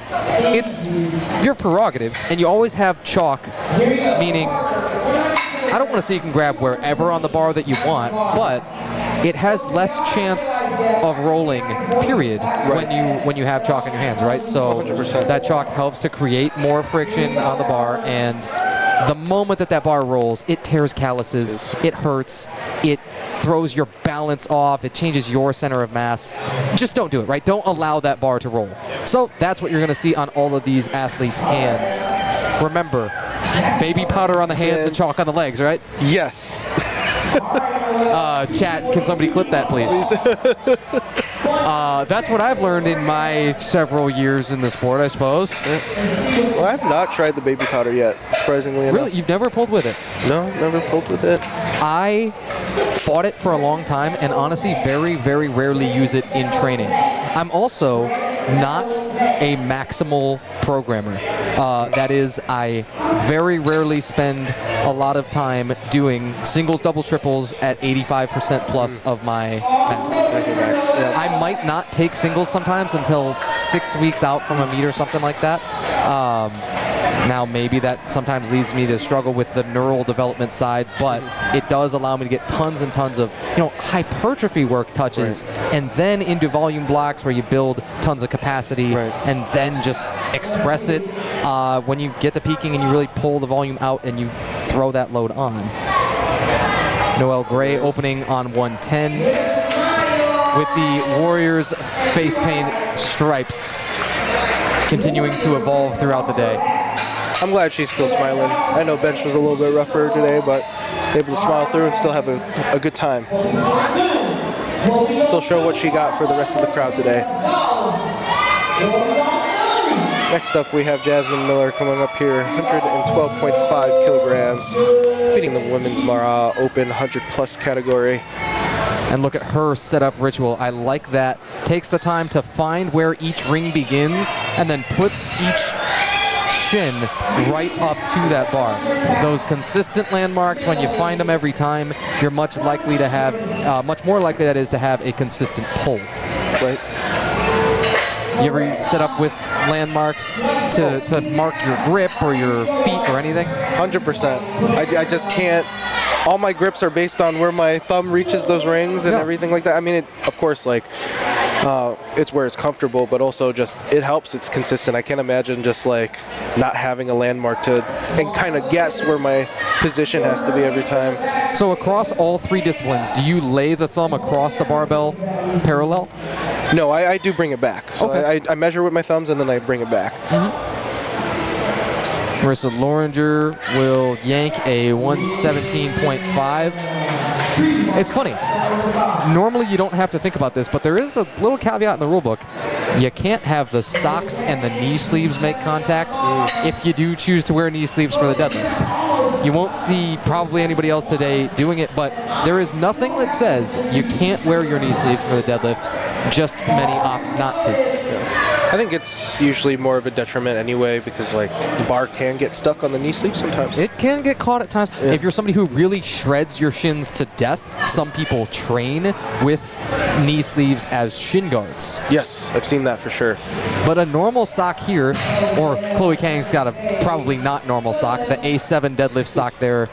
I'm going to go ahead made for that. I'm going to go ahead and cheat and see how much those cost. and see if you can throw them on the Amazon list for, you got a wedding coming up, can you put that in your registry? Registry? Yeah. If you've got kids who are going to get into it, can you, is that a good Christmas present to put on the list? I would say so. I'd say so, yeah.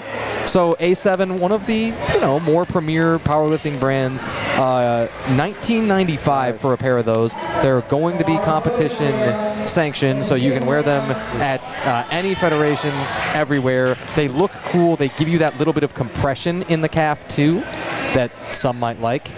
And you have to wear them to some degree. You've got to have a high enough sock for the deadlift. Some people will just pull out like an old football or soccer sock that's been in the drawer forever, and they just pull it up high enough and they'll be allowed to compete with it.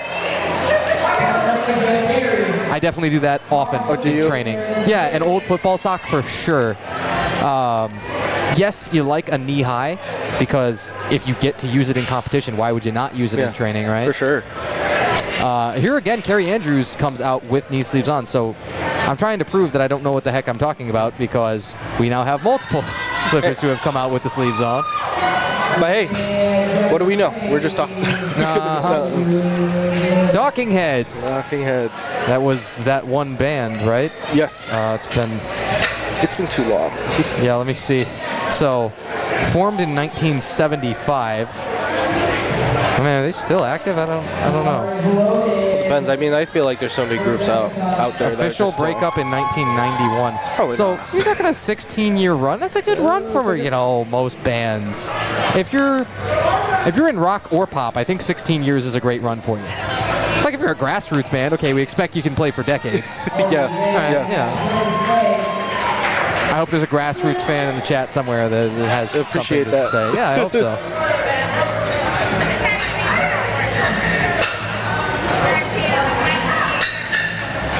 We got Aaron coming back, coming up for their first deadlift, 137.5 kilograms. That'll be 2 reds, a white, and a gray. What kind of shoes are those? It's got such a massive tongue. I can't stop staring at the size of the tongue on the shoe, right? Yeah. Those are... It's an Olympic shoe for sure. Shoes. Yeah. So okay. That's another thing. It's your prerogative to wear what footwear you should choose.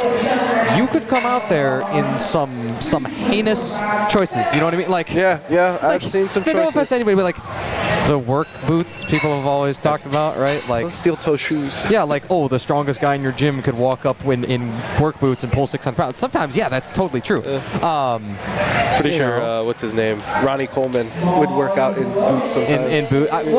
He's Ronnie Coleman. I was just saying, wasn't he from Dallas, Texas? Yeah. Right? So everything was bigger down. Yeah. I mean, are you going to tell him not to?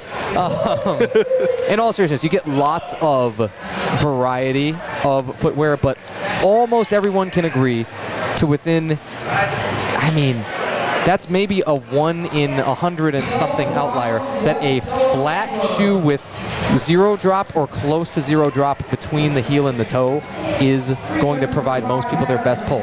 The one thing why you might see somebody like Aaron there pull better with a heel is if it allows you to really engage your quads and maybe you have either some posterior chain deficiency, some weakness, some nagging injury, that they might be actually benefited to shift some of that weight onto their toes even as that bar breaks the floor. It's still going to be rare, and I would all but guarantee you that that's going to be the only one you see today pulling with them. Brianna Skillman launches a 165 opener. That's going to be close to her squat for her second attempt probably. She squatted 172.5, but then did miss on the bench. Really challenged herself on the bench while we could tell that she was dealing with a tweak or something uncomfortable in her upper back. Yes. We have Holly Warp coming up, 165 kilograms. This is already heavier than her heaviest squat. And she just destroys that for her opener. Absolutely. Holly, with her very extensive competition history, was one of those that we got to see at USAPL Michigan States. And she pulled, I believe that's 185 kg there. Was the winner of her class. That was the Masters 1B 100 plus. Again, that 1B age division from the ages of 46. No, shame on me. 45 to 49. I said, no. 44s in the Master 1As. My mistake. Terry Allender, again, the bottom of the flight, you know what that means. That means he is just launching beyond everybody. His all-time best pull is 310, so this is a little distance a ways to open. Yeah. But are you going to count this guy out? I know that he had his back flaring up a little bit on that bench attempt, and I know that he probably wasn't happy with how it got pulled from him a little bit quickly by the spotters, but I also know that he hit 1,000 pounds between his first. Oh my goodness. I know it's a first, but for the folks that don't know their kilograms, that was 617.19 pounds. Yeah. 617 and some change, Some change, yeah. It's just for the opener, you know. Yeah. It's motivating in a good way when I sit here as, again, I was a 74 kilo powerlifting America competitor the last time I was out on the platform. It is motivating to know how much progress that there is still left to make. Seeing a gentleman like Terry, 37 years of age, who took nearly 6 years off of competing and coming back here is in line for or even possibly beyond his all-time best strength. That bench that he missed would have been a lifetime PR of 5. His squat that he hit was a lifetime PR of 5 kilos. And 5 is a ton on bench. Yes, like, yes, 5 kilos is a lot on squat. It's way more on bench. I think we all know that. Julie Margaret, her second deadlift here as we're up at the top of the flight. And folks, we're almost rounding out session 1. Second attempts of deadlifts for flight B. We're nearly there. Julie Margaret looks up and sees 3 white lights. Or maybe turns her back. Maybe she didn't see it. We had a comment come in from Bascal92. Dang, they're making the deadlift look effortless. Yes, to the point it's almost unnerving, and the rate of success is not even what you'd expect. It's so far beyond right now. We had 3 total missed third deadlifts in that first flight, one of them being the heaviest attempt from John DiGiacomo.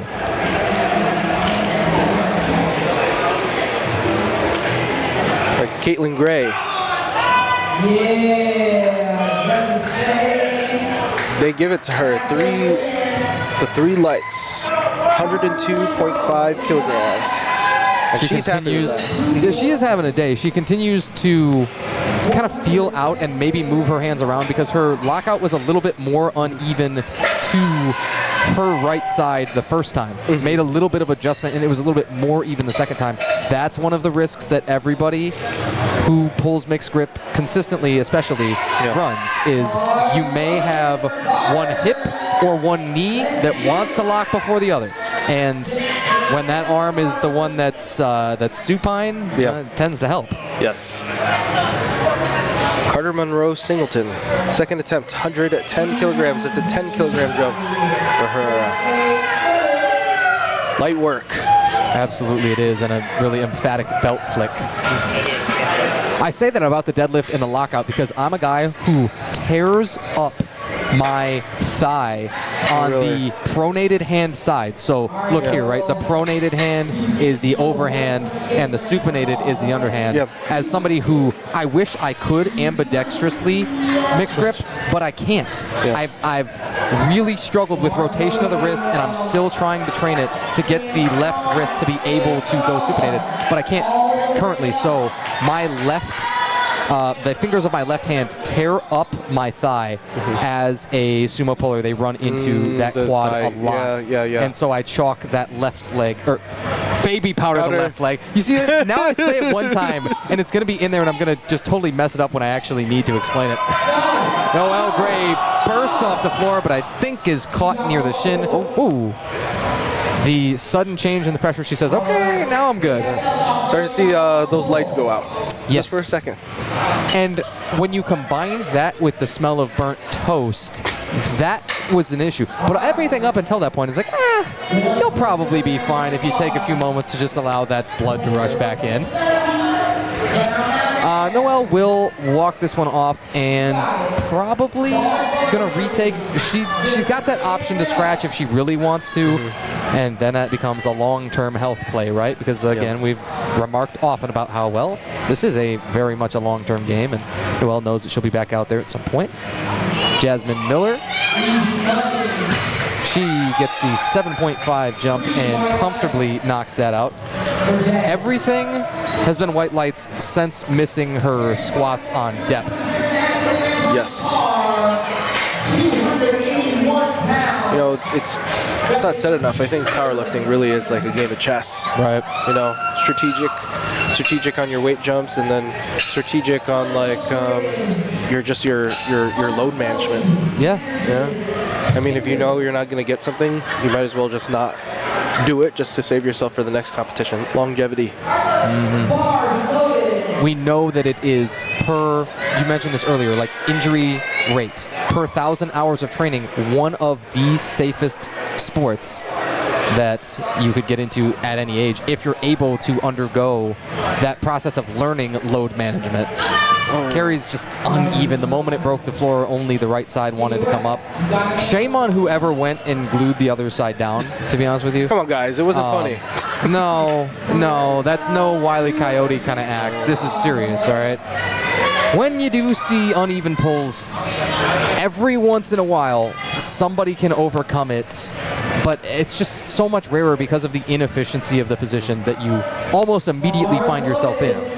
If you change position at all from just before to just after the bar breaks the floor, most people are in trouble. Yes. Not because it's more injurious necessarily, but because it's compromising your power. It's compromising your efficiency.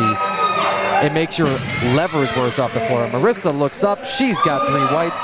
That's a plus 12.5. And she's also working on a good day. She's going to secure a 305 kg total right now, sitting in second place among the open 90 kgs. Your other open 90 kg, Jenna Smigelski, though, is nearly at 400 kg. She's really, really going to smoke what she's done before and what everybody else probably in that 90 class is doing. We got Chloe King competing in the 65 kilogram weight class. 132.5 kilograms light work for Chloe King. And we've now added a second column underneath the total. That's going to be, of course, the total that is achieved after the lifters added all 3 of their successful best attempts on each discipline. But the placement will also show where they're at within their age division and weight class combined. right? So for example, all of the junior 90s, Helena Wernet, first place. She's the one junior 90, she will be first. Look at the brush coming into the coming into the frame. Oh man. You know what? Come on, there's a standard around here, folks. Can we regain our professionalism? So, okay, hilariously, you can have the bar wiped down at any time. It is only like obligatorily, if that's a word, brushed off before each lifter's third attempt. Yeah. But if you ask the technical director, who again I believe is USAPL State Chair Dane Roach, or at least it was earlier on in the session, if you ask them, they will do it before any one of your attempts or all of them. Jessica Contour looks and gets the lights. I mean, you do want that. I mean, there is such thing as too much chalk, but also you're just scraping against everyone's legs, so you're using baby powder too.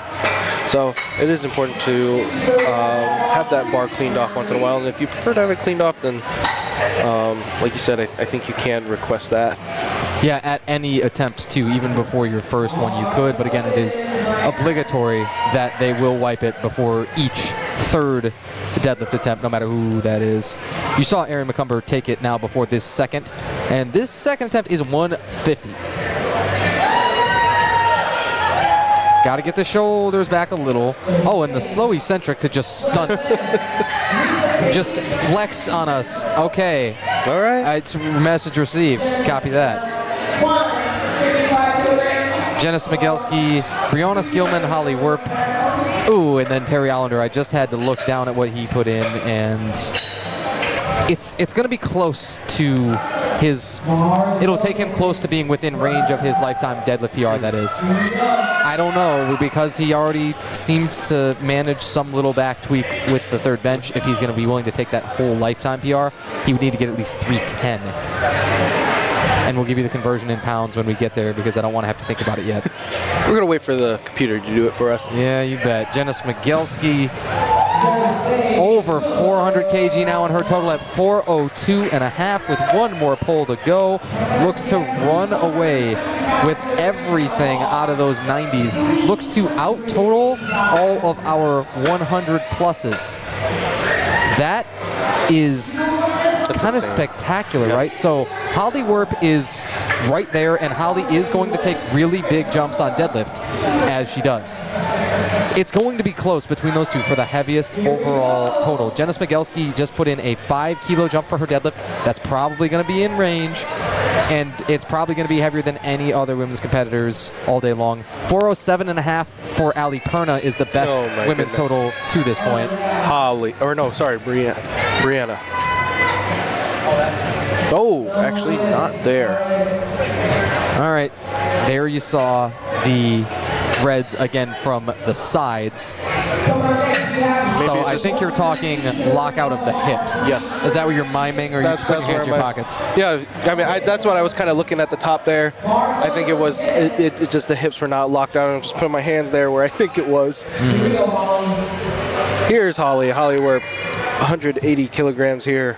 That's going to be a 25 kilogram jump, but that's no problem for Holly as she warps it up. All-time deadlift PR coming in to today, 190 kilos. If she does take that all-time PR or even a little bit more, again, it's going to be really close. Can she, if it's 195, get herself the heaviest total of all women's competitors? Yes. Should you probably take multiple 15-kilo jumps? Typically, the answer is no. She's going to put in a plus 10. Okay, that answers that question. I mean, just look at that left side on the bar, right side for us. I'm glad you can see the change plates too that are beyond the reds. Yes. You can see the white and the black just to let it all sink in. And you can't even see the silver, but again, there is a silver plate on there as well to add all the way up to 292.5. Terry Allender is going to take his time on that attempts timer. If anybody has earned the right to do that, it would be this gentleman. Again, you get the full 60 seconds from the time that bar is loaded call comes from your head referee. Terry Hollander on 292.5. All-time best is 310. Got a little ways to go. But with almost 6 years off of the platform, Oh my goodness. this guy is still getting better. I mean, was that even heavy? Do you need judges even, was my first thought with that one. I thought, I don't know that he necessarily, like it makes me think back to the comment we got not long ago. Dang, they're making the deadlift look effortless. Like, I noticed. And it all comes down to this right here. Third deads. Oh, I just cannot wait to see what he's putting for his third attempt here. Yeah, me too. I don't think it's going to be, you would need a plus 20 from here for a lifetime PR. I can't imagine that that's going to be it, but I think if it's 305, that would be another 12 and a half. I think that is very believable. He did put in 310. That's a PR match. PR match. But do you know how much can happen from, how much has happened to you in your life from November of 2021 to now? November 2020? Or 2021 even. That would be even more interesting from November of 2020 because he did also compete at USAPL States then. But even so, yeah. You know, it's always like scary to go on those breaks because you either come back or you don't come back at all. Yeah. Yeah. And the first of the third deads for the final flight of the first session. That was so many ordinal words, so many adjectives describing where we are. I kind of lost track of them all. But it was a successful lift, and that's what we're most interested in. They'll put Caitlin Gray at a 272.5 total. Fun fact, that goes over 600 in pounds. Yes. And then throughout the whole day, you know, that was with her best lifts, 600 pounds. Julie Morgret hitting the pause button there and now hits the fast forward off of the floor. We like the look at the lockout. Come on now, yes! Don't make me wait like that, you know what I mean? What are we doing, guys? If I could take it up with, do we still have Bryn Nevins on the left side? I'm gonna be honest with you, I cannot see. It's hard to tell. You know, I don't think so. Is it? No? You think we've swapped out referees on the left side? I mean, obviously, you got to take some shifts. Yes. Okay, you can see her? Yeah. All right. Yep. All right. Good to know. Yeah, Bryn Evans, the left referee, when you see all those three white lights on there, she's going to be the one to the furthest left of your screen. Noah Gray, back out. Got about to the knee on the last pull, and then it stalled. Maybe pull a little bit faster. No, just stand up. That's great advice. Why did I never think of that and caution any of these athletes to do it?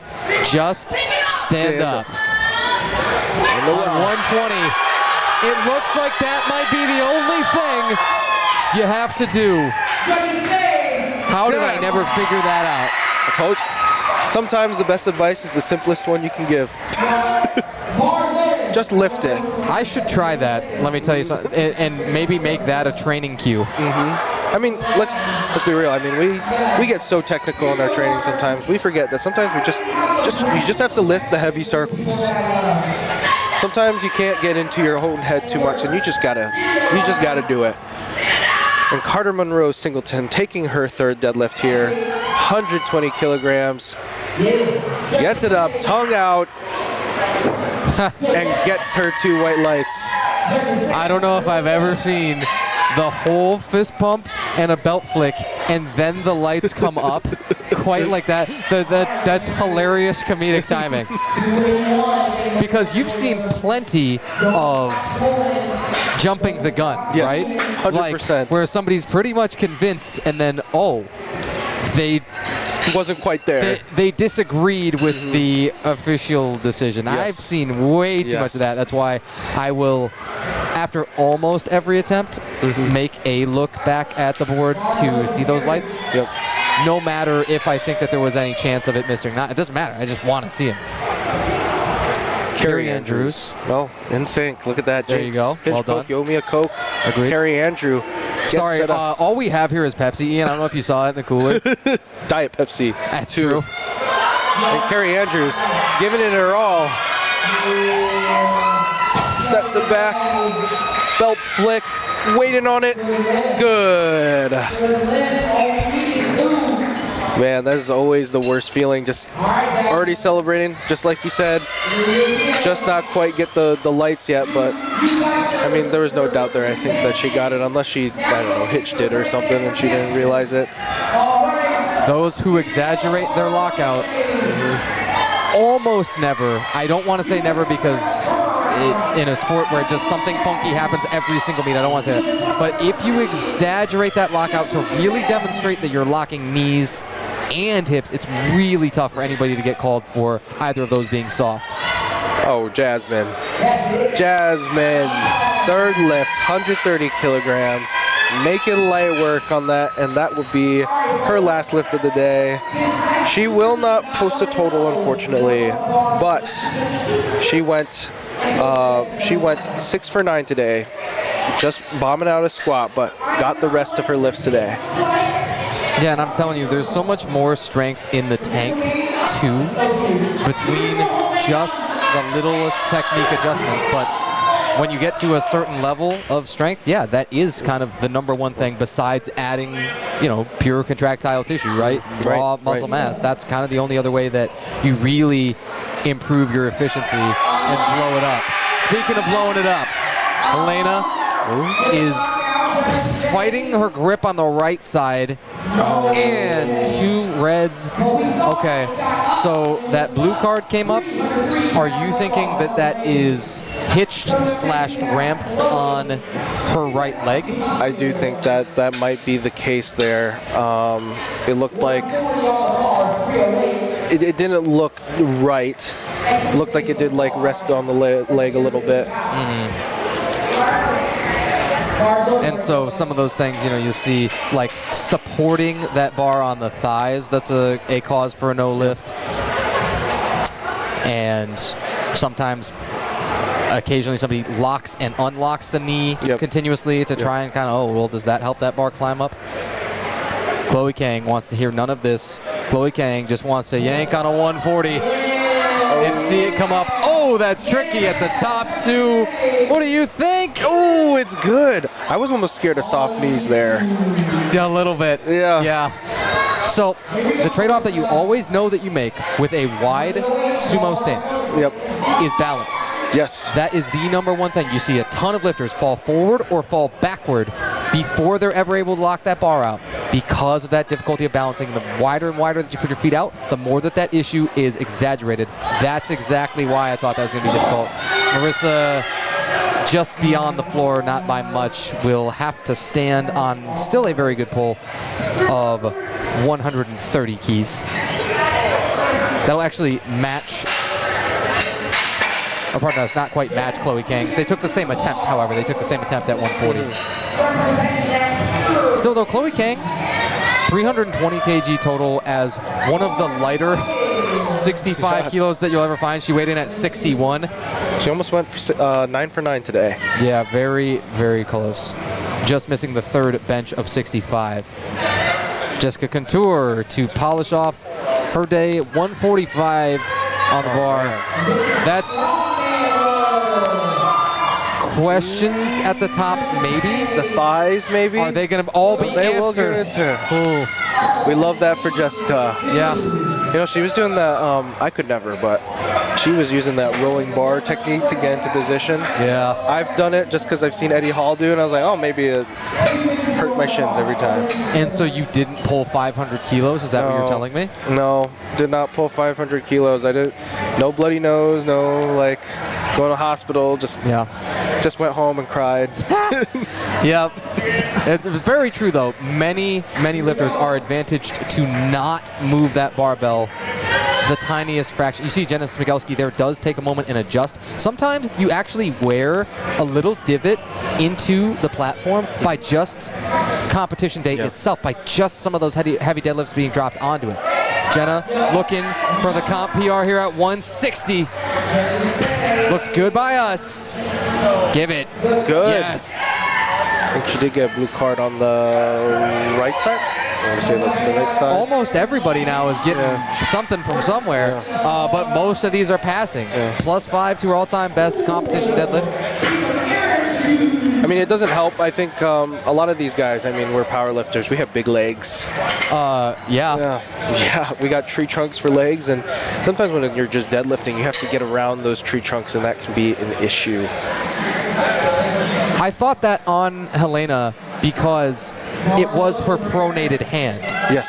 I'm telling you, that's way, way more difficult than the supinated hand. It's like the fingers will just not run into the leg on that supinated hand really hardly ever. And on the pronated hand, a lot of times they're digging in, no matter if you pull sumo or conventional with the mixed grip.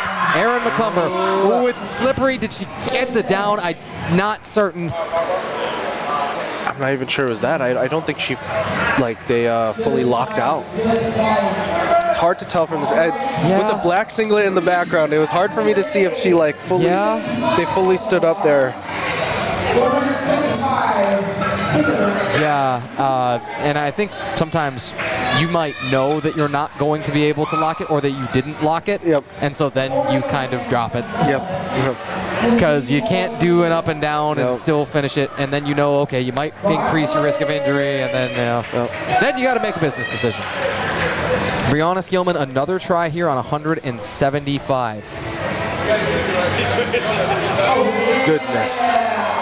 Brianna. Super close on that lockout. I'm actually not certain. Oh man. 2-1 red from the left and the center. I'm telling you, everybody getting hammered on the center right now.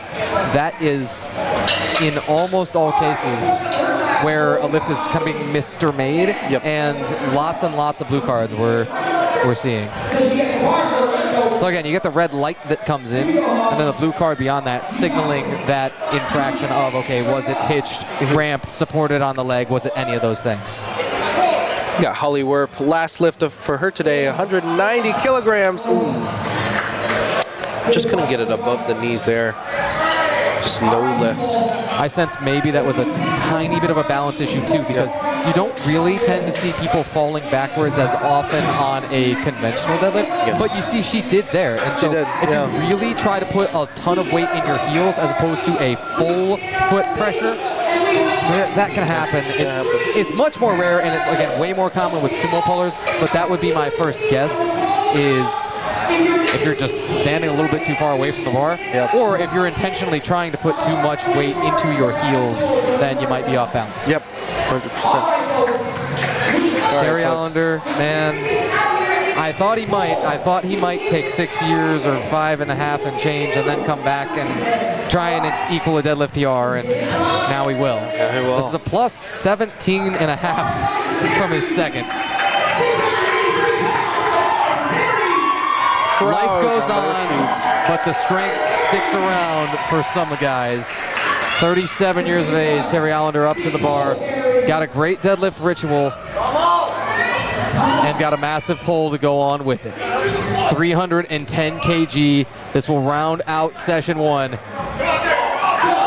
you gotta do is pull and then empty the tank of everything you got left. That is it. That is a limit lift. That's your RPE 10, and that's your heaviest attempt all day. I mean, still coming back after 5 years and matching your PR. Yeah, it would have been the all-time PR match from a very different time of his life, probably. For all of us, I think it probably was a very different time of our lives. And that wraps it for session 1, folks. Welcome back inside the broadcast booth. Tanner White, Ian Varquez. And man, I had a feeling that 310 was going to be kind of a little bit aggressive, but it was one of the best grinds that we saw all day. Who else do you like out of those, all of those attempts from the first 2 flights? You know, I really enjoyed Chloe King. I think she did really well. Just like her coach and her picked really well weights, and she just executed the whole time. I believe she placed first in her class for 65 kilograms.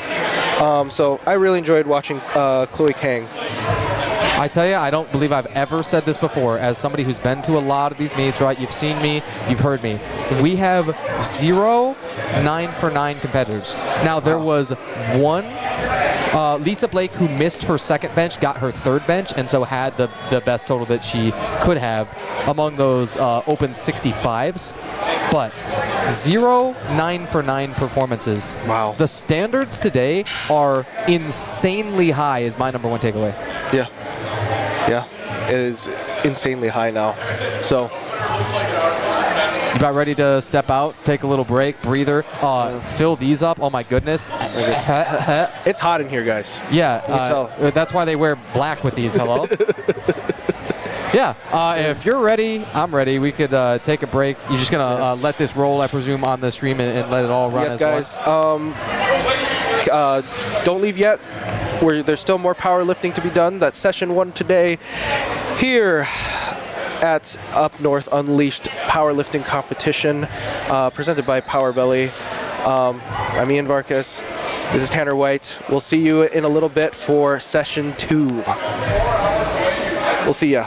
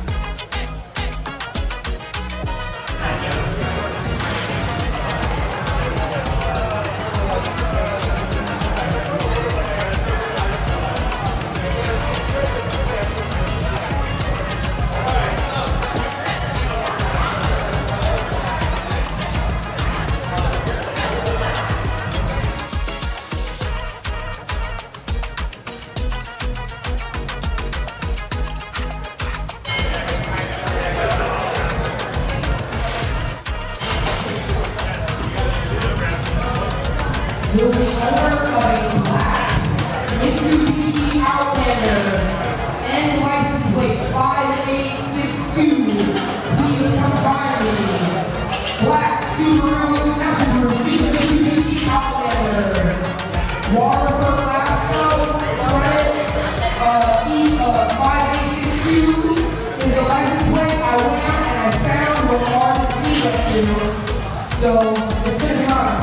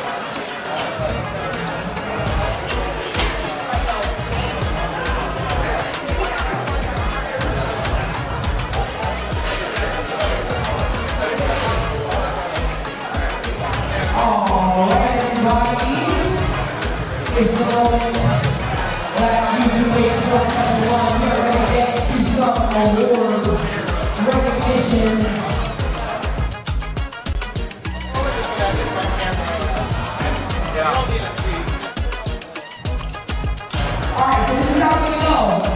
I'm gonna read the weight classes, age group weight classes, and I'm gonna call your name 2 times. 2 times only. Okay? So call your name 2 times. If you're not here, oh well. Alright. Junior 2023 90 kilo class. In second place, we have